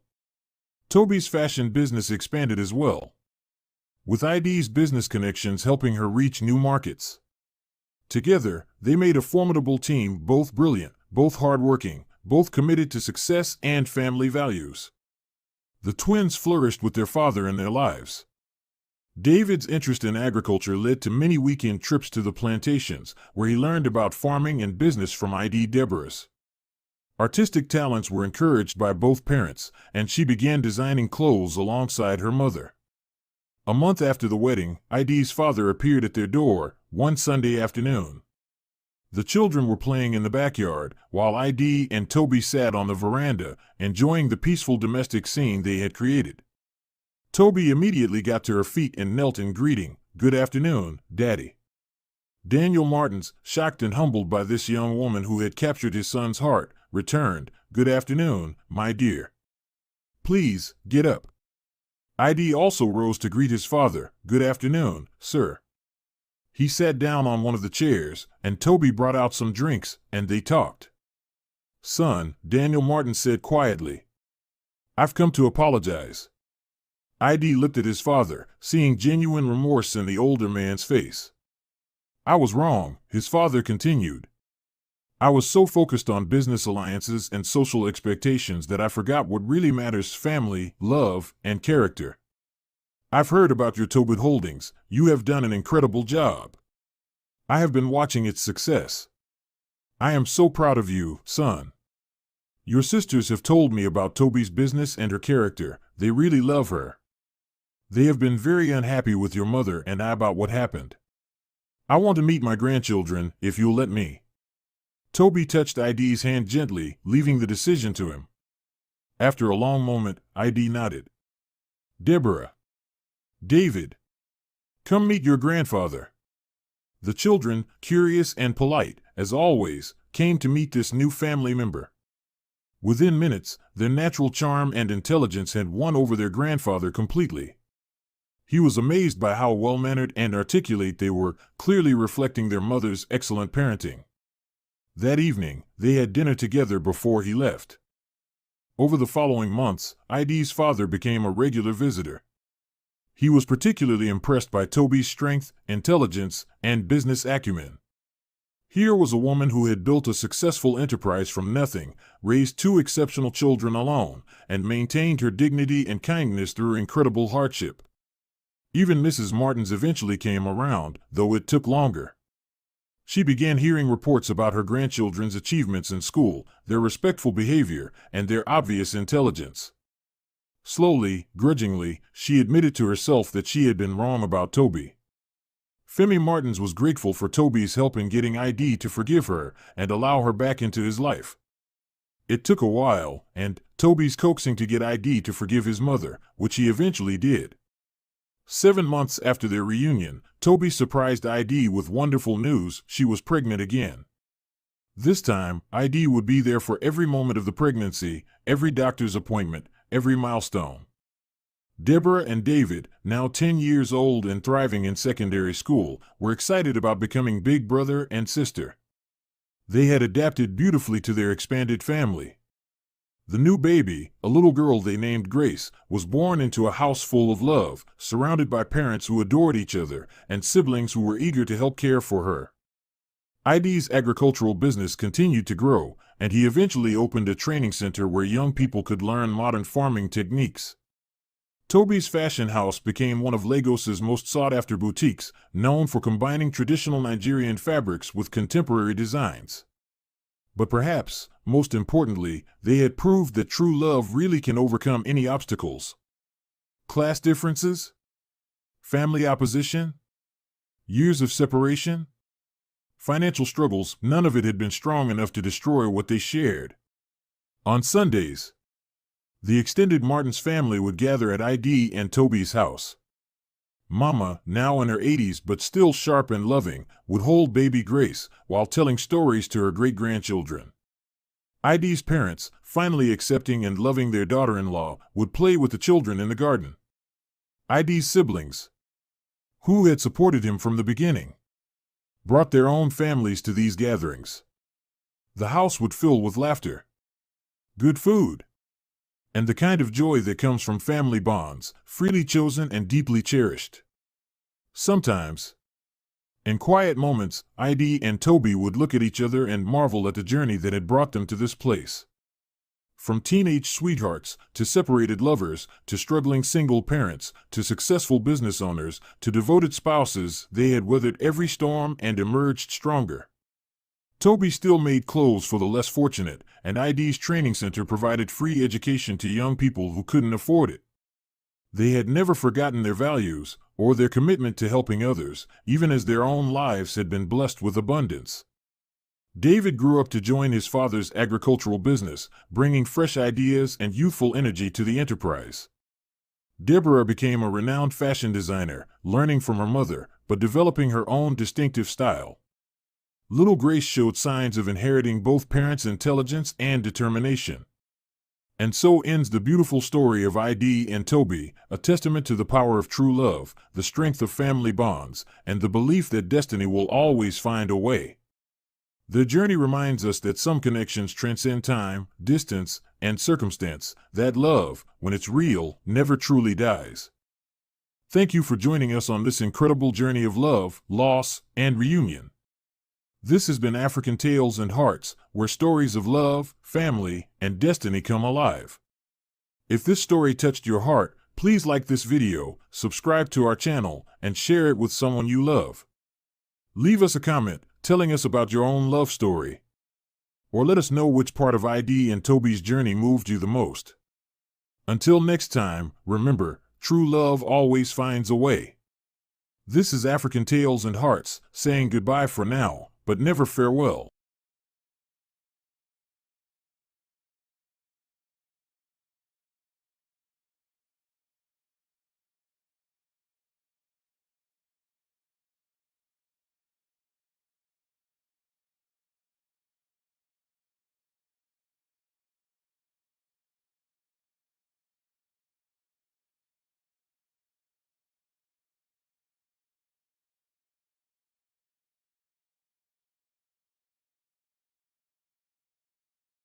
Welcome to African Tales and Hearts, where stories of love, family, and destiny come alive. What would you do if you had only 1,000 naira left to your name, your very last money in the world, and you met a desperate stranger who needed it more than you? This is the incredible true story of Amaka, a village teacher whose single act of kindness unlocked a secret so shocking, it changed two families forever. But what she didn't know was that the old beggar she helped was testing her, and he was hiding the biggest secret in all of Lagos. By the end of this story, you'll never look at kindness the same way again. In the heart of Anambra State, where red dirt roads wind between modest homes crowned with rusted zinc roofs, lies the small village of Umans. The morning sun filters through towering palm trees, casting dancing shadows on paths worn smooth by generations of bare feet. Children in faded school uniforms walk slowly toward a single-room building that serves as their gateway to knowledge. Inside this humble classroom, where wooden benches bear the scratches of countless students and a chalkboard hangs crooked on the wall, lived a young woman whose heart was bigger than her bank account. Her name was Amaka Okafor, and she was about to make a choice that would change her destiny forever. 26-year-old Amaka stands before 35 eager faces, her faded blue blouse clean but clearly old, her black skirt patched but pressed with care. Her worn shoes tell the story of countless walks between her tiny apartment and this classroom. But despite her humble appearance, she radiates the kind of warmth that makes children feel safe and the intelligence that makes them believe they can conquer the world. Now children, imagine Mama Ngozi walking to Eek Market this morning. She carries a basket with 10 beautiful yams on her head. At the market, she sells 6 yams to buy medicine for her sick baby. How many yams does she have left? 4, Teacher Amaka. 4 yams. Amaka's face lights up like the sunrise over the village. This is why she teaches, not for the salary that hasn't come in 6 months, but for these moments when understanding dawns in young minds. Excellent, my brilliant students. You see? Mathematics isn't just numbers on a chalkboard. It's in everything we do, when we count our blessings, when we share our food, when we plan for tomorrow. But then, a small hand shoots up in the back row. 8-year-old Chioma, with eyes too wise for her years and a question that pierces the morning joy like a sharp knife. Teacher Amaka, my papa was talking to the other men yesterday. He said the government wants to close our school because they don't pay teachers anymore. Is it true? Will you leave us? The classroom falls silent. 34 other children turn their heads toward their beloved teacher, worry creeping across their young faces like storm clouds gathering over the village. Amaka's smile falters for just a heartbeat, but only a heartbeat. She kneels down until she's eye level with Chioma. Her voice carries the strength of her convictions and the tenderness of a mother's promise. Chioma, my precious child, don't fill your beautiful mind with the worries that keep adults awake at night. As long as there is breath in my body and strength in my hands, I will make sure you keep learning. That's not just a promise, it's a covenant between my heart and yours. Education is the golden key that opens every door in life, sweetheart. Rich or poor, young or old, once you have knowledge in your head and wisdom in your heart, no one can ever take that treasure away from you. The school bell, actually an old piece of railway metal hanging from a mango tree, rings out across the compound, its sound echoing off the surrounding hills. Class dismissed, my scholars. Remember to practice your reading at home. And Kelechi, please help your little sister Adana with her letters tonight. One by one, the children file out, but not before wrapping their small arms around their teacher's waist in farewell hugs. She pats each head with the tenderness of someone who knows these children are not just her students, they are her purpose, her legacy, her reason for hope.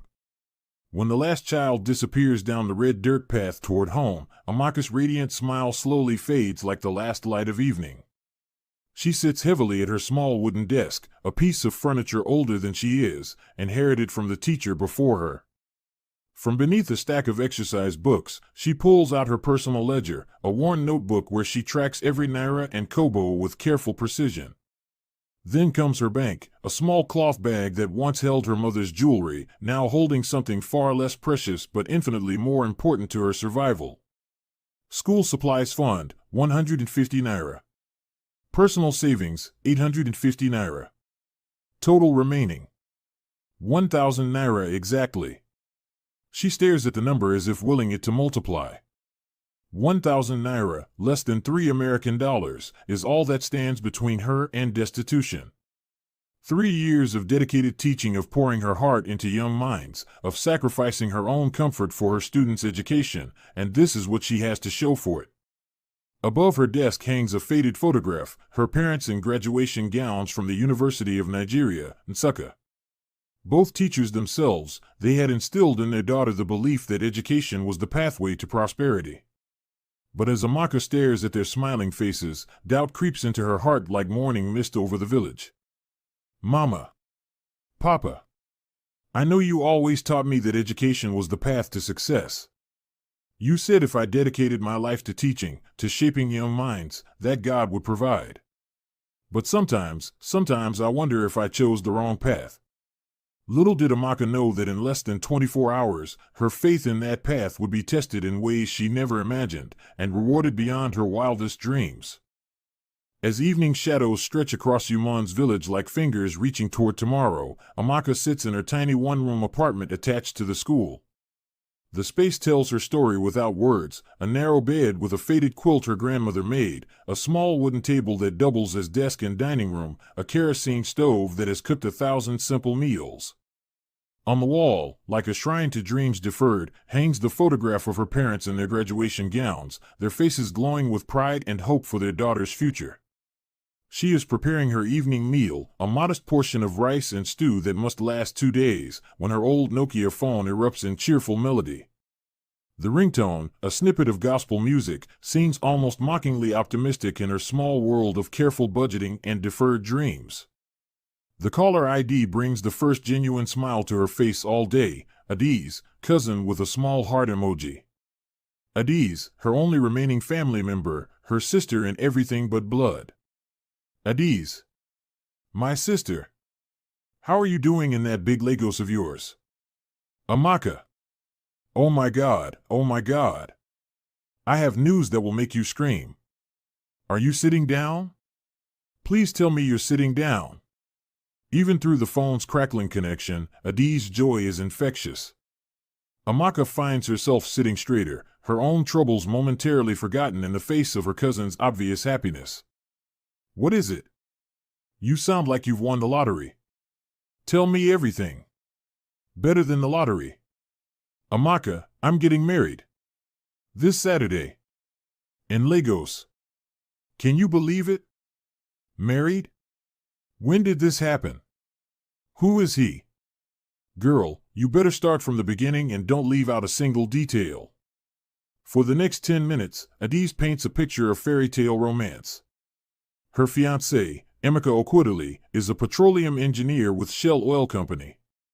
The proposal happened at a fancy restaurant on Victoria Island, complete with a string quartet and a diamond ring that sparkled like captured starlight. The wedding will be at Methodist Church Victoria Island, followed by a reception at the prestigious Eco Hotel. But Amaka, listen to me carefully. None of these matters, not the church, not the hotel, not even the dress, if you're not there with me. The words hit Amaka like a gentle blow to the chest. She looks down at her careful accounting, at the number Nigerian Naira 1000 written in her neat handwriting. You're going to be my chief bridesmaid. I already bought your dress, royal blue, your favorite color. I told Emeka's entire family about my brilliant cousin who's changing the world one child at a time. The excitement in her voice dims slightly as reality creeps into Amaka's consciousness like cold water seeping through a cracked wall. Adiz, you know how much I would love to be there. You know you're my sister, my only family. No buts, Amaka. I don't want to hear any buts. This is the happiest day of my life, and it won't be complete without you standing beside me. The thing is, transport money from here to Lagos. Transport? How much could it possibly cost? What's the bus fare from Onitsha to Lagos? About 800 Naira each way. 800 Naira? Amaka, that's nothing. That's what I spend on lunch. Please, I need you there. Promise me you'll be there. Amaka looks at her money again, her last 1,000 Nigerian Nairas in the world. 800 for transport there, 800 for transport back. The mathematics of impossibility stare back at her from the page. You know what, Adiz? You're absolutely right. Nothing, and I mean nothing, will stop me from celebrating with you. I'll be there. Really? Oh, Amaka, I love you so much. Come Friday evening so we can do our nails and talk all night like we used to. After the call ends, Amaka sits in the gathering darkness, staring at her financial records. 800 Naira for transport, maybe 200 left for food and a small gift. Somehow, she'll make it work. She has to. Friday morning arrives with the crowing of roosters and the gentle lowing of cattle being led to pasture. Amaka wakes before dawn, her stomach churning with a mixture of excitement and anxiety. Today, she will leave her village for the bright lights of Lagos, carrying nothing but hope in her last 1,000 Naira. She packs her small traveling bag with the care of someone who owns very little but treasures everything. Her one good dress, the blue outfit she bought 2 years ago for another wedding, is folded with tissue paper to prevent wrinkles. Her mother's small gold earrings, the only jewelry she inherited, are wrapped carefully in a handkerchief. Her father's Bible, worn soft from years of reading, finds its place beside a small bottle of local palm oil, a gift for Adiz. 800 Naira for transport, 200 for everything else. Mama, Papa, please watch over me on this journey. She locks her simple room with a key that's been copied so many times it barely fits the lock anymore. Her elderly neighbor, Mama Uche, emerges from her compound wrapped in a colorful wrapper, her gray hair covered with a head tie that's seen better decades. Amaka, my daughter, you're traveling to that Lagos place? Be very careful. Those city people can smell village innocence from kilometers away. Mama Uche, I'm just going to my cousin's wedding. I'll be back Sunday evening. Just remember what your parents taught you, kindness is strength, but wisdom is knowing when to be strong. Safe journey, my child. The journey from Umans to Onitsha takes nearly 2 hours in a bus that has seen better decades. Amaka watches through the dusty window as her familiar world of red earth and palm trees gradually gives way to the sprawling commercial chaos of Onitsha. The transition feels symbolic, leaving the simple certainties of village life for the complex possibilities of the wider world. Onitsha Motor Park at 7:30 a.m. is a symphony of organized chaos. Hundreds of people move with purpose through a maze of buses, taxis, and commercial vehicles. Hawkers weave between the crowds like dancers, their voices creating a chorus of commerce. Pure water. Cold pure water. Gala sausage roll. Bread and butter. Phone cards, phone cards. Amaka steps off the local bus carrying her small bag, momentarily overwhelmed by the sensory assault. The air is thick with diesel fumes, cooking smoke, and the mingled sense of 1,000 different lives intersecting in this transit hub of West Africa.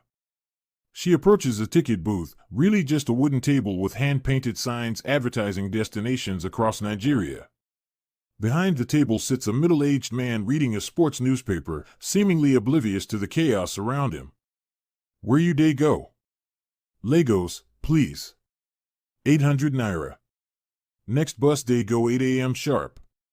Amaka carefully counts out 800 naira from her precious bundle, 8 worn banknotes that represent her only connection to her cousin's wedding. The ticket seller hands her a small piece of paper with Lagos, seat 23 written in fading ballpoint pen. Walking toward bus 15, clutching her remaining 200 naira, Amaka has no way of knowing that she's walking toward the most important decision of her life. In the distance, near a corner of the motor park, voices are rising in what sounds like an argument. Her natural curiosity, the same trait that makes her an excellent teacher, draws her attention toward the commotion.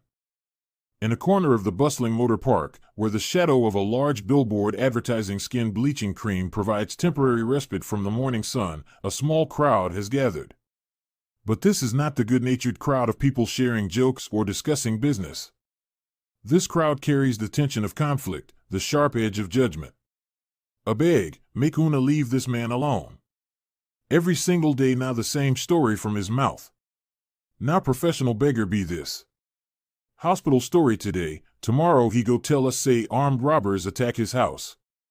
Amaka's footsteps slow as she approaches the group. Her teacher's instinct, the same one that makes her investigate when children are unusually quiet, compels her to understand what's happening. Through gaps between the onlookers, she catches her first glimpse of the man at the center of the controversy. He appears to be in his mid-60s, but hardship has aged him beyond his years. His clothes, once perhaps a respectable shirt and trousers, now hang on his frame like rags, torn and stained with the accumulated grime of the streets. His hair is unkempt and gray, his feet bare except for the remnants of what might once have been sandals. But it's his eyes that stop Amaka in her tracks, eyes filled with a pain so raw, so genuine, that it cuts through her skepticism like a knife through cloth. Please. I beg all of you, my son, he dey hospital for Lagos, they say if I no come today.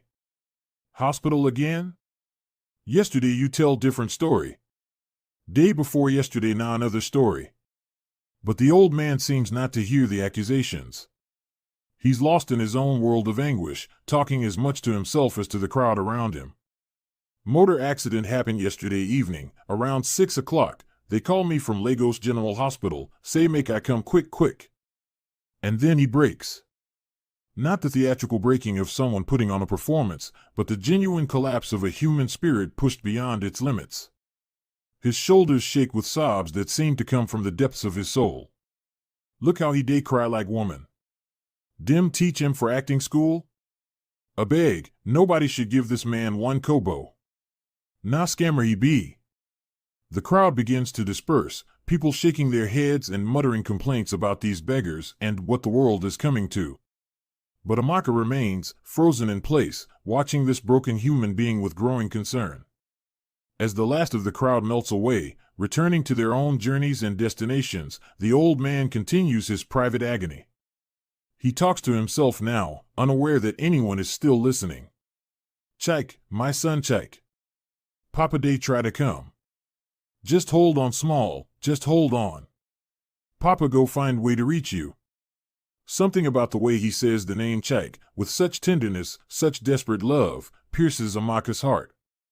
This is not the calculated manipulation of a con artist. This is the raw grief of a father who believes his child is dying.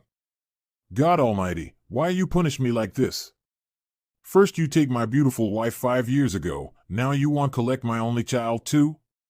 What I do wrong? What sin I commit? Amaka takes a hesitant step closer, her teacher's instincts overriding her natural caution. She's seen this kind of pain before, in the faces of students who come to school hungry, in the eyes of parents who can't afford school fees. Genuine suffering has a quality that can't be faked. 32 years I train that boy, from small, I tell him say education now the key to success, now he be big man for Lagos with good job, but accident won't spoil everything. The mention of education, of a father's sacrifice for his child's future, resonates deeply with Amaka. She thinks of her own parents, of their dreams for her, of the photograph on her wall showing their pride in their daughter's chosen path. If I no get money reach Lagos today, if I no see am today, the doctors say. He can't finish the sentence. The words die in his throat, choked by tears and terror. Amaka approaches slowly, carefully, like someone approaching a wounded animal. When she's close enough to see the genuine tear tracks on his withered cheeks, she speaks. Papa, good morning. The old man looks up, surprised. In the past hour, he's been ignored, insulted, and dismissed. A kind word is so unexpected that for a moment he can't respond. My daughter, good morning. Papa, I heard you talking about your son. What really happened to him? For a long moment, he steadies her face. Perhaps he's looking for the skepticism he's grown accustomed to, the judgment that has followed him through the motor park. Instead, he sees genuine concern, the kind of empathy that can't be manufactured. My daughter, I swear by the grave of my ancestors and the memory of my late wife, yesterday evening around 6 o'clock, my son Chike had terrible motor accident for Lagos. He pulls out an old mobile phone, its screen cracked like a spider web, its body held together with tape. They call me from the hospital. Lagos University Teaching Hospital, say make I come urgent. Say he need operation for his head, and if they no operate am today, if I no reach there today. His voice trails off into the realm of unspeakable possibilities. What kind of operation, Papa? They call him brain surgery. Say something they bleed inside his head from the accident. The doctor talk say if they no stop the bleeding quick, maybe I go lose him forever. Amaka feels her own eyes beginning to well up with tears.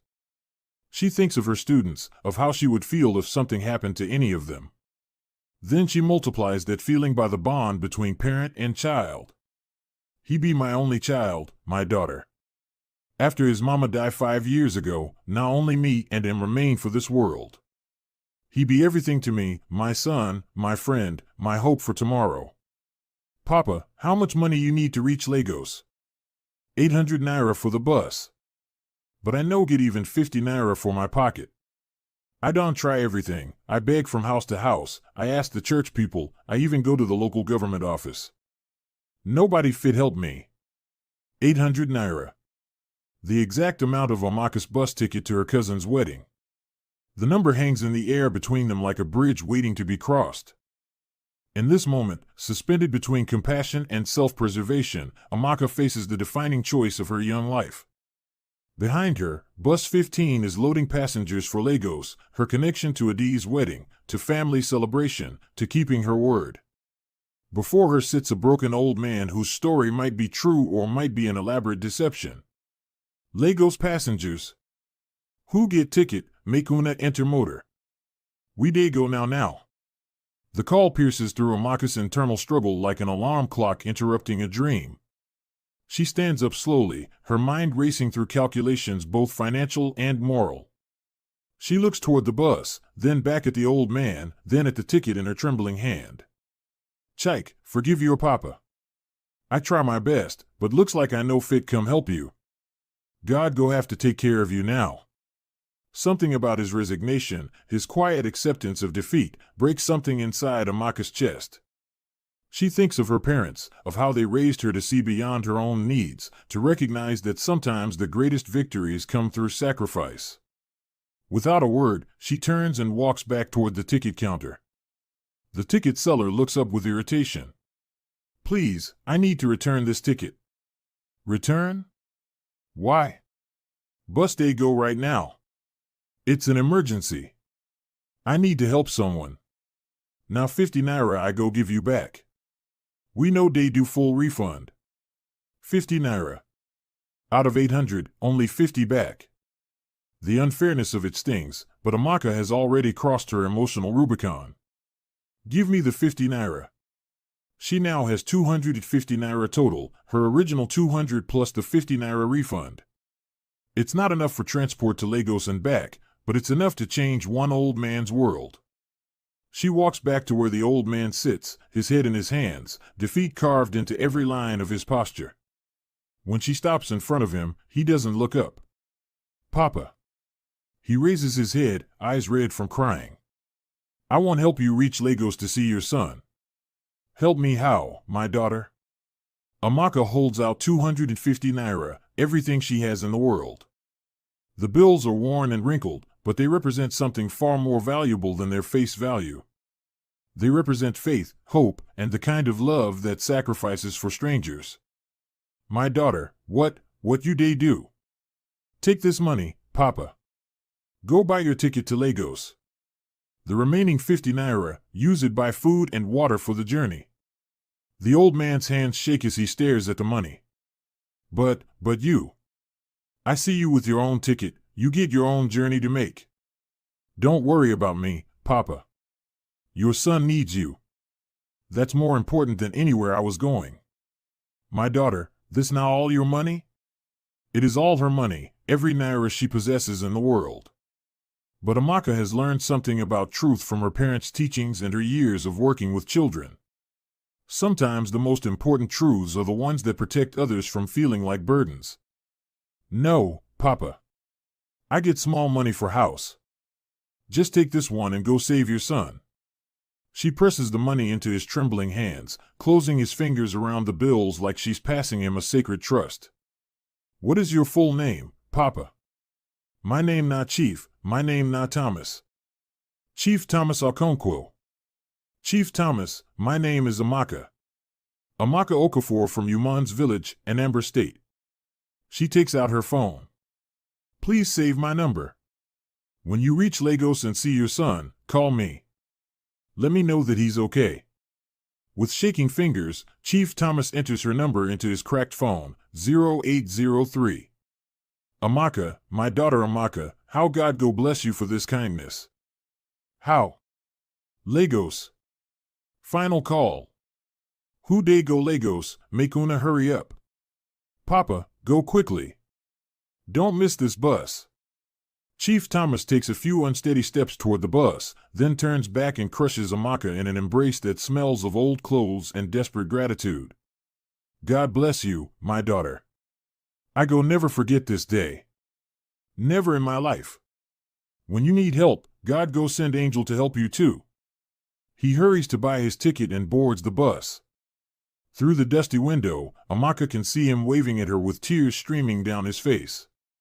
As the bus pulls away in a cloud of diesel smoke, she stands alone in the motor park, holding nothing but an empty cloth bag and a heart full of hope that she's done the right thing. Around her, other passengers who witness the exchange shake their heads in a mixture of amazement and pity. This girl too soft-hearted. That old man now confirmed fraudster. Village people and their emotions. She just throw away her money like that. Make she no cry later when the man disappear and never call her back. But Amaka ignores their commentary completely. She has learned from her parents that the opinions of cynics are poor guides for moral decisions.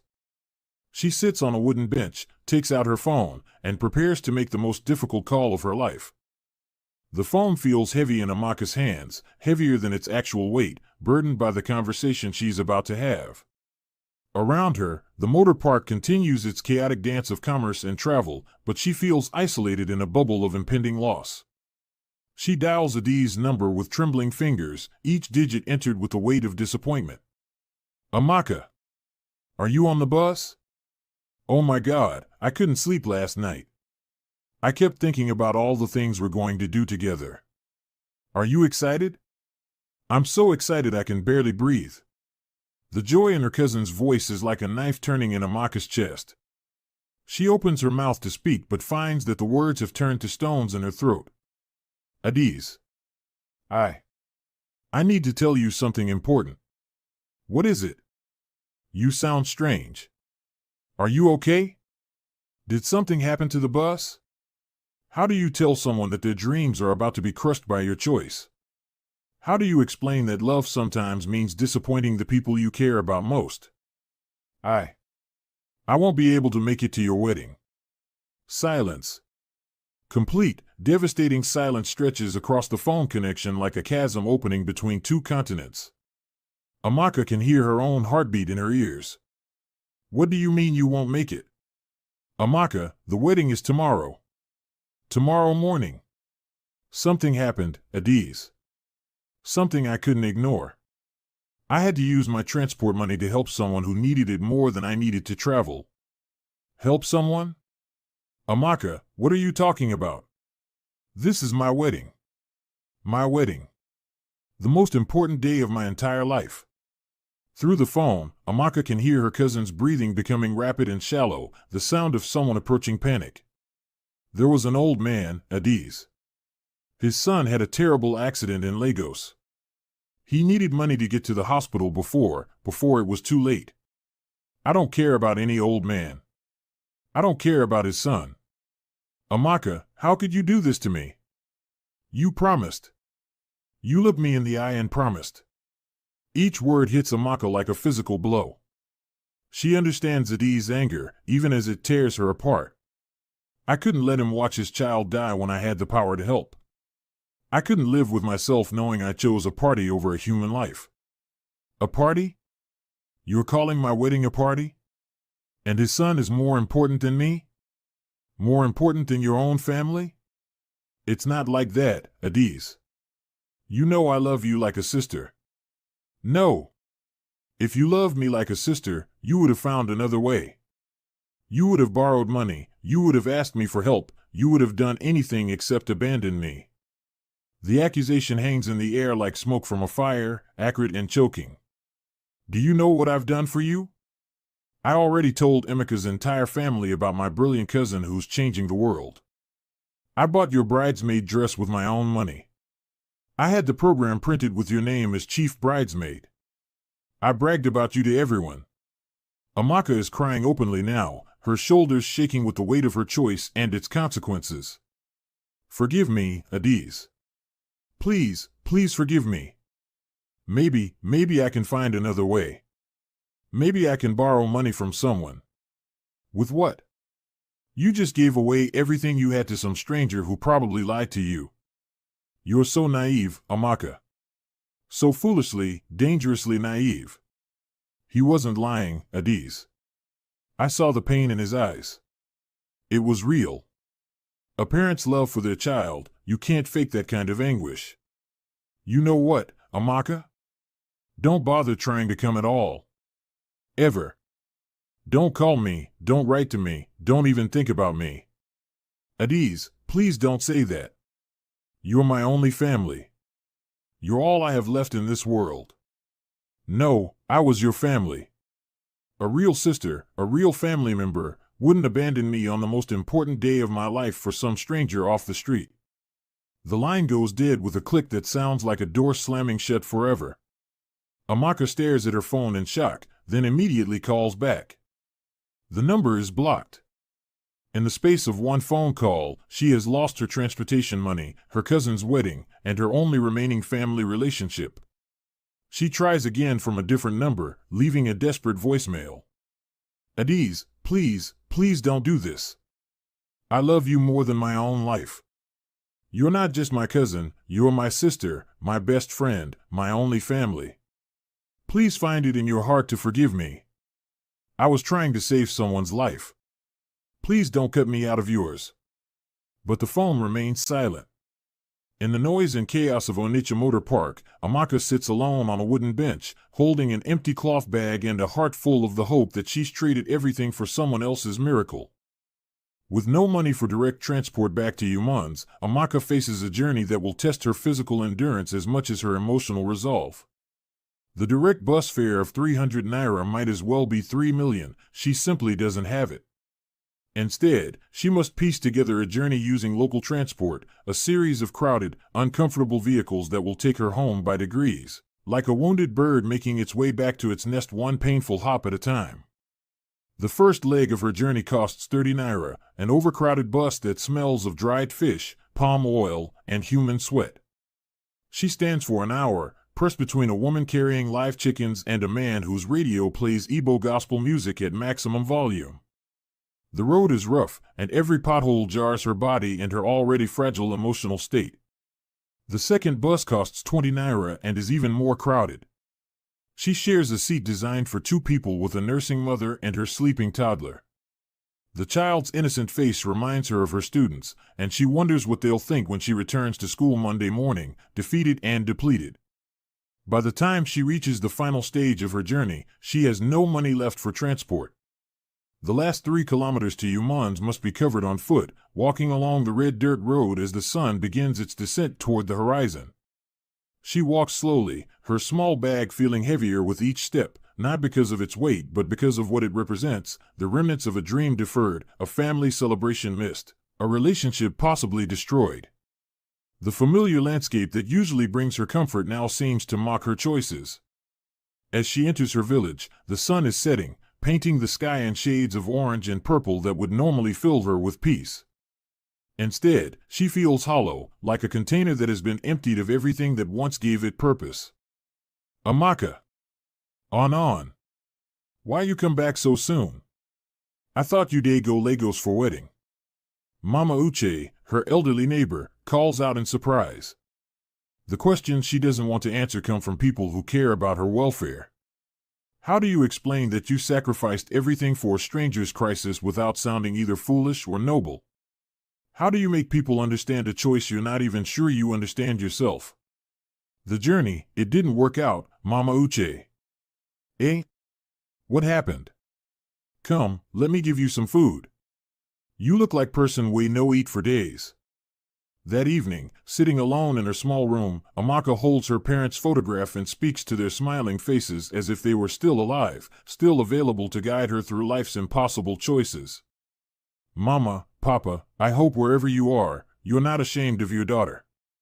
I tried to do what you taught me, to help others, to show compassion, to see the human being behind the need. But now I've lost at ease, and I don't even know if that old man was telling me the truth. As if in answer to her doubt, her phone rings. An unknown Lagos number lights up the cracked screen. Hello? Good evening. Is this Miss Amaka Okafor? Yes, who is this please? My name is Dr. Michael Adelik. I'm calling from Lagos University Teaching Hospital. An elderly man, Chief Thomas Okonkwo, gave me your number and asked me to call you personally. Amaka's heart stops, then begins beating so fast she can hear it in her ears. Is his son okay? Please tell me he's okay. The operation was successful, Miss Amaka. It took 8 hours, but we were able to repair the damage and stop the internal bleeding. Chief Thomas wanted me to tell you that you saved his son's life. The relief that floods through Amaka is so intense it's almost physical. She sinks onto her bed, tears of joy replacing the tears of doubt she's been crying for hours. Thank God. Thank God. Please tell Chief Thomas I'm so happy for him and his family.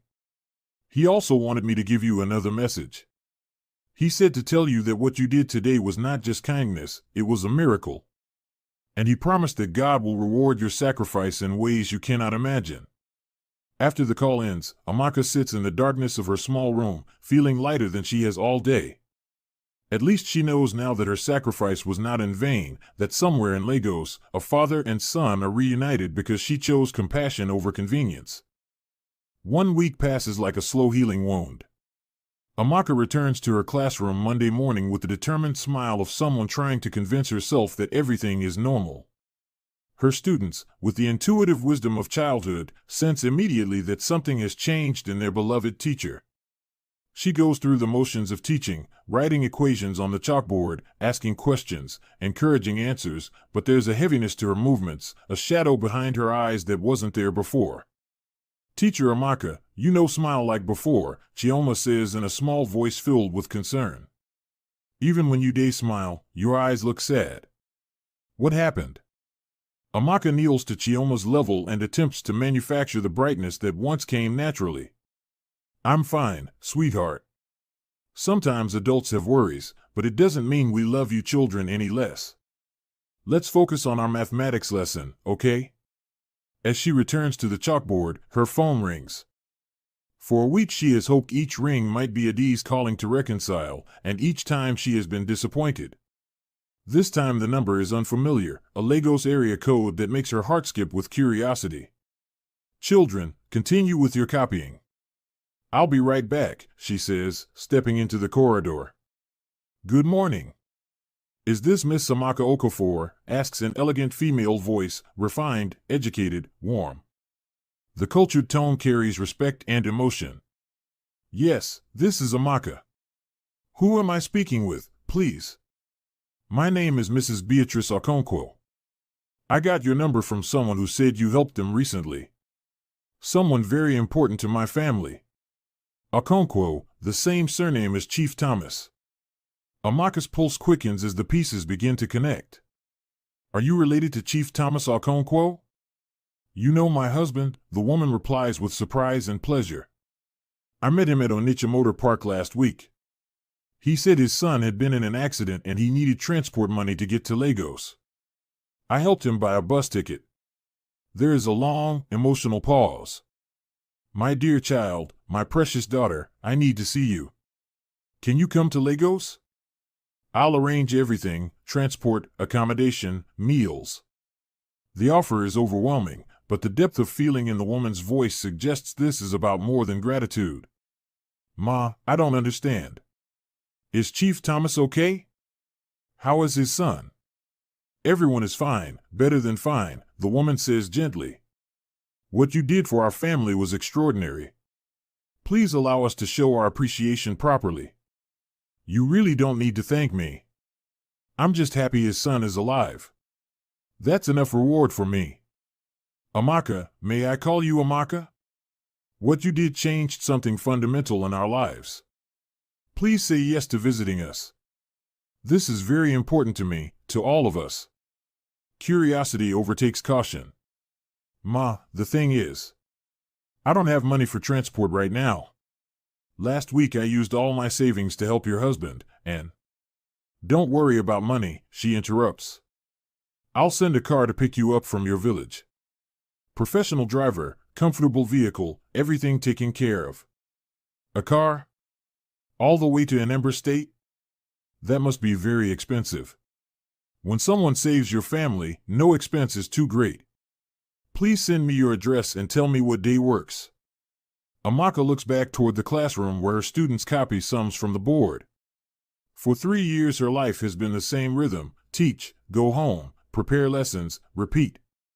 The chance to see how Chief Thomas's story ended is irresistible. I have to teach until Friday. What about Saturday morning? Saturday should be fine. Perfect, the woman says, joy evident. The car will be there by 8 a.m. sharp. After the call, Amaka stands outside the classroom staring at her phone. In 1 week she has gone from 1,000 naira and a cousin's wedding to look forward to nothing but her job and a mysterious invitation from Lagos Elite. What is happening to my life? She whispers. Saturday morning arrives with the enthusiasm of a child on Christmas Day. Amaka has been awake since 5, alternating between excitement and nerves. She washes and presses her blue dress, the same outfit that was meant for Adiz's wedding, and polishes her mother's gold earrings until they shine like new money. By 7:30 she sits by the window, watching the dirt road into her village. A gleaming black Mercedes-Benz S-Class glides down the red road like a spaceship landing in a cornfield. Within minutes, half of Umans gathers around it. Children point and whisper, adults stare in amazement, elders shake their heads at how the world is changing. Amaka! Whose motor be this one? Someone calls. This kind motor, I never see him before for television SEF, another adds. A professional chauffeur steps out, crisp white shirt, black tie, polished shoes, respectful demeanor. Good morning. Are you Miss Amaka Okafor? Yes, I'm Amaka. I'm Johnson, your driver for today. Mrs. Okonkwo sent me to bring you to Lagos. Are you ready to travel? He opens the rear door. Cream leather seats, bottled water, magazines, quiet air conditioning, luxury that belongs to another world. Amaka, this not like film we day watch, a villager exclaims. She offers the crowd a helpless smile. I honestly don't know what's happening. I'm just going to thank some people who helped me. As the Mercedes pulls away, leaving a trail of red dust and dropped jaws, Johnson speaks over his shoulder. Mrs. Okonkwo asked me to ensure you're completely comfortable. There's water, snacks, and a phone charger. Thank you, Johnson. Can I ask, what kind of work does the Okonkwo family do to afford all this? You'll find out very soon, he says with a knowing smile. But I can tell you they're very good people, and they've been talking about you all week. Mrs. Okonkwo called you an angel sent by God. Master Chike says you restored his faith in humanity. Master Chike, the son whose life she believes she helped save. Amaka wonders if he has recovered, if he knows a village teacher sacrificed family and plans to help his father. The landscape shifts from villages to highways to Lagos's commanding skyline. This city is so big, so modern, she murmurs. I feel very small. Don't worry, Johnson replies. Where we're going, you'll feel right at home. The Okonkwos understand a person's worth isn't measured by their address. The car enters Victoria Island, and Amaka's sense of displacement intensifies. Mansions line tree-shaded streets, pools glitter behind high walls, and every garden looks combed by perfection. They turn into Ikoyi, where privacy walls are art and security is discreet but absolute. At monumental gates 2 uniformed guards nod them through. The compound beyond takes Amaka's breath, flawless lawns like green carpet, a grand fountain, palms planted in perfect rows, a burst of flowers everywhere. The house itself is a sprawling estate, 3 stories of colonial grace with modern glass and sweeping balconies. This is not a house, she whispers. This is a small city. Near the entrance, luxury cars form a gleaming semicircle, and at the center sits a Rolls-Royce with its own quiet aura. The Mercedes stops. A woman emerges whose presence commands attention, Mrs. Beatrice Okonkwo, elegant and warm, dressed in a wrapper and blouse whose cost Amaka doesn't want to imagine. Amaka! My dear daughter. Welcome to our home, she says, enveloping her in a genuine embrace.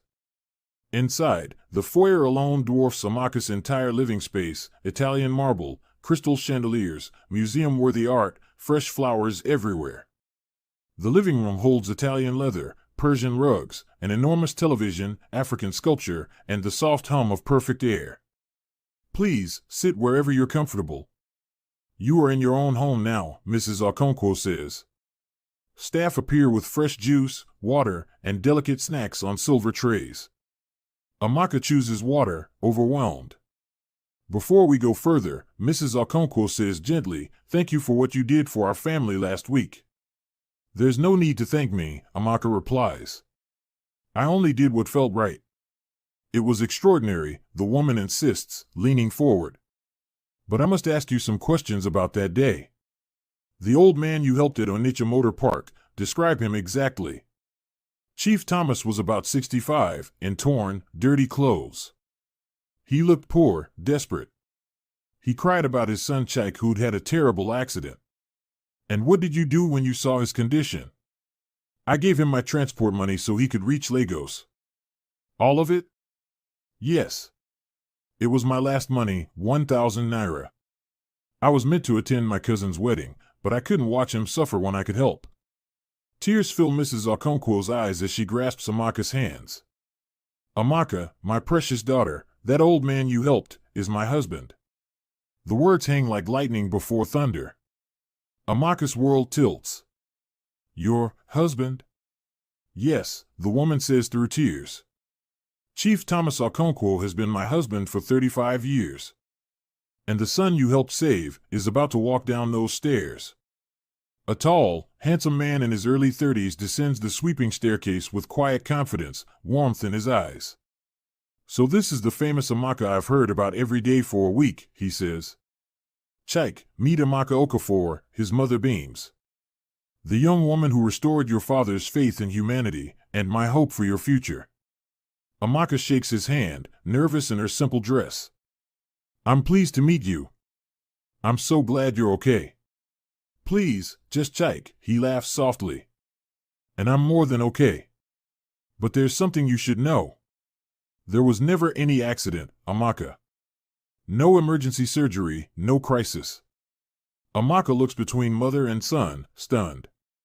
"But the hospital called me," Dr. Adelik said. "Dr. Adelik is our family friend and physician," Mrs. Okonkwo explains gently. "We asked him to call so you wouldn't worry about a crisis that never existed." Amaka sinks into the leather, the revelation heavy in her chest. "So, everything was a test?" "Not a test," Chike says, sitting across from her.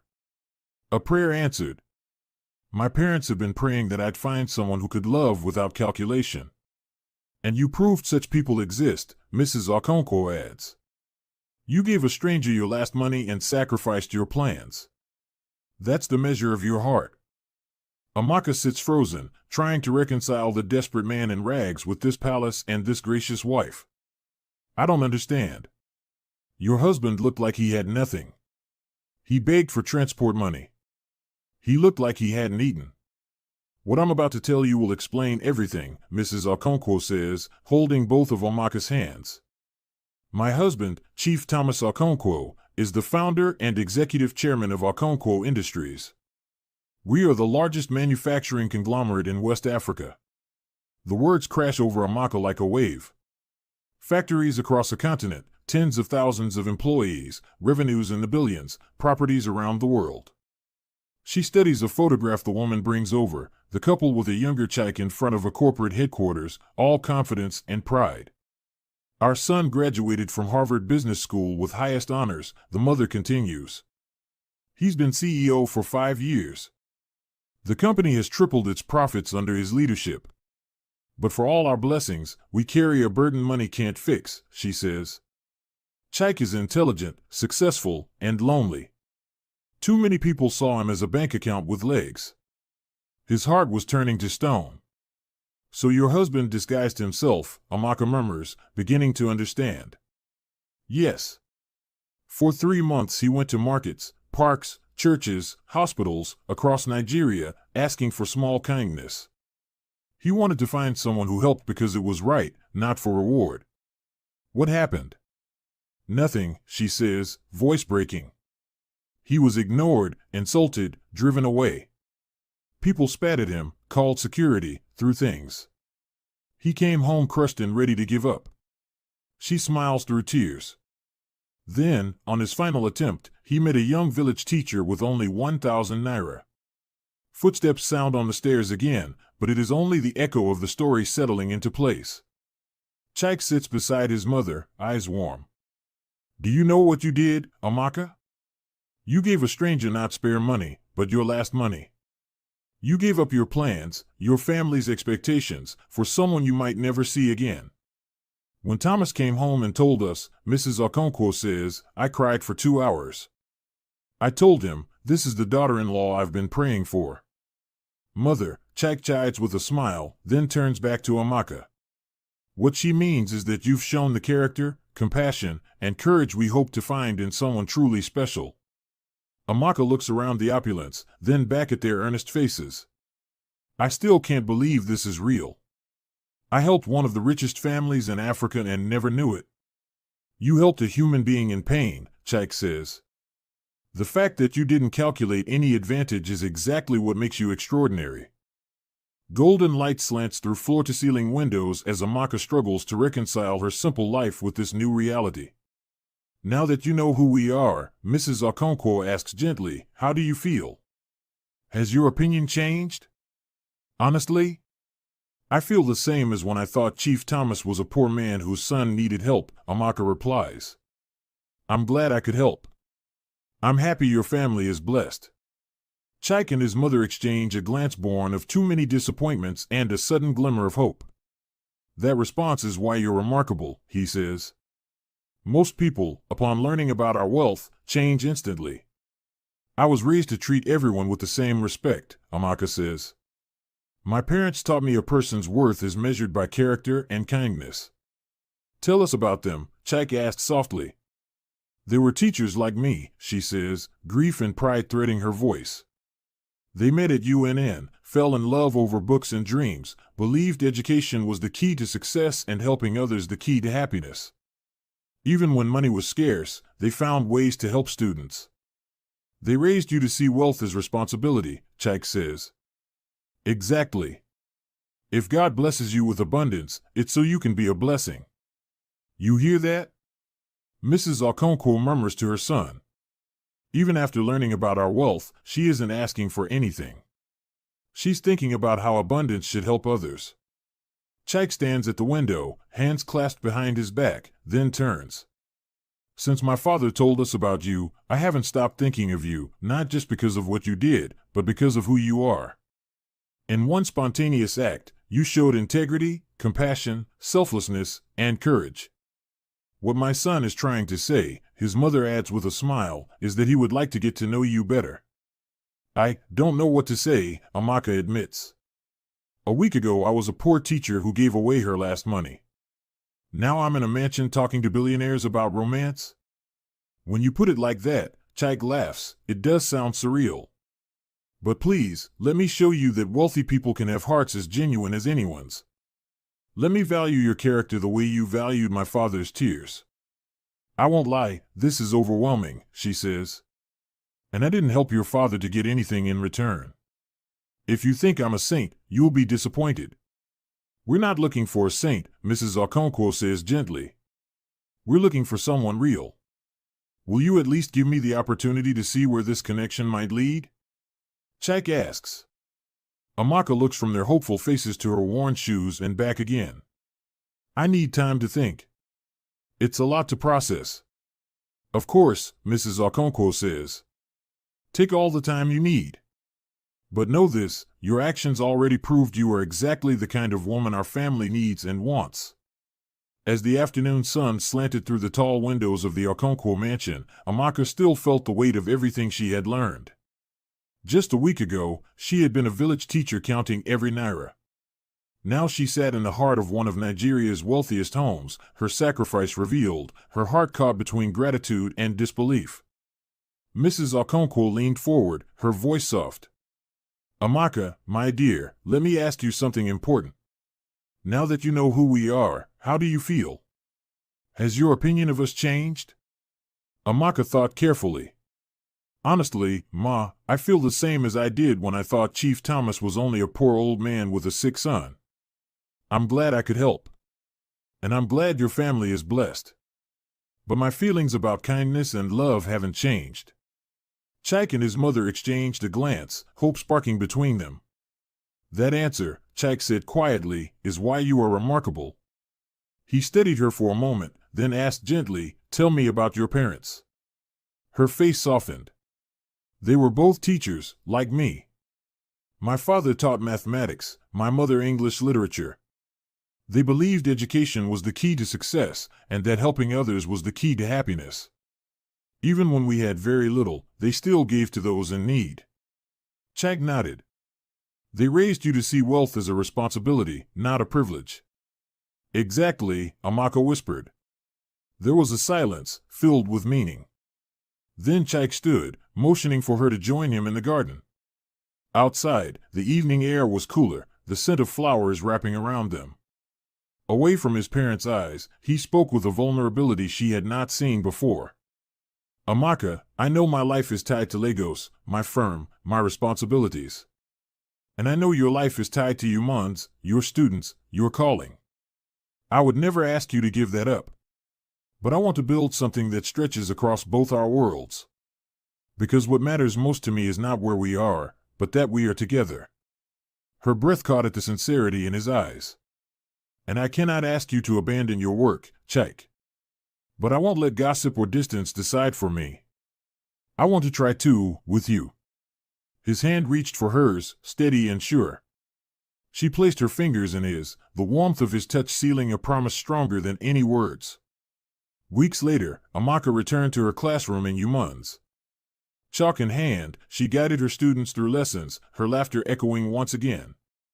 To them, she was still Teacher Amaka, the one who believed in their future. Yet when a sleek black Mercedes appeared at the edge of the schoolyard, the children cheered with delight.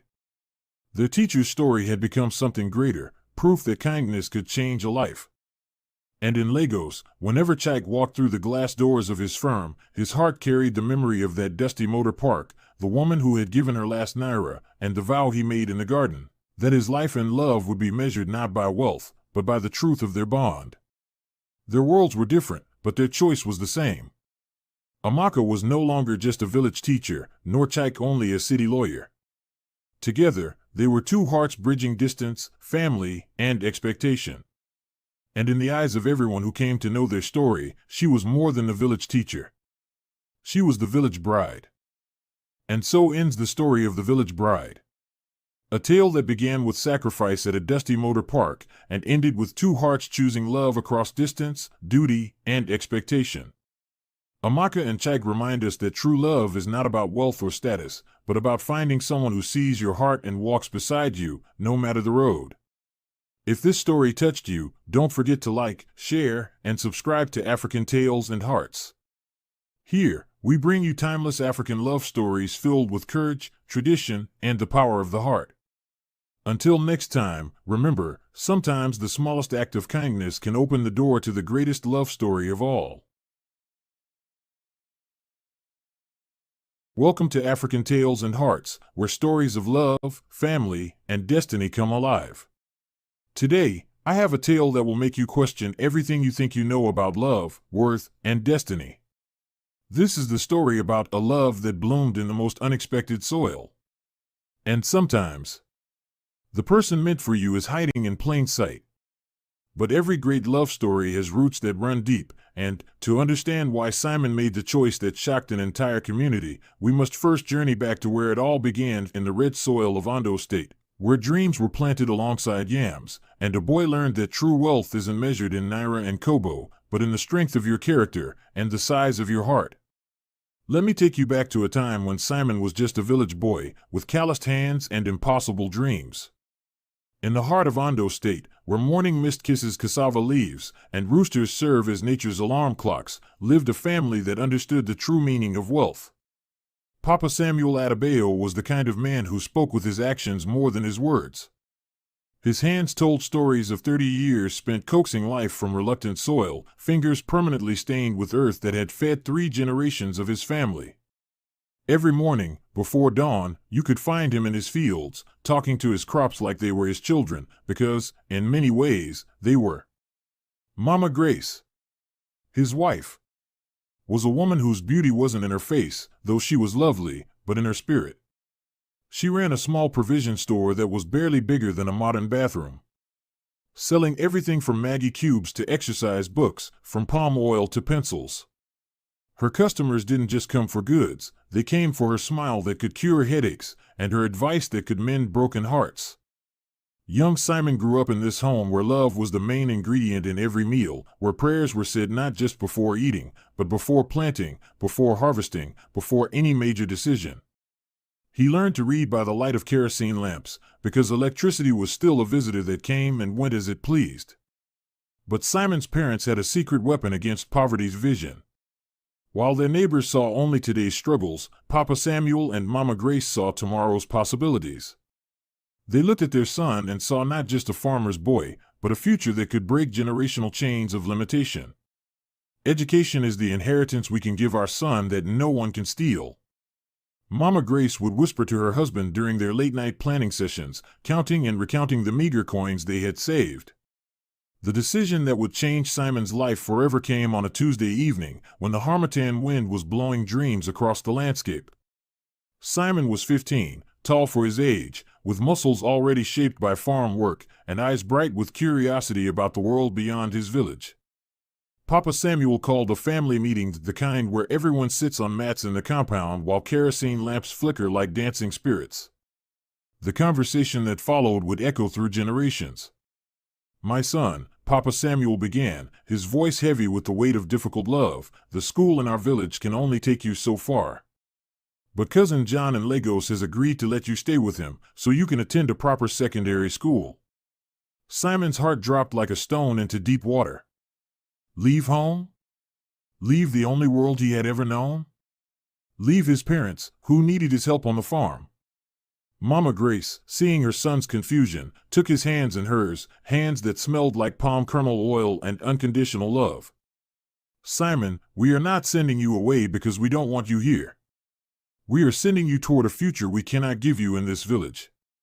The next morning, as Simon packed his few belongings into a Ganamusco bag, one of those large, checkered travel bags that had survived more journeys than a Lagos Danfo bus, the entire compound gathered to see him off.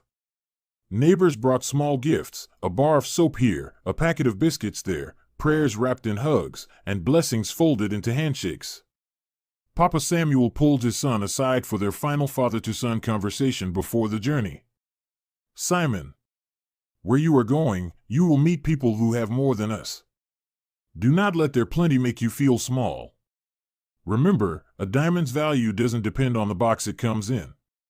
As the old Toyota Hiace that would carry Simon to his new life coughed to life, Mama Grace pressed something into her son's palm, a small wooden cross, carved by his grandfather's hands and polished smooth by 3 generations of prayers.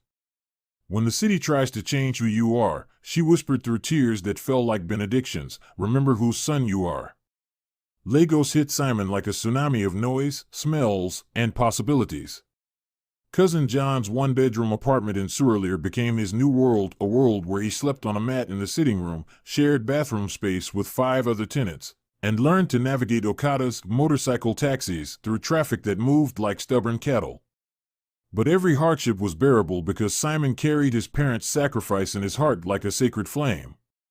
While his new classmates complained about their BlackBerry being too slow or their parents being too strict, Simon remembered his father's bleeding hands during harvest season and found strength to study harder.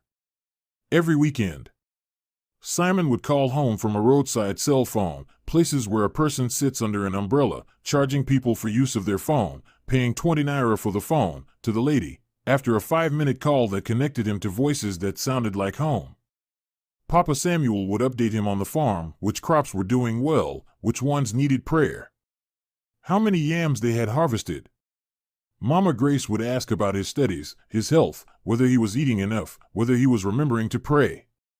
And every month, like clockwork, a small package would arrive, care packages containing dried fish, palm oil and plastic bottles, groundnuts wrapped in old newspapers, and always, always, a handwritten note from Mama Grace. "Study hard, but don't study away your heart.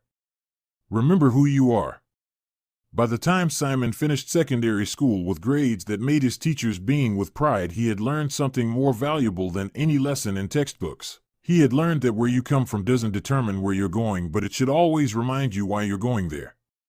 And as he prepared for university entrance exams, Simon made himself a promise that would guide every decision he made for the rest of his life. Success would never make him forget his roots, and wealth would never make him look down on others who were still climbing the mountain he had climbed. The lessons learned in red soil would one day become the compass that guides us through our most important decisions. It was during his second year that Clara Emanite walked into Simon's life like sunrise after a long night. She was studying economics in the faculty next to agriculture, and their first encounter happened in the most mundane of places, the university library during examination period. Clara was the kind of beautiful that made conversations stop mid-sentence and caused otherwise intelligent men to walk into glass doors. Her skin was smooth and radiant, her hair always perfectly styled, and she moved with the confidence of someone who had never been told she wasn't extraordinary. She dressed well without being flashy, spoke with the refined accent of someone from a good family, and carried herself like she was destined for greatness. Simon first noticed her struggling with a statistics assignment that looked like a foreign language written in mathematical symbols. She sat alone at a table surrounded by textbooks, her brow furrowed in concentration, occasionally sighing in frustration. Other male students had offered to help, but she had politely declined their advances, sensing their ulterior motives. Simon approached differently. He didn't lead with charm or compliments. Instead, he simply said, "Statistics can be tricky. Would you like me to explain that concept? I'm pretty good with numbers." Clara looked up, taking in this tall, well-built young man with kind eyes and calloused hands that spoke of real work. There was something refreshingly honest about his offer. No smooth lines, no obvious agenda, just a genuine desire to help. "You would do that?" Clara asked, surprised by his straightforward approach. For the next 2 hours, Simon patiently walked Clara through statistical concepts, explaining complex formulas in simple terms, using examples that made sense. He didn't try to impress her with his knowledge, he simply shared it generously, the way his parents had taught him to share everything else. As Clara finally understood the concepts that had been frustrating her for days, she found herself studying Simon's face more than the textbook. He had strong features that suggested character rather than mere handsomeness, and when he smiled, it reached his eyes in a way that made her feel like she was the only person in the crowded library. "Thank you," Clara said when they finished. "You're different from other guys here." "Different how?" Simon asked, genuinely curious. "Most of them want something immediately. You just helped because I needed help." That conversation sparked something that grew slowly, like a plant taking root in good soil. Clara began seeking Simon out for study sessions, then for conversations over lunch, then for walks around campus when the evening air was cool and the pressure of academics felt lighter. Clara came from what Nigerians politely call a comfortable background. Her father owned a successful printing business in Lagos, and her mother was a senior civil servant, a prestigious government position that commanded respect in their community. They weren't wealthy enough to be called rich, but they were secure enough to never worry about basic needs. Clara had grown up expecting certain standards, good schools, nice clothes, frequent family vacations, and the assumption that her future would be even more comfortable than her present. Dating Simon challenged Clara's expectations in ways she hadn't anticipated. He was intelligent, respectful, and genuinely caring, but he was also clearly from a different economic reality. When they went on dates, he chose local restaurants over expensive ones, not because he was cheap, but because his budget was limited. When she mentioned wanting something, he would encourage her to save for it rather than offering to buy it for her. At first, Clara found Simon's approach refreshing. Here was a man who saw her as more than a prize to be won with expensive gifts. He listened to her dreams of working in international development, encouraged her academic ambitions, and treated her opinions with respect. Their conversations ranged from economics and agriculture to philosophy and their hopes for Nigeria's future. But as months passed, Clara began to feel the gap between Simon's world and the world she aspired to inhabit. When her friends talked about their boyfriends' cars, designer gifts, and expensive dates, Clara had stories about meaningful conversations and genuine affection. When they showed off jewelry and clothes their men had bought them, Clara had memories of shared meals and long walks that cost nothing but meant everything.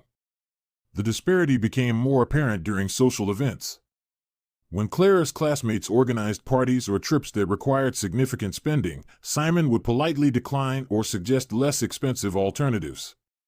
When Clara needed money for projects or emergencies, Simon would give what he could, but it was never enough to solve problems completely, only enough to help. Clara began making subtle requests that grew less subtle over time. "Simon, I need to contribute 2,000 naira, about $5, for my friend's birthday gift. Can you help?" Or, "My phone needs credit for an important call to my parents.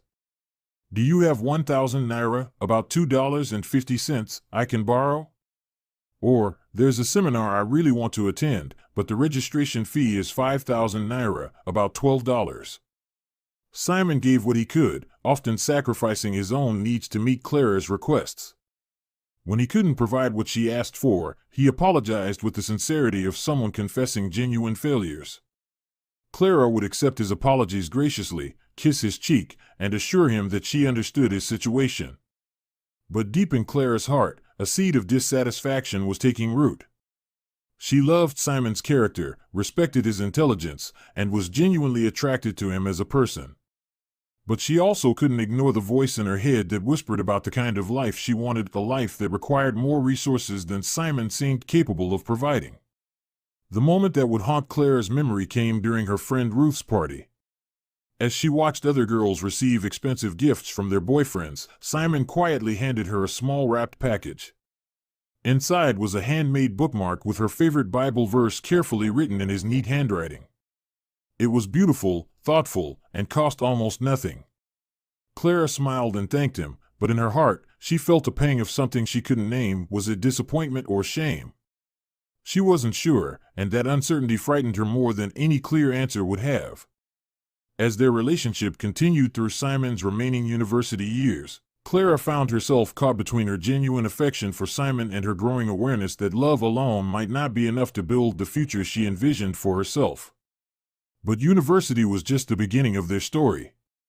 The choices that lay ahead would reveal the true nature of their characters in ways neither of them could imagine. Simon graduated from the University of Ibadan with first-class honors, the highest academic achievement and accomplishment that sent waves of celebration through his village and brought tears of joy to his parents' eyes. His final year project on sustainable palm oil production had impressed his professors so much that Dr. Adeyemi recommended him for several agricultural development programs. Clara graduated 6 months later with a respectable second-class upper degree in economics. By then, the cracks in their relationship had already begun to show. During Simon's final semester, Clara had become increasingly distant, often canceling their planned meetings and taking longer to return his calls. The distance became more pronounced when they both left for their respective youth service postings, the mandatory one-year national service program. Simon was sent to Rivers State Agricultural Development Program, while Clara was posted to serve in Kaduna State with a microfinance institution. What had once been daily phone conversations dwindled to weekly check-ins, then to sporadic messages that felt more obligatory than affectionate. Simon threw himself into his youth service with genuine passion, working alongside experienced agriculturalists and local farmers. His approach to pest management using organic compounds increased crop yields by 30% in the pilot farms where he worked. Local farmers, initially skeptical of this young graduate with his textbook knowledge, began seeking his advice as they witnessed the results of his methods. Meanwhile, Clara's calls became increasingly infrequent. When she did call, their conversations felt strained and perfunctory. By the time Simon's youth service was ending, his contact with Clara had dwindled to occasional text messages. The relationship that had sustained them through 3 years of university had quietly died during their year of service, killed not by dramatic arguments but by Clara's gradual withdrawal and loss of interest. Simon felt the sting of Clara's abandonment, but he channeled his energy into productive pursuits. He had learned to recognize when someone was no longer invested in a relationship, and he refused to chase after affection that was no longer freely given. During his service year, Simon began having serious conversations with Papa Samuel about the future of their family land. The Adebayo family had inherited 120 acres, about 49 hectares, of fertile land from Simon's great-grandfather, a man who had possessed the foresight to acquire property when it was still considered worthless bush. "Papa," Simon said one Saturday evening as they sat under the mango tree that had sheltered 3 generations of family discussions, "what would you think about expanding our palm oil production?" Simon explained his vision. Palm oil was becoming increasingly valuable both locally and internationally. The techniques he had learned and refined during his service year could transform their modest farm into a significant agricultural enterprise. But such an expansion would require capital they didn't currently possess. The solution, Simon proposed, was both simple and difficult. They could sell a portion of their ancestral land to fund the transformation of the remainder into a modern palm oil plantation. Mama Grace supported the idea with characteristic wisdom. "We can hold onto all the land and remain as we are," she said during one family discussion, "or we can use part of the land to create something that will benefit many generations to come." This suggestion led to 3 months of family meetings that stretched deep into many nights. The decision to sell any portion of ancestral land was not taken lightly in their culture. Land was more than property, it was heritage, identity, and security rolled into one. Finally, after much deliberation, Papa Samuel made the decision that would change their family's trajectory. They would sell 20 acres of their land to fund the development of the remaining 100 acres into a modern palm oil plantation. With this capital, Simon and Papa Samuel began the careful process of transforming their remaining land. They purchased high-quality palm seedlings, modern irrigation equipment, and hired experienced plantation workers. Simon applied the scientific methods he had learned in university, while Papa Samuel contributed the practical wisdom that comes from decades of working the soil. After completing his youth service, Simon secured employment with an agricultural consulting firm in Lagos. The job provided steady income and kept him connected to the latest developments in agricultural technology. But his heart remained with the family plantation, and he spent every weekend and holiday working alongside Papa Samuel. The first year was challenging. Palm trees take time to mature, and the initial investment was substantial. The second year brought encouragement as the palm trees established strong root systems. The third year marked the beginning of their success. The palm trees began producing fruit in quantities that exceeded their most optimistic projections. As the plantation's reputation grew within their region, Simon found himself consulted by other farmers interested in improving their own operations. He generously shared his knowledge, helping neighbors implement techniques that could benefit their families as well. But success didn't change Simon's character. When he purchased his first car, a modest Toyota Corolla, he drove it to the village to show his parents before using it in Lagos. When the plantation's profits allowed him to build a new house for Papa Samuel and Mama Grace, he chose a comfortable but not ostentatious design that reflected their values. When young Bayo from the neighboring village approached Simon with tears in his eyes, explaining that his father couldn't afford his university fees, Simon quietly paid the entire amount. "Education is not a privilege," he told the grateful boy, "it's a responsibility we owe to each other." Simon created employment for young people in his community, supported local schools with donations of books and supplies, and established a small fund to help promising students who couldn't afford university fees. One evening, as Simon watched the sunset paint the palm trees golden, he thought about Clara for the first time in months. Not with pain or longing, but with gratitude. Her rejection had forced him to discover who he truly was when he wasn't trying to be enough for someone else. Sometimes, he realized, the greatest gifts come disguised as losses. As Simon approached his mid-20s, he had achieved financial security and professional recognition within his agricultural community. He carried these successes lightly, still taking public transportation when traveling within Lagos and maintaining the same humble character his parents had instilled in him. He had built a life of purpose and prosperity. He was content, fulfilled, and at peace with his past. 4. Years after their relationship had quietly died through Clara's gradual withdrawal, Simon found himself in Victoria Island, Lagos's business district, for a meeting with potential buyers.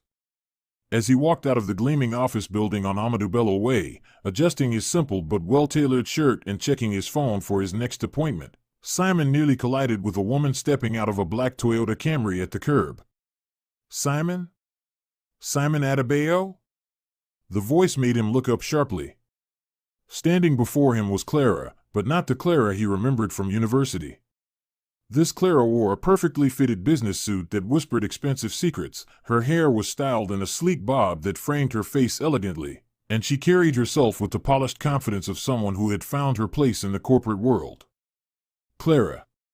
Simon's voice carried surprise mixed with something that might have been caution. "You look, well." Clara steadied his face, taking in the changes 4 years had brought.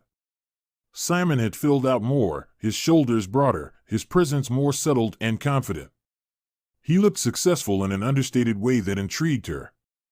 "You too," Clara replied, her smile warm but calculating. "What brings you to Victoria Island?" "Business meeting," Simon answered simply, offering no details. They stood there for a moment, the Lagos traffic providing a noisy backdrop to their unexpected reunion. Clara glanced at her expensive watch, then back at Simon. "Do you have time for lunch? There's a nice restaurant nearby." The restaurant Clara led him to was one of those upscale establishments in Victoria Island that catered to Lagos's business elite. Over jollof rice, a popular West African dish, and grilled fish, they caught up on the years that had separated them. Clara spoke enthusiastically about her career trajectory. After youth service, the mandatory national service program, she had secured a position with a prominent commercial bank in Lagos, starting as a junior relationship manager and working her way up through determination and strategic networking. I'm now a senior relationship manager, Clara said with evident pride. I handle some of our biggest corporate accounts. The salary is excellent, and I'm being considered for a promotion to assistant manager. Simon listened, nodding appreciatively at her achievements. Clara had always been ambitious, and it seemed she was building the successful urban career she had always envisioned. What about you? Clara asked, cutting her fish with practiced elegance. Are you still farming? There it was again, that slight pause before the word farming, as if she were mentioning something mildly embarrassing. Simon noticed it but chose not to react. Yes, I work in agriculture, he replied simply, offering no details about the scale or success of his operations. As Clara spoke about her corporate success, Simon found himself remembering the young woman who had once asked him for 2,000 naira for a friend's birthday gift. Now she was casually ordering meals that cost more than his father's weekly income used to be. The irony wasn't lost on him. She was impressed with her own success while sitting across from someone whose monthly income could probably cover her annual salary.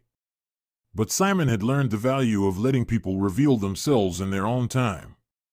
Clara nodded politely at his agricultural work, but Simon could see she was already losing interest.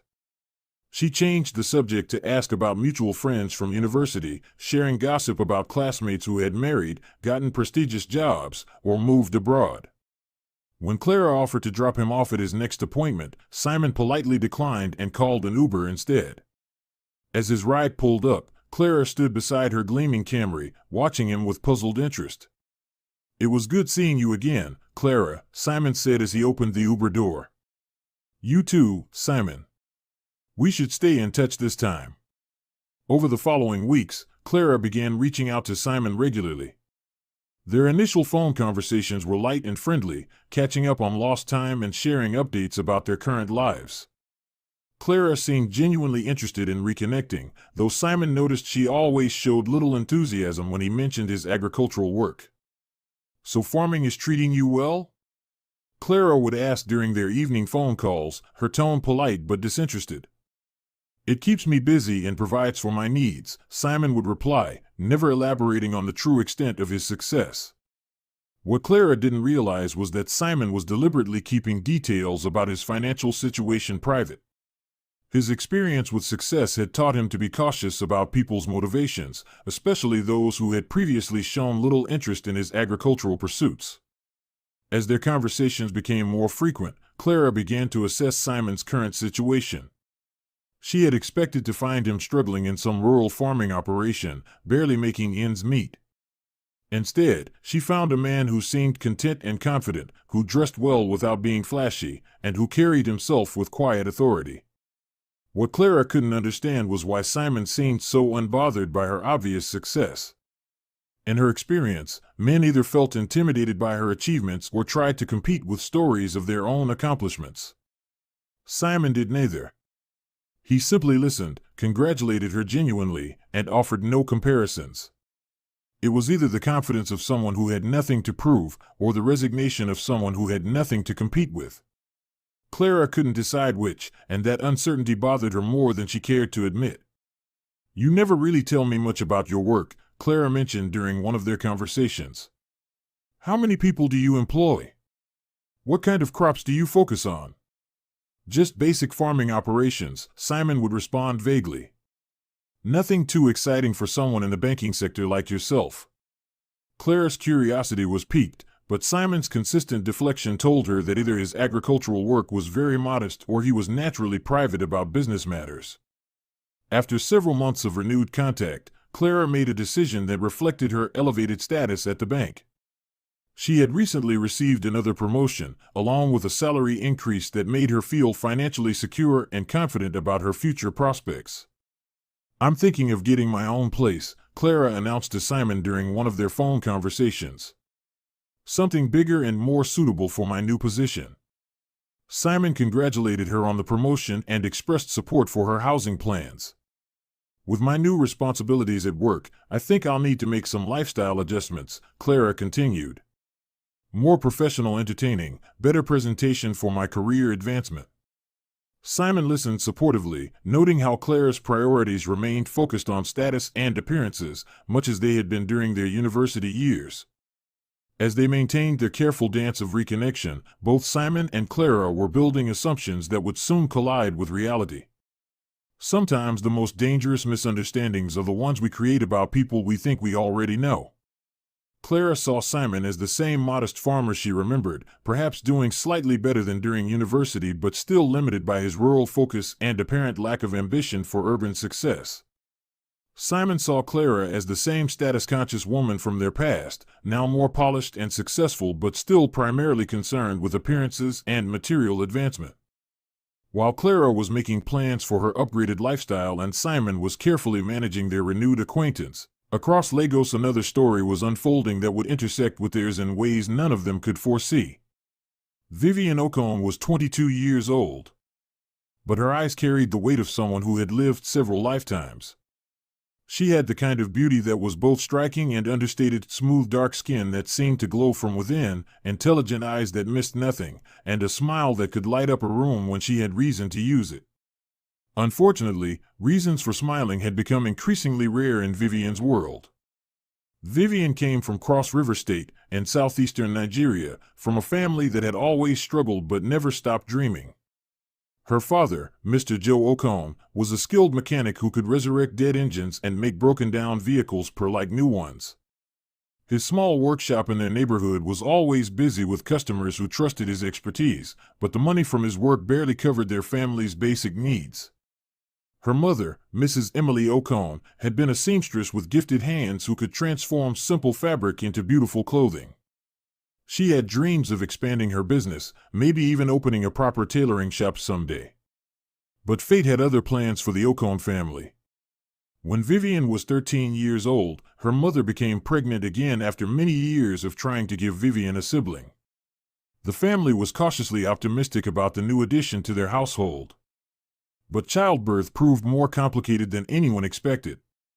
Emily Okon died giving birth to Vivian's younger brother, Stanley, leaving behind a 13-year-old daughter and a newborn son with a husband who suddenly had to learn how to be both father and mother. From the age of 13, Vivian transformed from a typical teenager into the woman of the house. While her classmates worried about homework and friendships, Vivian was learning to care for a newborn baby, manage household responsibilities, and help her grieving father navigate single parenthood. She would wake up at dawn to prepare formula for baby Stanley, get herself ready for school, and then rush home during lunch breaks to check on him. After school, she would take over Stanley's care completely, allowing their father to work longer hours in his workshop to provide for their reduced family. But Vivian was exceptional in ways that couldn't be measured by her circumstances. Despite her additional responsibilities, she continued to excel academically. She absorbed knowledge like dry ground absorbs rain, excelled in every subject, and dreamed of using education as her ladder out of poverty. Vivian has the kind of mind that comes along once in a generation, her secondary school principal, Mrs. Adiz, told her father during a parent-teacher conference. If you can keep her in school, she will go places that will amaze us all. Mr. Okon worked even longer hours, sometimes sleeping in his workshop to save transportation money, all to ensure Vivian. Nneka smiled, pretending to hush them.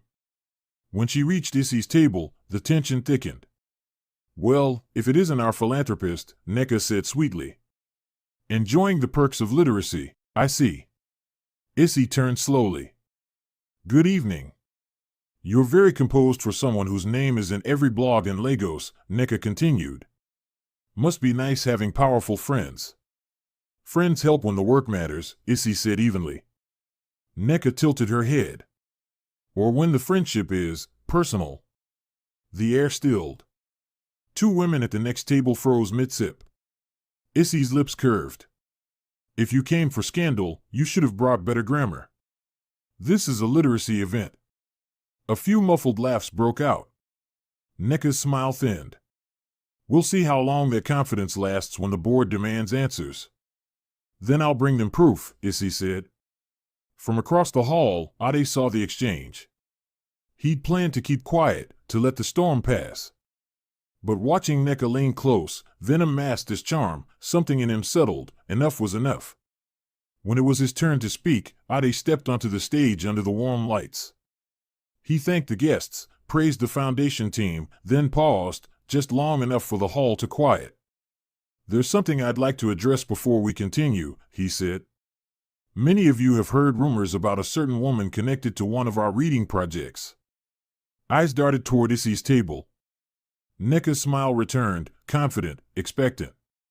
Ade continued, voice calm but carrying. "That woman isn't a stranger or a beneficiary of convenience. She is my wife." A gasp rolled through the hall. Nneka's glass slipped from her hand and hit the floor. Ade went on, measured and sure. "She began a small reading stall years before the foundation existed. When we met, I admired her work long before I knew her heart. So yes, the foundation supported a project she built. Not because of who she married, but because it deserved support." He looked directly at Issy. "And if anyone doubts her integrity, they can start by matching her impact." The applause came slowly at first, then spread, cautious, then bold. Issy stayed seated, eyes shining but steady. Across the room, Nneka's smile had vanished entirely. But in Lagos, every truth comes with a price. The family he defied is watching, and the woman he loves has just become their favorite enemy. Join us in part 2 of The Billionaire's Hidden Wife, where love must stand against blood, pride, and the cost of power. You've been listening to African Tales and Hearts, where stories of love, family, and destiny come alive. If this story touched your heart, don't forget to like, share, and subscribe for more African love stories that inspire, heal, and remind us that true strength often wears a gentle face. Welcome to African Tales and Hearts, where stories of love, family, and destiny come alive. Today, we continue the story of Ade and Issy, a love tested by pride, gossip, and truth. Morning light slid across the manicured lawns of the Cole family mansion in Ikoyi. Inside, the silence was thick enough to taste. A silver tea service sat untouched between Ade's mother and Uncle Tunde. Ade's mother broke the stillness first. "He stood there," she said, voice trembling, "and told the whole city he married a roadside woman. In front of our peers. Our name, our family, dragged into gossip." Uncle Tunde folded his newspaper. "A man who forgets his station forgets his protection. People will talk, contracts will shift. This is how dynasties crumble." "He could have chosen any woman of standing," she snapped. "He could have chosen Nneka. But no, he chooses sentiment over sense." Tunde leaned back. "We must correct it. Quietly. Bring him home, talk reason into him before the board begins to doubt his leadership." "I'll call Funkia's mother," she said. "Let her speak to that girl. Maybe she can reach him." By midday, Funkia's mother had called, her words spilling fast and hot. "Your uncle is furious, your aunt is humiliated. Everyone in Ikoyi is whispering. They blame you and that Nneka for pushing him into this mess." Funky ended the call with her stomach in knots and rang Nneka immediately. "They're angry," she said. "They're saying you embarrassed the family. Auntie wants Ade to annul the marriage quietly." Nneka gave a small, cold laugh. "Annul? After declaring her on stage? He's trapped now. But that doesn't mean she's safe." "What are you planning?" Funky asked. "Damage control," Nneka replied.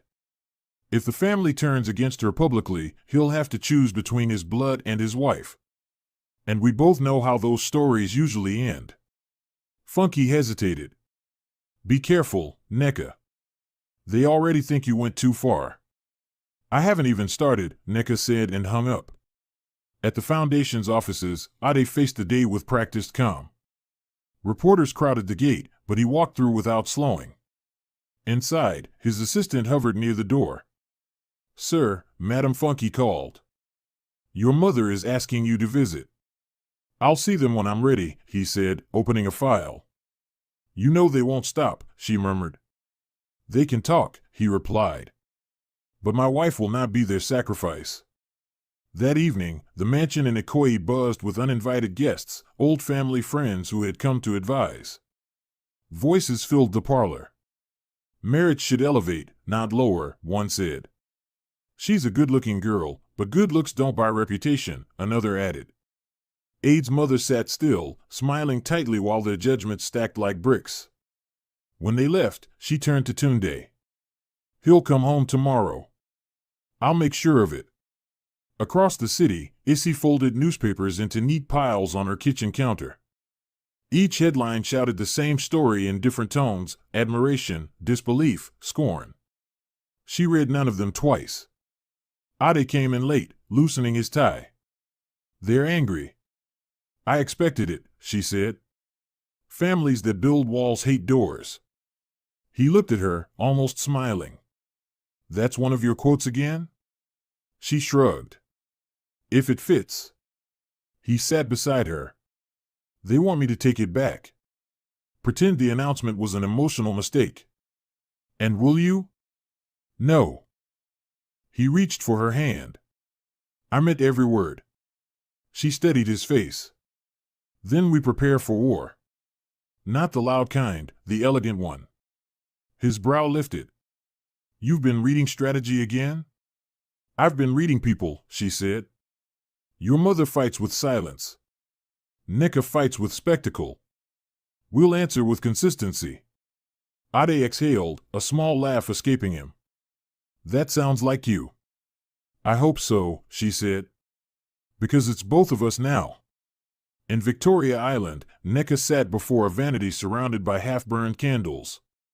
Her phone glowed with messages from gossip editors waiting for quotes. She typed slowly, each word calculated. Sometimes success blinds good men. Some women know how to guide that blindness. She hit send and watched the message spread through group chats and social pages within minutes. By morning, Lagos would be divided again, half defending, half condemning. Either way, she would be the one feeding the fire. Night settled over the city. On the balcony of their apartment, Ade and Issy watched the traffic lights blink red and gold far below. Tomorrow, he said quietly, they'll come at me from every side. Then let them find you standing, she replied. He turned to her. And you? She smiled, faint but steady. I've stood through worse winds. Let's just keep our footing. He wrapped an arm around her. They stood like that, two figures against the city's glitter, while the noise of power and pride gathered for the next day. The next morning, Lagos woke with new gossip. By 7, headlines and voice notes had already spread through WhatsApp groups and breakfast tables from Ikoyi to Surulere. The hidden wife of the coal heir revealed. Street girl turned society wife? Who really runs the reader's corner? Every image from the gala was analyzed, her gown, her posture, even the way Ade had looked at her. Some saw grace. Others saw intrusion. In the Cole mansion, breakfast sat untouched on the dining table. Ade's mother scrolled through her phone with tight lips. Her sisters had sent messages. One had written, "Control your son before this turns into a family shame." Another added, "If he wanted charity, he should have built a school, not married one." When Ade walked in, the air dropped a degree. "You've made a spectacle," his mother said, voice low but sharp. "Our friends are laughing. The family name is on every blog." Ade stood still. "Then let them laugh. I spoke the truth." She set the phone down. "You could have told me privately. You could have saved us all this disgrace." He met her eyes. "You wanted silence. I gave you honesty instead." "Honesty doesn't clean a stain," she snapped. "You've tied yourself to a girl with no name, no background. How will your children walk in this city?" Ade's tone stayed even. "With their heads up. Just like their parents." She turned away, shaking her head. "You think love can build walls against the world? You'll learn." "I already did," he said quietly. "That's why I married her." He bowed slightly and walked out, leaving the untouched breakfast cooling in the air. Across the city, Issy was restocking books at her stall when she noticed the hush. 3 women stood across the street, whispering behind a pile of oranges. One pointed discreetly. A vendor she'd known for years suddenly avoided her eyes. When a group of students came by, one of them hesitated before greeting her. She smiled anyway, steady and polite. "Good morning. What do you need?" The girl held up a list. WAEC English. Issy handed her a book. "Take 2 weeks. Return it clean. No stories." The girl nodded, grateful. As they left, the whispers faded. Later that afternoon, Ade parked nearby and joined her for a short break. "You've seen the papers," he said. "I've seen enough," she replied. "They've made me everything from a charity case to a witch." He smiled faintly. "You forgot Gold Digger." "I don't have time to dig," she said. "I'm too busy selling books." He laughed quietly. "That's my wife." "Your mother doesn't think so," she said softly. His smile faded. "She'll come around." Issy shook her head. "No. But she'll learn to live with it." She wiped her hands on a towel and added, "People like her aren't afraid of poverty, they're afraid of being seen near it." Ade leaned on the counter. "And you?" "I'm not afraid of what feeds me," she said simply. He reached out, brushed his thumb over her knuckles, a small public gesture of loyalty. Across the street, the orange vendor paused mid-sale, watching. Ade noticed, but didn't care. That evening, Nneka sat in her mother's parlors surrounded by 2 of her friends, the kind who always came when gossip smelled fresh. Her phone rang nonstop, socialites, journalists, acquaintances pretending to check on her. "You're trending," one friend said. "People think you were betrayed." "Let them," Nneka replied, voice smooth as oil. "Pity is power. The more they pity me, the worse she looks." Her mother frowned. "You've said enough, Nneka. This fire will burn both ways." Nneka smiled without warmth. "Then we'll see who melts first." She lifted her glass of juice, eyes fixed on her reflection in the dark TV screen. "He chose her in public. I'll ruin her in public." That same night, Ade and Issy lay in bed. She leaned against him, silent. "Are you angry?" he asked. "No," she said. "Disappointed, maybe." "In who?" "In the world," she said. "For loving noise more than truth." He turned slightly, brushing a braid from her face. "Then we'll speak quietly, but keep standing." She gave a small smile. "You're still proud." "Of you," he said. She laughed softly. "Then let's see how long that pride lasts. Tomorrow, you'll face worse." "Let them bring it," he said, his tone steady. "They'll find me beside you." Her head rested on his shoulder, and they enjoyed their silence for the night. Lagos refused to quiet down. The story of the billionaire and his hidden wife had become breakfast talk, office gossip, and online debate. By the second morning, it was no longer news, it was entertainment. At the Cole mansion in Ikoyi, tension buzzed under the soft hum of the air conditioner. Ade stood before his mother, who sat on a cream sofa that looked too delicate for anger. "You embarrassed this family," she said. "Everywhere I go, people talk. Even the board chair's wife sent me a message. She called your marriage an experiment." Ade's voice was calm. "She is my wife. That's all." She rose slowly, gilly glittering like gold armor. "Wife? You call some like that wife when you shame us in public? You could have protected your name, our name." He met her eyes. "If a name only stands when it hides something, it's not worth protecting." Her bracelets chimed as she turned away. "You think you can build alone in this city? Wait until doors stop opening. Wait until the board turns. Then I'll build new doors," he said. He gave his customary bow to her respectfully and left. At the market, Issy kept her head down, while gossip rustled like wind through dry leaves. Some smiled too wide. Others whispered and pretended not to stare. Still, students came, always the brave ones first. One girl hesitated, clutching a note. "Do you still lend books?" she asked timidly. Issy nodded. "Even to people who read the news." The girl grinned, the tension broke, and life continued, at least on the surface. When Ade's car pulled up, everyone watched. He stepped out anyway, tall, steady, and unbothered. He placed a small box on the counter. New stock. Latest WAEC set. They'll say you're funding me again, she said quietly. Let them say it, he replied. They were saying worse yesterday. She smiled faintly. You and your calm. It's my only luxury, he said. Their hands brushed, nothing hidden, everything understood. That night, the apartment was dim except for a warm lamp in the corner. They sat cross-legged on the rug, a half-finished puzzle between them. Rain pressed against the windows, soft and steady.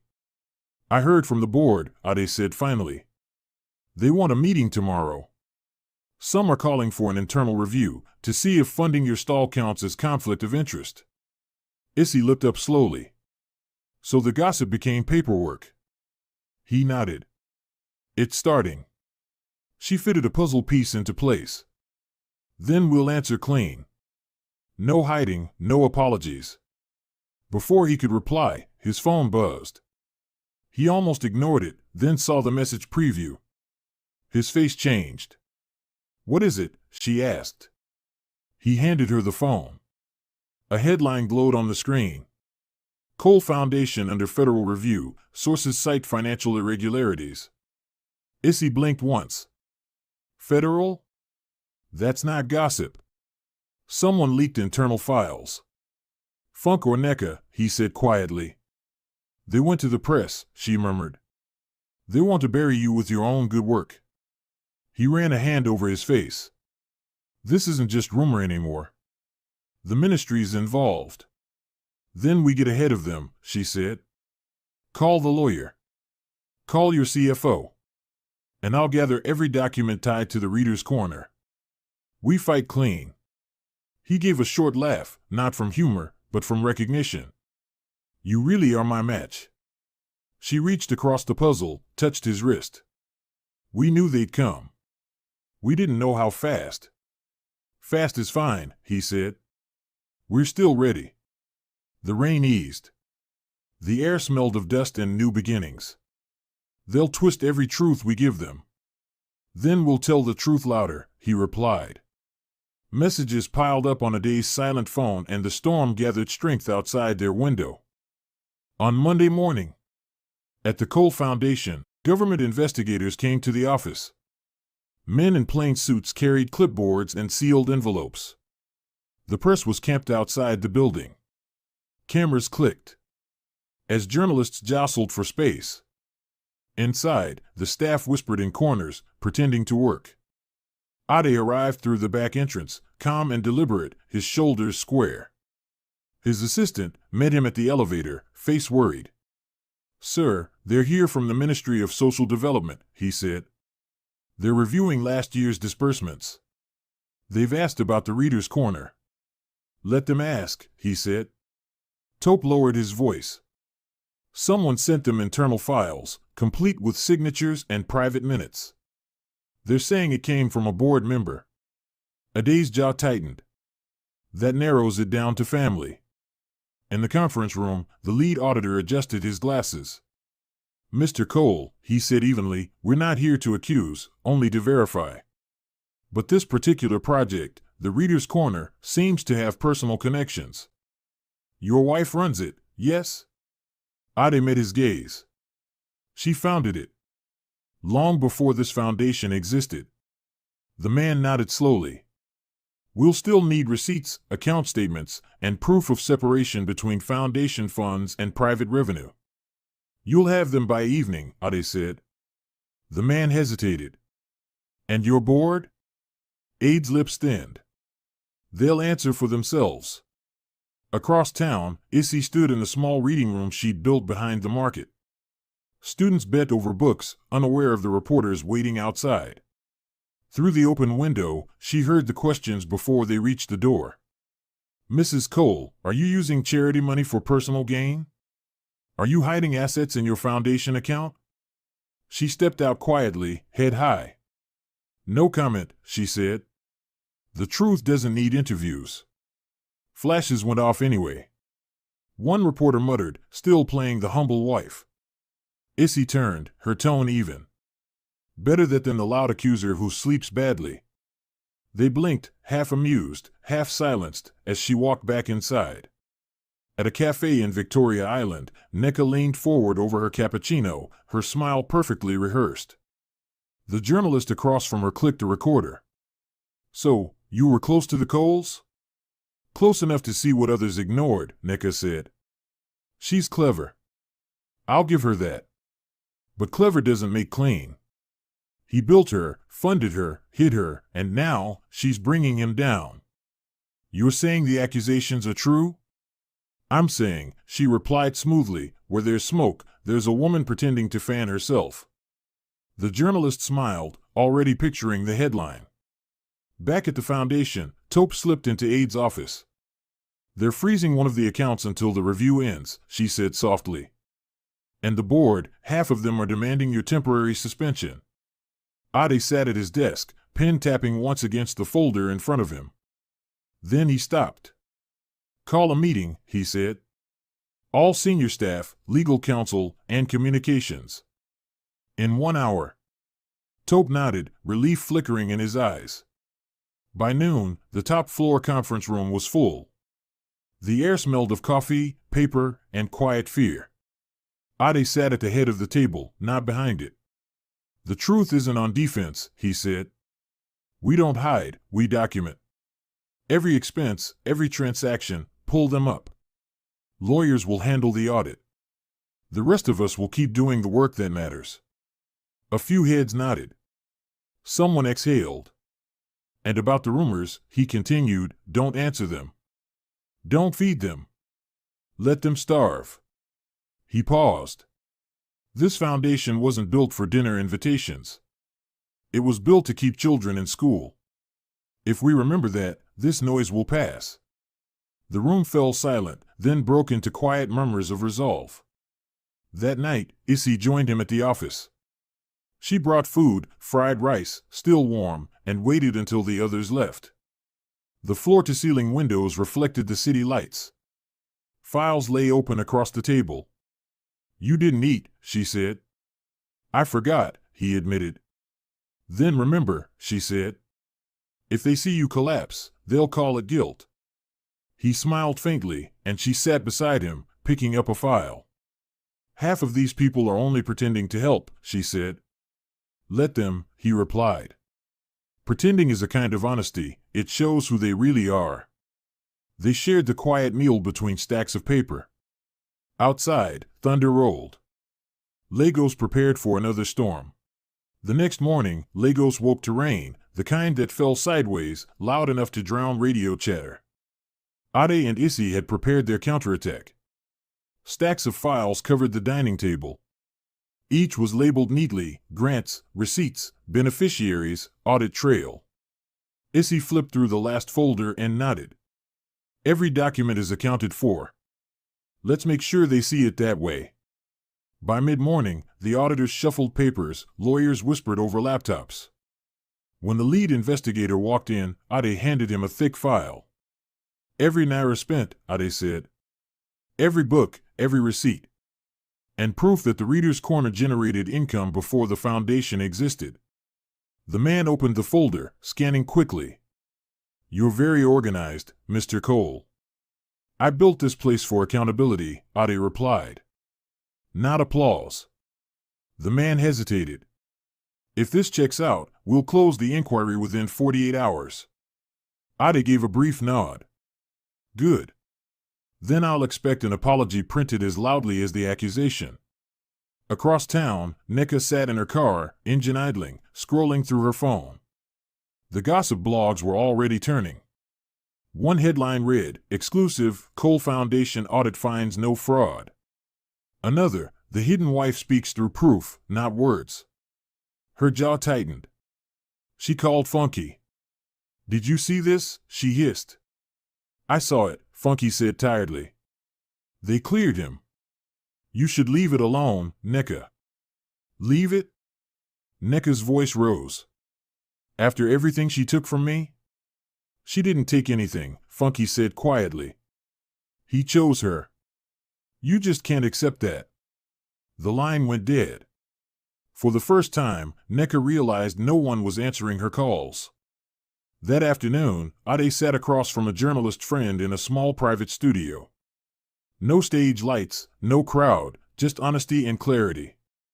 You've been quiet since the scandal began, the journalist said. Why speak now? Ade smiled slightly. Because truth needs timing. I wasn't quiet, I was gathering proof. And your wife? She's the reason I can stand here. She didn't ask for wealth or fame. She just wanted books to reach children who can't afford them. That's not a crime, that's service.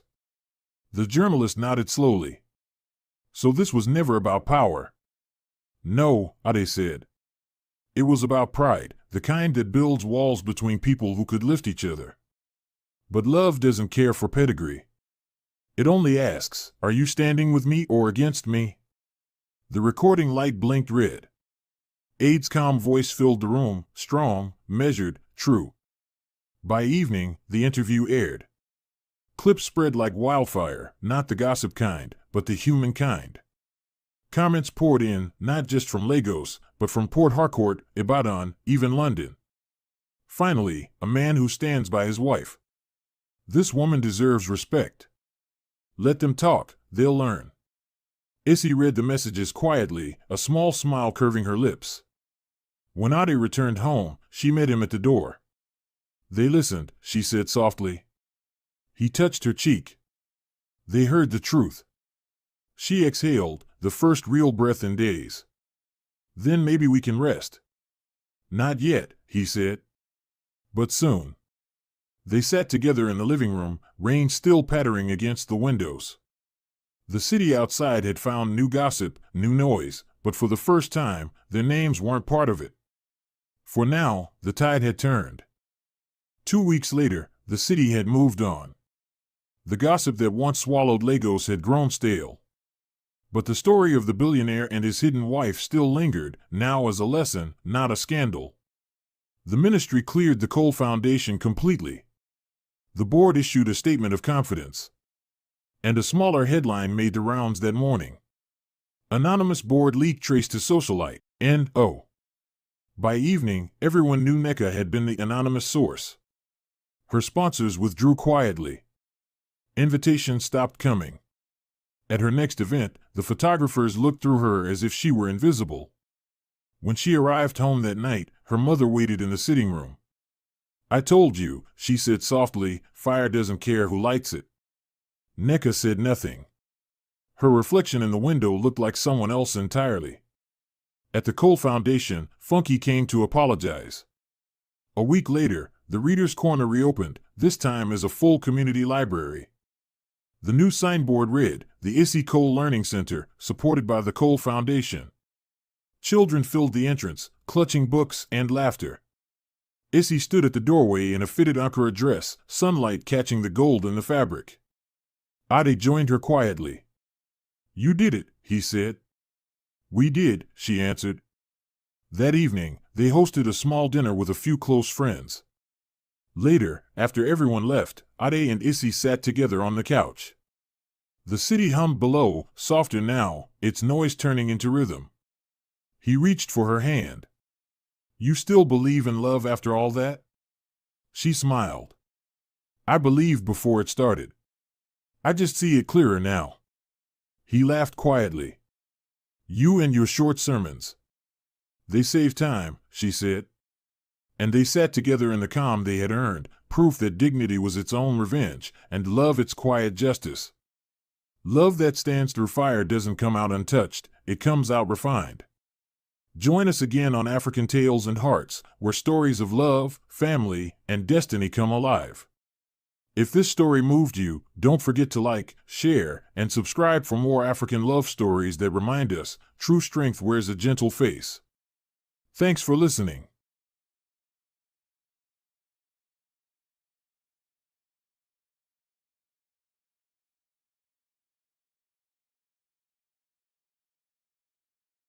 Welcome to African Tales and Hearts, where stories of love, family, and destiny come alive. In a world where love is often tested by tradition and a woman's worth measured by her womb, one woman's rejection became the seed of her greatest miracle.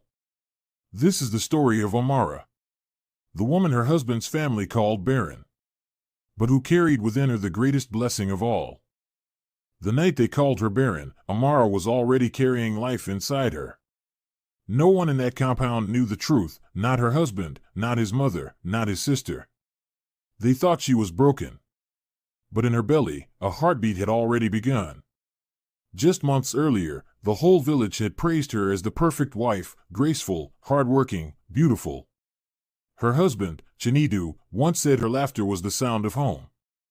But that was before his mother turned love into shame. In the Red Earth village of Nobi, Amara had learned to survive storms. Orphaned young, raised by strangers, she knew how to smile through pain. Yet nothing prepared her for the day her worth would be measured only by the cry of a child. That evening, as she swept the compound, her mother-in-law's words struck like a whip. A marriage without a baby, she said, was like a yam with no taste. 2 years, and still Amara's womb slept. Her sister-in-law laughed. Some men are truly blessed, she said, their wives give them sons. Amara said nothing. She only smiled faintly, because the gods had already answered her prayer. That night, beneath the stars of Igboland, she touched her stomach and whispered, "Chukwu Okike, thank you."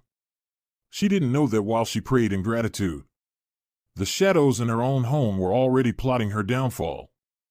The next evening, as she fetched water from the well, Amara heard voices behind the mango tree. Her mother-in-law's tone was cold. "She's a barren tree," she said. "We'll find a new wife for my son." Her sister-in-law agreed. A woman from Umwofia. Strong hips, fertile blood. Amara's breath caught. Her secret joy turned to fear. They didn't just want her gone, they wanted her replaced. She pressed her hand to her stomach and knew she could tell no one. If they found out, they might destroy what she carried. She hid her joy behind quiet obedience. Each sunrise brought her closer to the New Yam Festival, and to her deepest humiliation. The festival arrived bright and loud, drums, laughter, and dancing. It was meant to be a celebration, but for Amara, it became a trial. As the drums fell silent, Mama Blessing stepped forward before the elders. Her voice rose over the crowd. "What is a family," she shouted, "without a child to carry the name? My son has married a barren tree." Gasps filled the air. All eyes turned to Amara. Then came the final blow. "Chinedu," the older woman said, "choose. This woman, or your family." Amara waited for him to speak, to defend her, to prove their love had meaning. But Chinedu stood silent. His silence was his answer. Tears filled her eyes as she turned away from the jeers. That night, she was cast out, with nothing but a small bag and the secret growing within her. She boarded a crowded bus to Lagos. The city rose before her like a living storm, loud, endless, merciless. At the bus park, before she could take 10 steps, a thief snatched her bag. In seconds, everything she owned was gone. Days turned to nights filled with hunger and fear. Her belly grew heavy, her strength faded. Still, she searched, for work, for kindness, for a reason to hope. One scorching afternoon, she collapsed near a textile stall in Balogun Market. People gathered to stare, but none stepped forward. Then a woman's voice cut through the noise. "Have you all lost your compassion? Move aside." Auntie Chinelo knelt beside her, lifting her gently. "My child," she said, "come with me. You need rest." And for the first time since leaving home, Amara felt seen. Auntie Chinelo's home was small but full of warmth. Day by day, she nursed Amara back to strength, feeding her hot soup and faith in herself. When Amara finally told her story, the older woman smiled. "Then we start again," she said. Months later, under a rainy Lagos night, Amara gave birth to a healthy baby boy. His cry filled the room like a song of victory. "Obinna," she whispered. Because you are your father's heart, the one he threw away. With a small loan from Auntie Chinello, she began selling food in the market. Her jollof, her egusi, her puff-puff, each plate seasoned with courage. Soon, crowds lined up for the taste of hope. Every morning she told her son, "You will never beg. You will never be forgotten." And little by little, her promise began to bloom. Years passed. Her food stall became a chain.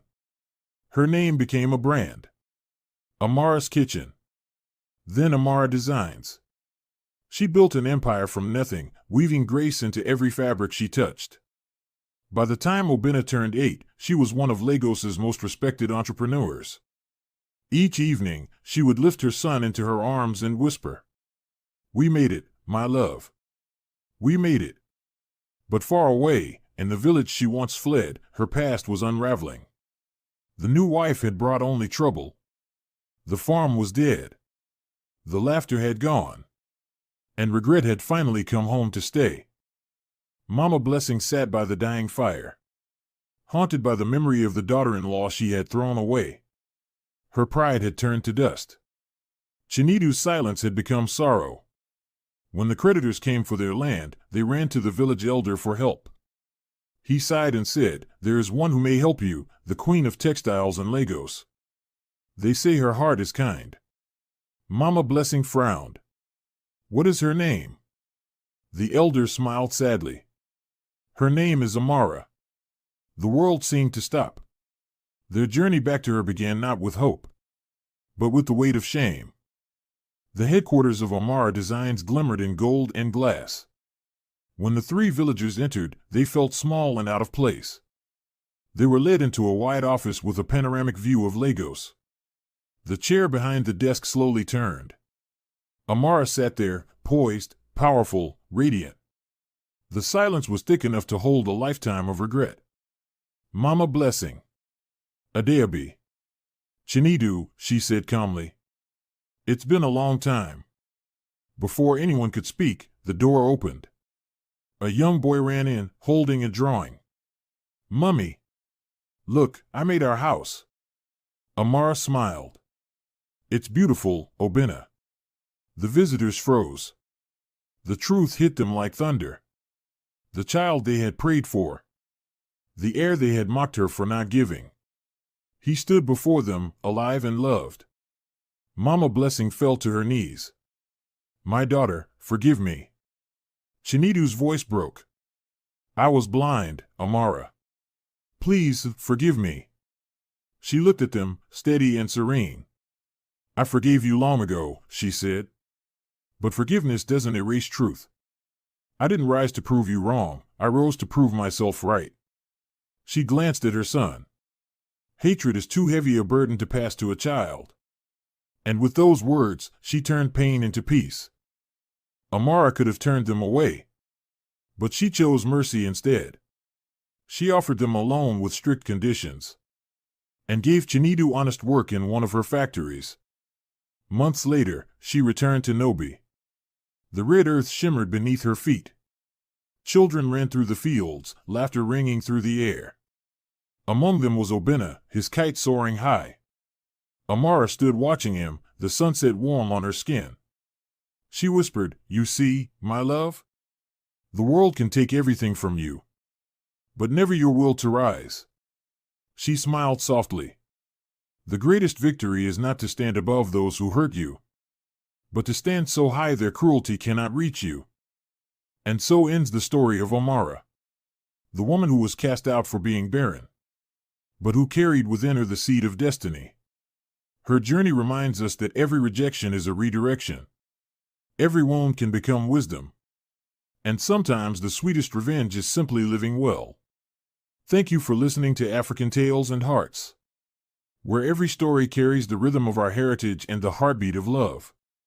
If Amara's story touched your heart, don't forget to like, share, and subscribe for more African love stories that heal, inspire, and empower.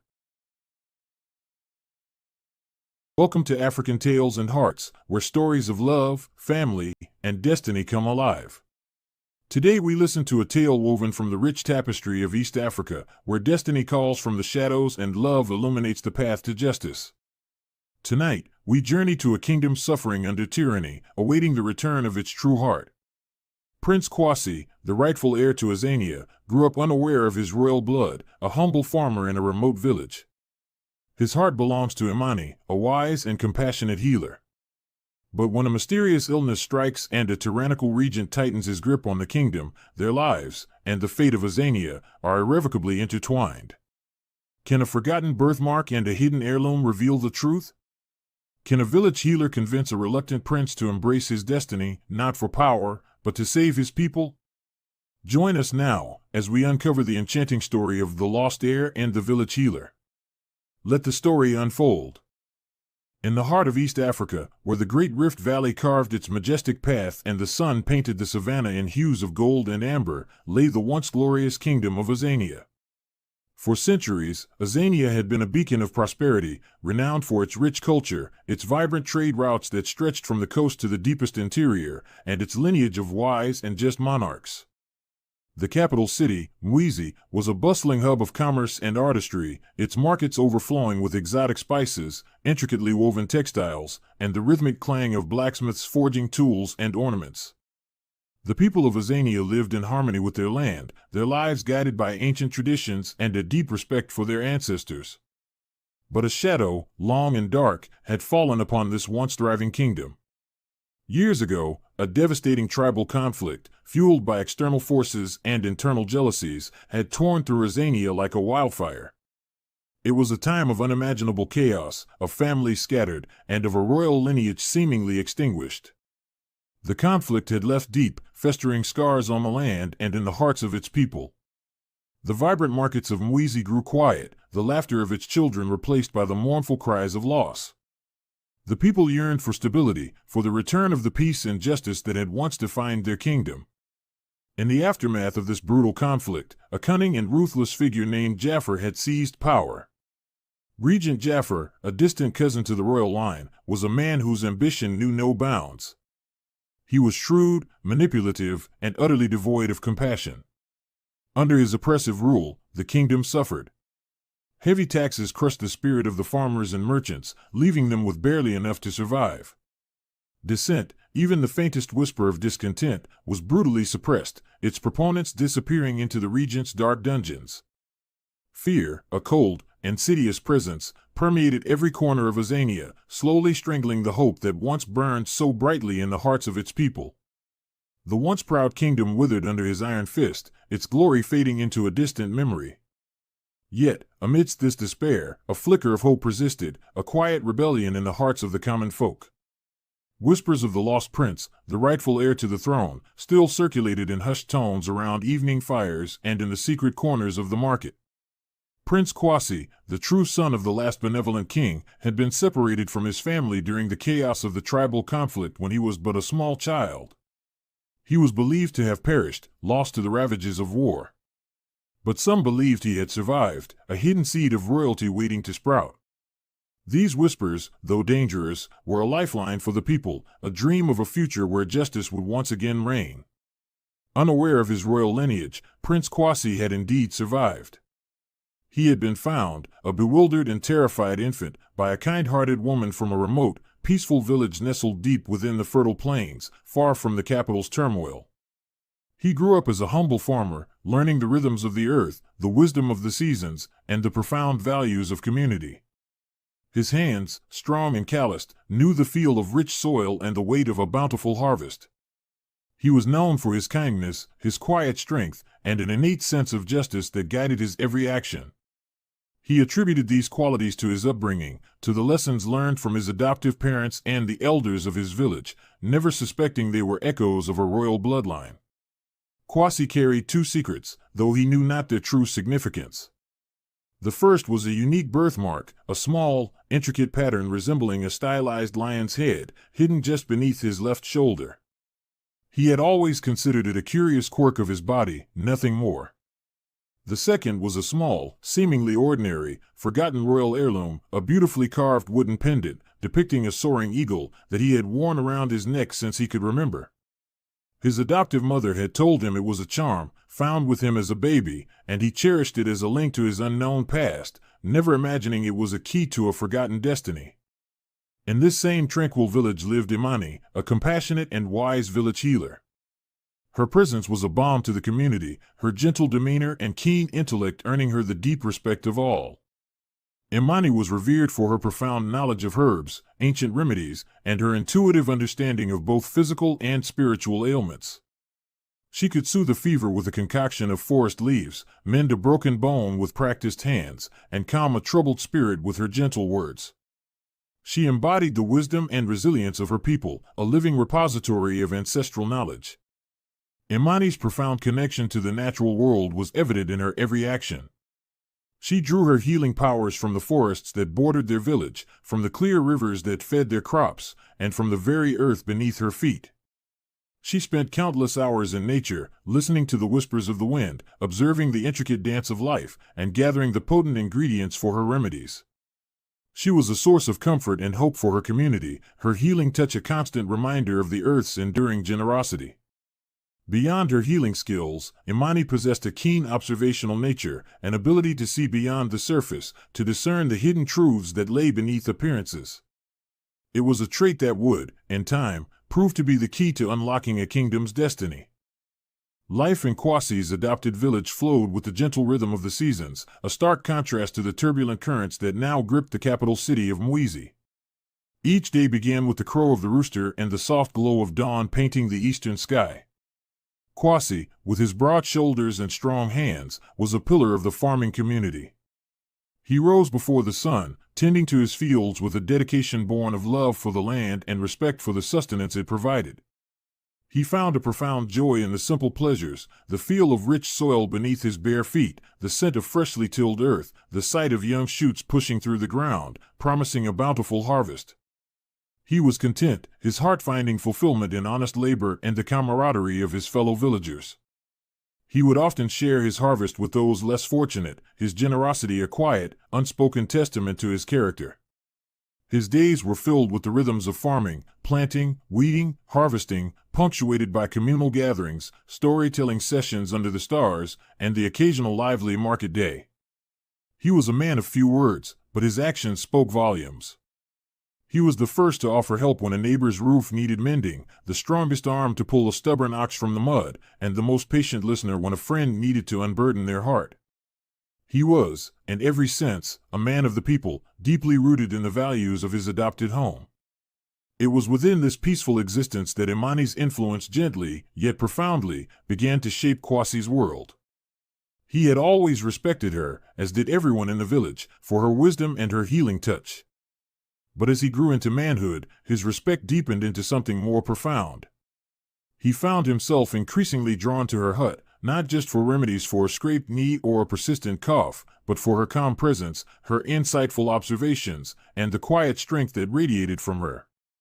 Imani, with her serene gaze and gentle smile, possessed a unique ability to see beyond the obvious, to understand the unspoken anxieties that troubled the villagers. Their interactions were always filled with mutual respect, a quiet dance of two souls recognizing a kindred spirit. Kwasi would often bring her fresh herbs he found in the forest, or a particularly plump fish from the river, not as payment, but as an offering of gratitude. Imani, in turn, would share her knowledge of the plants, their properties, and the ancient stories connected to them. She saw in Kwasi a kindness that transcended his physical strength, a deep well of compassion that resonated with her own spirit. She noticed his innate sense of fairness, how he would always mediate disputes among the younger farmers with a wisdom beyond his years, always seeking a solution that benefited all. Their deepening connection was a slow, organic blossom